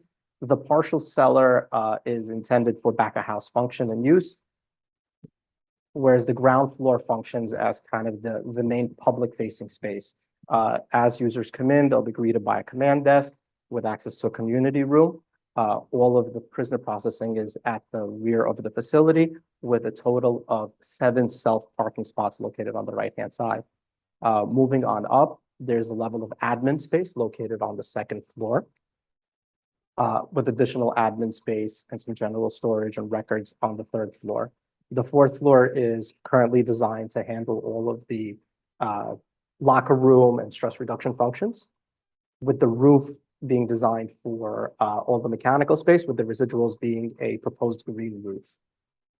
And our facade for this building was really meant to kind of capture the historic civic buildings in a way that they're designed to be very formal. We wanted to kind of play on that a little bit, and in creating our massing and creating our design, we wanted to play with the facade and the level of transparency. The ground floor is designed with a brick contextual base, with a level of transparency, affording kind of a friendly pedestrian level. The entrance is flanked by a canopy with 2 green lanterns, which are historically symbols of NYPD, denoting that the facility is operational and that somebody is there. The top portion is a metal panel facade. We do have some samples here for you guys today, as we're kind of actively working through the colors. The idea is not that it is so much a kind of a fully stainless steel panel. It's more of a metallic finish, and the concept draws from elements of the trains and the rich MTA infrastructure, and essentially meant to refract a little bit of the train passing by across the street. And there are hints of the NYPD blue at the window jambs, as well as we kind of go through some more of the pedestrian level. There are pockets of blue in the undulating ground floor condition that peek out in the soffits as well. And I did just want to highlight the entryway for the community room, which is accessible directly off the street as well as through the lobby. The entrance is also demarked by an NYPD shield on the right-hand side in cast stone set into the brick. And it was very important for us to essentially create a very welcoming feeling when coming in. So we do have a featured double height glass entryway to just create that feeling of openness and welcoming when folks are greeted as they come into the NYPD facility. And over here, you could see the 2 green lanterns, which are designed to sit within the mullions of the storefront system to, once again, historically demark that the facility is operational. And you could see that blue in the soffit, as I had mentioned, as a way to kind of, in a very subtle way, peek into the NYPD colors. And this is another pedestrian way looking down Van Sinderen towards the entrance with the canopy there. some head-on elevations. The sides, because this is an interior lot, and it is proposed that in the future there will be some level of development that may occur adjacent to us. The sides are predominantly solid at the moment with an ephes finish, and the rear is designed to be ephes as well. This is a non-public facing side. It just goes through some of the details of what we're proposing in terms of where the NYPD emblem will be and the signage for both the canopy and the community room.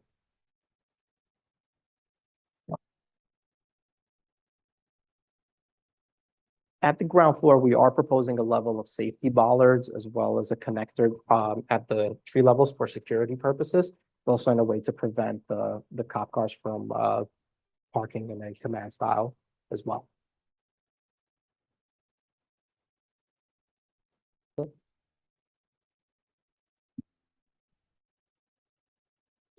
Okay, thank you. Commissioners, comments, questions?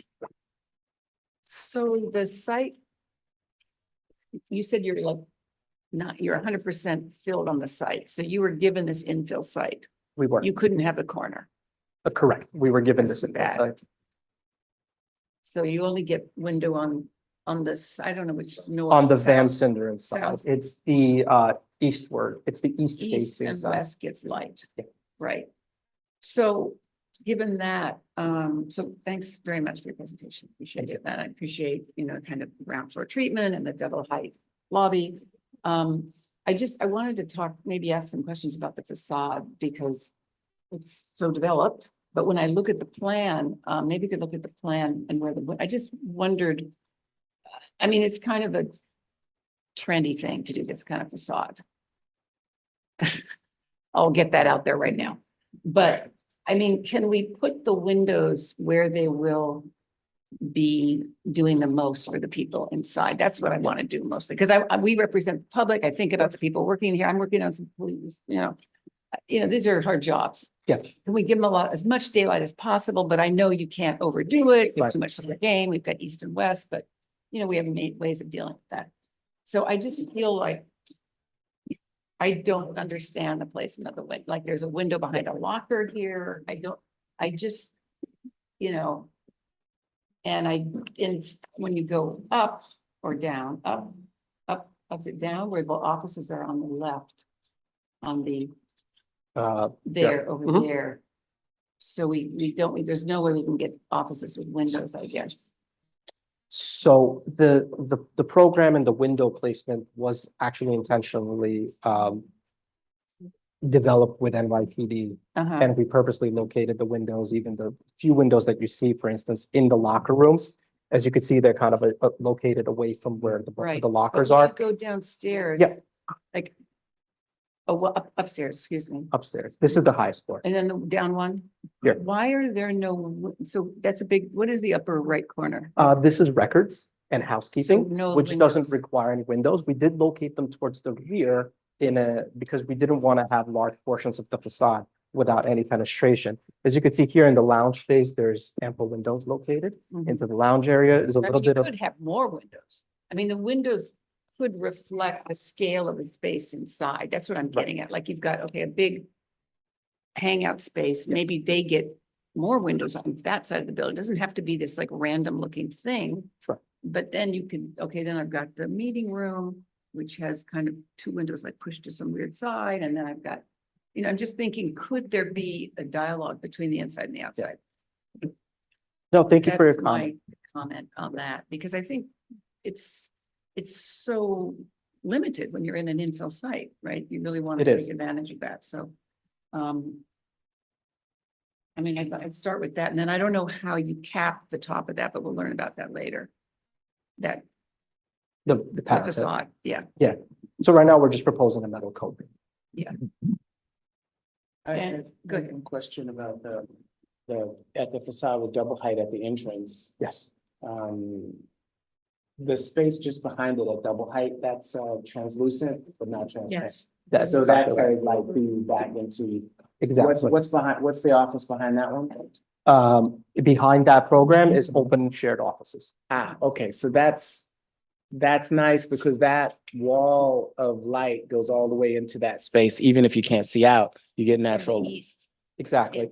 And there's ample windows located. The window's that way, but the east light, it's a morning light. Exactly. And then, but a good glow throughout the day. It creates So- an atrium like. Right, exactly. Okay, and then, But they only get it on the one side, not by the. yeah, only get it on that floor, but it's better than no floor. Is, I don't think. It's an open below, so this shared office space, all of those people who work there have natural light all day long. Yes. That's another, and these rooms, all of these rooms have one, other than the principal admin, those don't have, those don't have a window, these. So the only offices that do not have a window in this plan are the platoon commander and the principal admin. Every other space does have a window. Okay. That programmatically wants a window. The platoon commander doesn't get a window. It was the virtue of the way that the program laid itself out. We wanted to prioritize more natural light for larger amounts of staff, which is why we allocated a lot of the windows towards the shared office space. Right, and then do those offices have transparency, not translucency, so that light penetrates in? So, Yes, okay. that is the intent. So you would get a lot of the kind of. So these aren't sheetrock walls. These are platoon commander that at that doorway, that's a transparent. Yeah, that's how we're envisioning it when we programmed it. Yes. Okay, thank you. Wait, I'm a little confused. Why can't they have windows? So these are lot line conditions. Oh, here. got it. So unfortunately, any window. Right. Yeah. So given that it's a landlocked site, there's Yeah. certain limitations and Understood. trying to. Yeah. But they're gonna carry natural light in. Yeah, no, I missed that. It And was a that's lot line. the atrium. is trying to do that. Okay. Any more comments? I mean, we can, I guess we can be back. And so we can. At the materials. Yeah, and it was just an observation with your metallic paint. I recognize as paint and not an actual metallic panel. But just an FYI, we've had other projects in the past where metallic panels have been proposed. They have been too large and too smooth, and the reflection to adjacent properties has been unacceptable. So just keep that in mind as you're further refining your materials to make sure that there isn't precedent of this material. If you have presence of other buildings that have used it, just to give us a better sense of how it will interact when exposed to the sun. Absolutely. Okay, so just. I would say is that the green touch at the door with the transit green light. Yeah.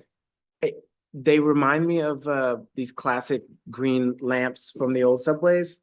And I like that, but I also like the classic green lamp. So I don't know if you wanna drop the old lamp in, because it would be a nice touch to sort of, you don't like that at all. You don't like, okay. Other people do not like that idea.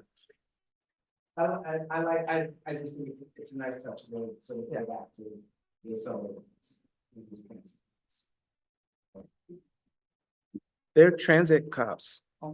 They serve the transit. They're all Yeah, transit. yeah, They're which is transit. why the facade and the materials that we selected Got it. was to, work with the train. I mean, Yeah. you could probably simulate, because you said the train is it elevated? The train is elevated across the way, and Yeah. the idea was behind the panels is just like on a train, as it passes by, you get these kind of movements and flows happening. And that was the intent behind the facade as well. And the windows not being so rigid, it kind of creates this constant play. That works is successful. We can simulate that. Enscape, check it out. So just to summarize, when you come back for your next level of presentation, I think you're hearing from all of us that we feel, well, obviously this is like a dramatic, elegant improvement to what these transit officers are dealing with now. And we appreciate your color palette and the light that you're trying to bring into the facility for the people who work there. We'd love for you to think about further refining the relationship of the program to the fenestration overall. And we understand that there's lot line windows that can't be created, but however, to the extent that you can do that to make it a place lit by natural light for the people who work there. And also to test the reflectivity of the metallic panels, which time and again, we have seen designers use these panels, and they often do, when you take them on site and test like a larger piece, Yeah. they can be sort of like it unacceptably reflective for surrounding buildings and streets. So we would just, When the sun. right, yeah. Well, in the. So you elevation. Yeah. That's right. But I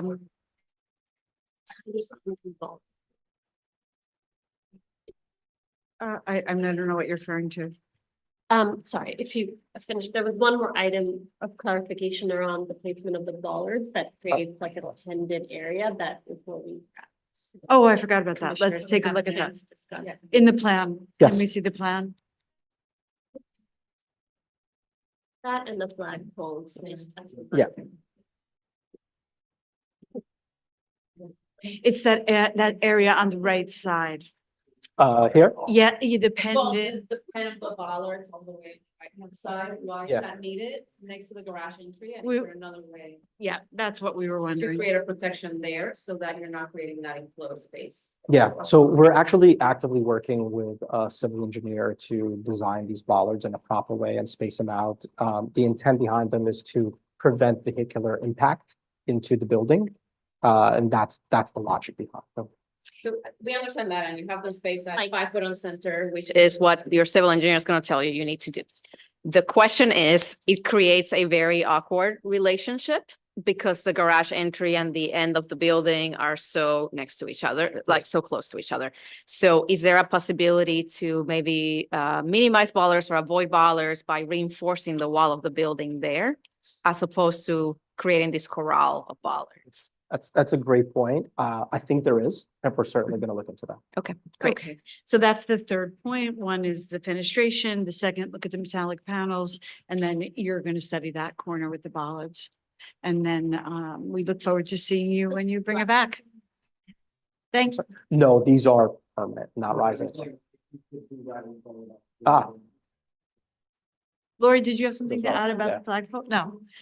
But I don't. Anybody? The flagpole was me as well. Sorry, I'm just trying to speed up the meeting and I thought you had provided responses. Yeah. It just seems like the flagpole in relationship to the main entry, they're a little bit at odds with each other and maybe it should be closer to the entry.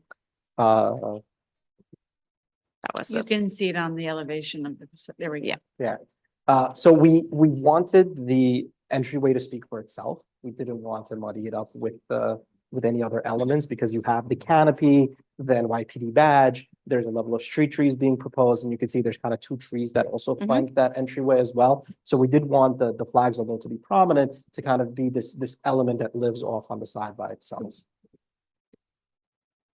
they're usually in front of entries, so it just feels a I little agree. bit, Unfortunately, we just don't have the. big a little bit, plaza.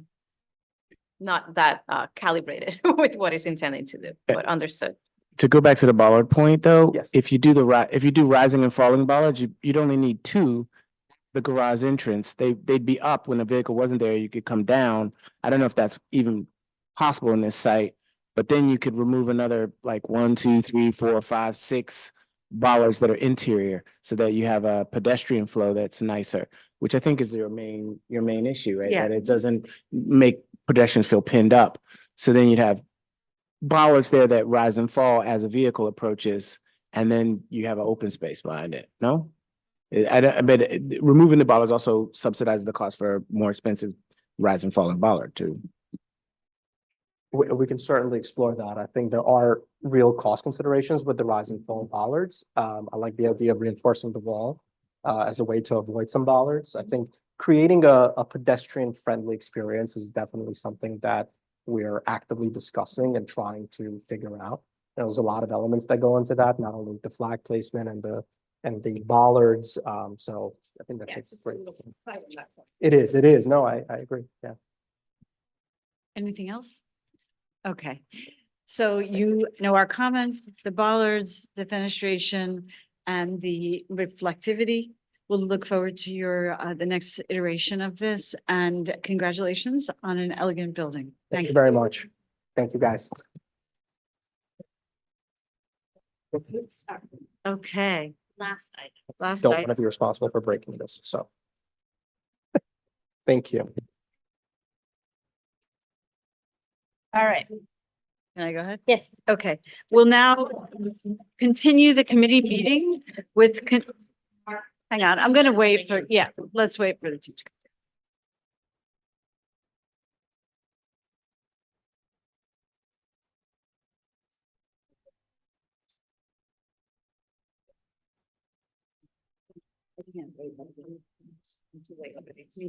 And I don't want to abandon it.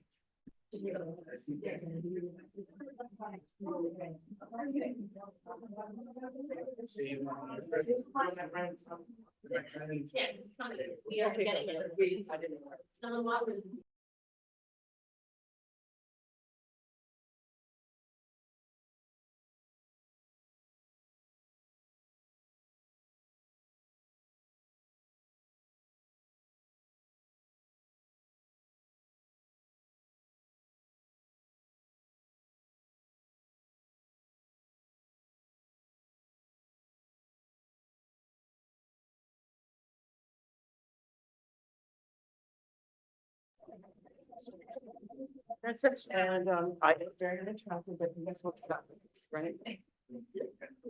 We're just glad you're here. Oh, yeah, you know, we got to just pay attention to that stuff and get over it. All right, this is the last item. We have continued construction. This is the clip. Okay, good. Facility and welcome center located at Howard Street and Food Center Drive in the Bronx. We will not hear public testimony or vote on this project today per standard committee procedure. Welcome, Gail and Claire. Go right ahead. Okay, good afternoon again, commissioners and attendees, and Claire Weiss and Nick Hornick from WXY will be presenting. Right. And thank you, Gail from EDC. And we have a number of people here from MN8 who are clients for this project. And I'm going to quickly describe the site and the project because it's very different and innovative in that, as we all know, Hunts Point, both produce market and fish market and the other markets are a public site. This is a highly industrial site, but it is still public. People walk in, people work here, people take the bus here. And so these images, although they look like a rural site, aren't. The site was chosen by EDC and MN8 because of their innovative program, which is to supply fast charging for electric trucks. And unless you supply a locus for charging, then we will never get an electric truck fleet. And so this is really kind of an important project.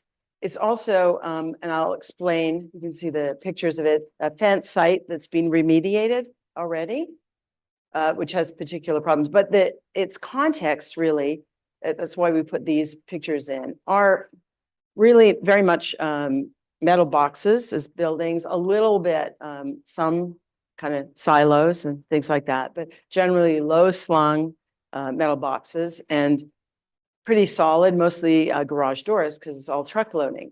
And so if you look at the left, you can see the site actually is highly restricted as to where you could put any kind of building or structure because you don't want to disturb the cap. And so that hatched area is the remediated area, which is in the end, when we looked at the site, and I'll show you for a minute, you can see right there, kind of that walking is there is a bus stop on Vile right across from Halleck. This is Food Center Drive, which is like the big circular drive.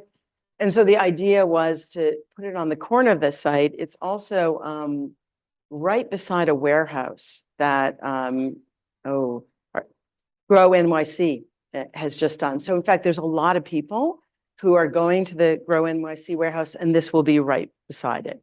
And again, the Grow NYC warehouse doesn't have any public facing amenities whatsoever. And there's a lot of people who work here in the area. But so the concept is kind of simple in that it really does need to be entered from both street, but also for the truck drivers who are really entering from the truck parking lot.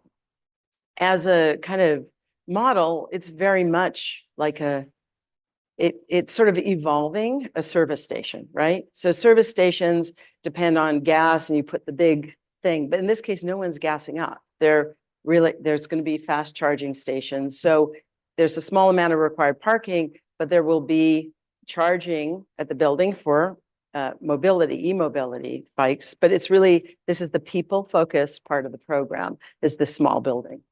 So the idea is that, you know, you can see our goal was to make it an evolution of the box, make it really clear this is a low carbon. The idea is that we're evolving from fossil fuels, and that's why wood, that's why as much planting as possible. Also has a huge issues about in terms of water retention on site. The building actually requires at least an 8,000 square foot green roof. So we took full advantage of the roof being the thing. Oopsie. There we go. So just there's Grow NYC, there's the building, there's the charging, a site plan. And then again, we're at conceptual, but the hope is that we're going to be able to get as much native plants and street trees as possible.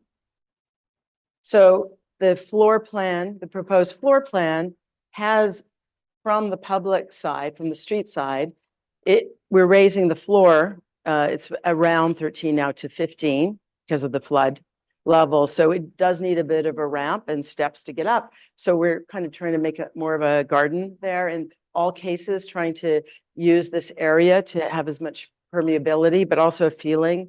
People are going to stop here. They're going to actually have to wait to charge, just a kind of respite. And also for other people that work at Hunts Point, they will be able to use the bathrooms. There's a quiet room. And so you can see there's, so we really wanted to express that the electrification. So in addition to the materiality and the green roof and trying to get natural light in through the skylights, is to use building, material integrated PVs. Now, there might be a budget challenge with this, but we're really going to hold on to at least the south facing ones. And so here's the kind of elevations. There is one garage door that you can see that is coming from the side, and that's because there's a hands-on, this is a workforce development building also. So that is where people will actually learn how to repair chargers. There'll be some job training. We have 2 other classrooms, which actually are much more flexible.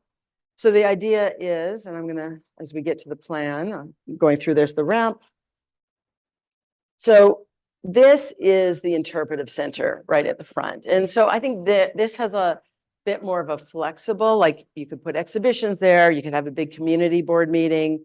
You could also have another class. The idea was this is the one where there is a kind of skylight, more of a naturally lit room, but also it could also evolve into having more of a kind of exhibition, group exhibition. The Point, who's been very involved in this, actually sponsors a lot of artists' work. So I think the hope was to keep this front face flexible and offer really another amenity to Hunts Point, at the same time allowing some flexibility between the workforce development program. There's going to be 2 kinds of workforce development programs here. So there's the 2 sections. Now, the section at the bottom through the retail, which is right here, is basically like what we see in service stations, as in there's going to be, but through the community, basically outreach and engagement, they really want to have some local involvement, not just, I'll say it, Dunkin' Donuts for this crowd. So that's really still being worked on. So, but we've put that very much as the hub and made a flexible seating area. So the circulation really allows you to have a typical service station program being wrapped around by an education program. So that's the idea. Again, we're hoping that the building cladding will be simple, but we'll be able to have PVs, that all the glass will be bird frit. And again, trying to, so that you see the wood, just a butt joint glass. There will be insulated garage doors. That it is glue laminate CLT on the inside. A sedum roof. I think right now we're imagining it'd be like a purple roof. It'll be the cells. and polished concrete floors with lots of floor drains. At this point, we're just kind of indicating that really we see very much a partnership with the community around kind of local plants and trees. And that's in terms of the maintenance and operations, the reason we're kind of holding this is that is going to evolve over the next little while about how is it going to be maintained, both interior and exterior. And so that is sort of a little bit open. And same with the signage. I know that you all asked. We did want to show that because there is going to be a need for F&B and for a bit of a store for people, that we know that there'll be, we just showed a track, like a little neon green. And because we know there'll be signs, but right now we're waiting to see where how the partnership evolves to know what exactly the signs would be. And then we might change that a fair bit. And that was it. Thank you. Okay, hopefully not too long. Sorry for. We being go so to the late. floor plan because that might be This is the, incredibly exciting. Thank you. I'm so. Really excited. great. oh, good. I think it's great. Yeah. Thank you. Great. And I think, first of all, it's super smart layout, where you're placing the site. But I wanted to just talk about the facade because we've been struggling with these building integrated photovoltaics, which I would love to use somewhere if there's a right place. It seems like a great place to try it. Well, in And- affordable housing, there's this one company that's now using it. Yeah. It looks, and they seem to be doing full facades in them, not play anyways. There's like there are different colors. We've There are all sorts seen, of different different colors. things. But I think, so. We actually think you could use just PVs in this, like Yeah. actual PVs, Mm, but right. it would be more affordable if we could just actually have it do double duty and not have to have Right, both. exactly. Yeah. So it's like a rain screen.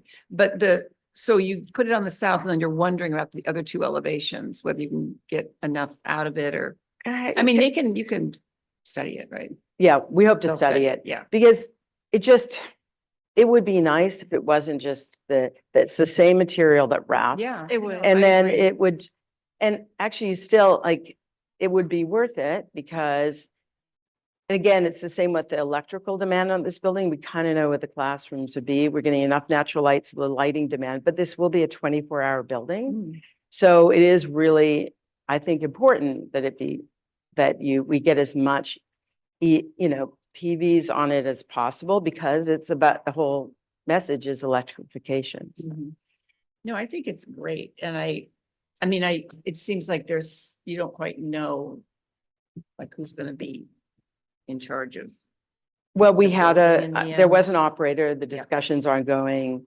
The operator does a lot of these in terms of just the front part. And the nice thing about the community engagement, it's being directly because there aren't agreements signed, but they're pretty evolved with a local workforce development operator, the point. So we actually, the classrooms and everything are based on their spec. So we've had a lot of lengthy, as Nick knows, meetings with them. And there was a reason they wanted one accessible from the outside and then two where they could move the wall and they can have, because there'll be two different kinds of workforce development. We were actually talking, as we said in the hallway, about how in general, even driver education is really places needed for recruiting drivers and stuff. But really the project is about actually evolving it so that there are electric trucks on the road and there's a place to charge them. So it's And kind of how exciting. long does it take to charge a truck? Okay, Electric? that's definitely it. You knew that was coming. I just, no, I have no idea. Yeah. I won't go too in the weeds, but because the technology is really rapidly evolving with the fastest capacity chargers, which will be part of the technology mix of the site. You can charge an electric truck. Typically, they're charged from about 20% to 80%. It's when the batteries are most efficient at charging. That can be done in about 90 minutes. But that's with current vehicle technology. The charging infrastructure is quite outpaced the vehicle's ability to accept the charge that can be output. And so our expectation is that by the time that the site is come online and, tentatively 2-3 years, that technology will be much faster. It could be as little as 15 minutes, something comparable to Yeah. diesel. Well, the schedule for this project, again, there's a lot of site work. The building is a small piece of it, is to be in construction in 2027. So, So if I need an 80% charge, I only need to be there 90 minutes? Yeah, that's about right. Yeah. So what do you imagine people will do for 90 minutes? so, in addition to hanging out here, this is supposed to act like a big porch. So when it's not weather like this. So in some of our plans, we're thinking about exercise equipment, that outdoor exercise equipment. That's cool. We have a prayer room, a quiet prayer room. There's office space. So people, and then again, the hope is that people could sign up for trainings. And I think I have high hopes that the interpretive center could also have local art shows and various programming that would be, so that it would be actually the place. Yeah. In Hunts Point Market, that people could connect to larger things that are happening in Hunts Point, because there's really very few spaces like that in the market. There's very few spaces like that anywhere. I mean, the connection that you're making here programmatically, I think is so beautiful. Like this idea that you're doing something that you need to do in the course of your work, charging your vehicle, Yeah. but you're also able to participate in a community of your peers and others who will be there is like a very rare opportunity.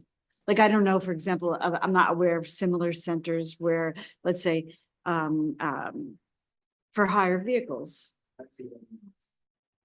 Taxing, yeah, at the airports. Right. Yeah, exactly. And Uber talked about it for a while. I don't know if they've built any, but, having, washrooms and, like actually having space to that even if you're not charging, I'm convinced people will use this space too. Isabel, I'm sorry, you were gonna say. Yeah, no, sorry. Just had a couple of questions. The amount of PVs that you're including on the facade, will they be able to provide the whole charge you need, or are you still evaluating that No. for the trucks? Oh, well, for the trucks, number one, that you're gonna have service, but there will be separate PV canopies. That are not shown here They're yet. not shown here on some of the site work, and that's Okay. being discussed. These really PVs will cover a small amount of the load, but I think it's important, whether it's lighting or that they'll go back into the grid.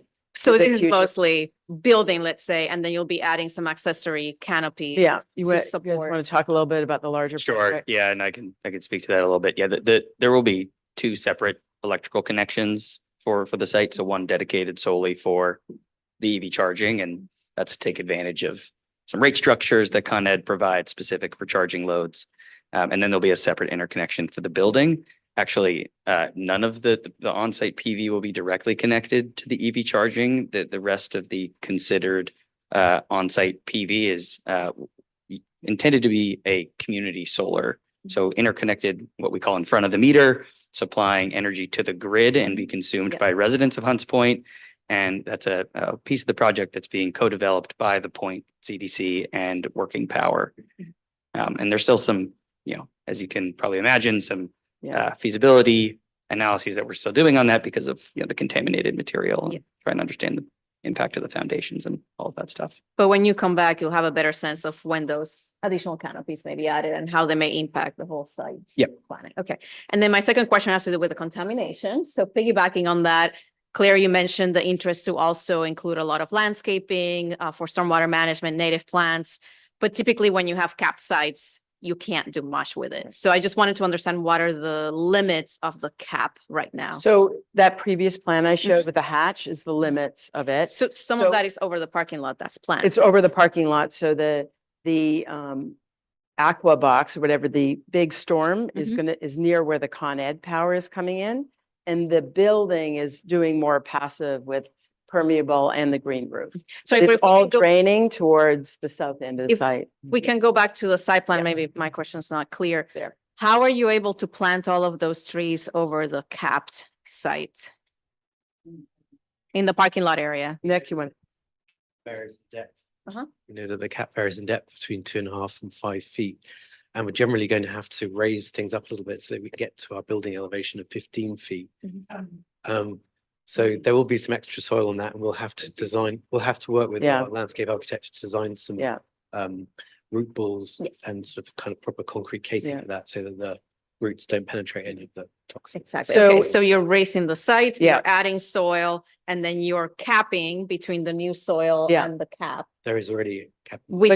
But clearly we wanted to avoid that for building foundations. Yeah, understood. It's just, it will really impact how stormwater is managed. So I'm just trying to understand this. So when you come back to us, we can understand the detailing behind it, because the majority of your parking lot when you're proposing those trees is capped.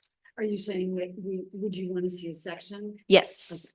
Yeah. We would want to see a section and understand how much soil you're able to accomplish and how you're looking to drain that, because technically you're creating a bathtub condition. And the civil engineers for the project, we brought this because we've done a lot of work to get it this far, so they're pretty confident we can. And again, I do think there's going to be some value engineering pressures between now and when we know how many PVs and all the infrastructure, so. Can you, does the building itself have any goals, like to be as electric as possible? It's all electric. It is all no electric. gas. Great. And including all of the fast food and the rest, store all electric. And so, that's why I think we really see it being just like those trucks. But It's great. building. And I'm sure you've thought of this, but a cistern on the roof, would you ever use a cistern? Can you use that water for anything? Yes, we are looking at using grey water recycling as Yeah. well.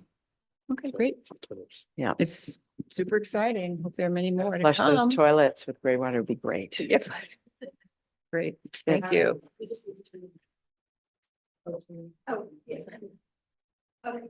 To conclude, we love this building, as you can tell. We love everything about it. And we're excited about your marriage of program and design. And we hope you can keep those BIPVs all the way around if possible. We are curious about what you can do in terms of the soil depth, and we'd love to see the section once you figure that out. And then also to know what you're doing with the gray water and to the extent you can use that. But congratulations on this amazing building, Claire. Thank you. And with that, this concludes our meeting, and the public meeting is now adjourned. Okay, thank you. Yay, great.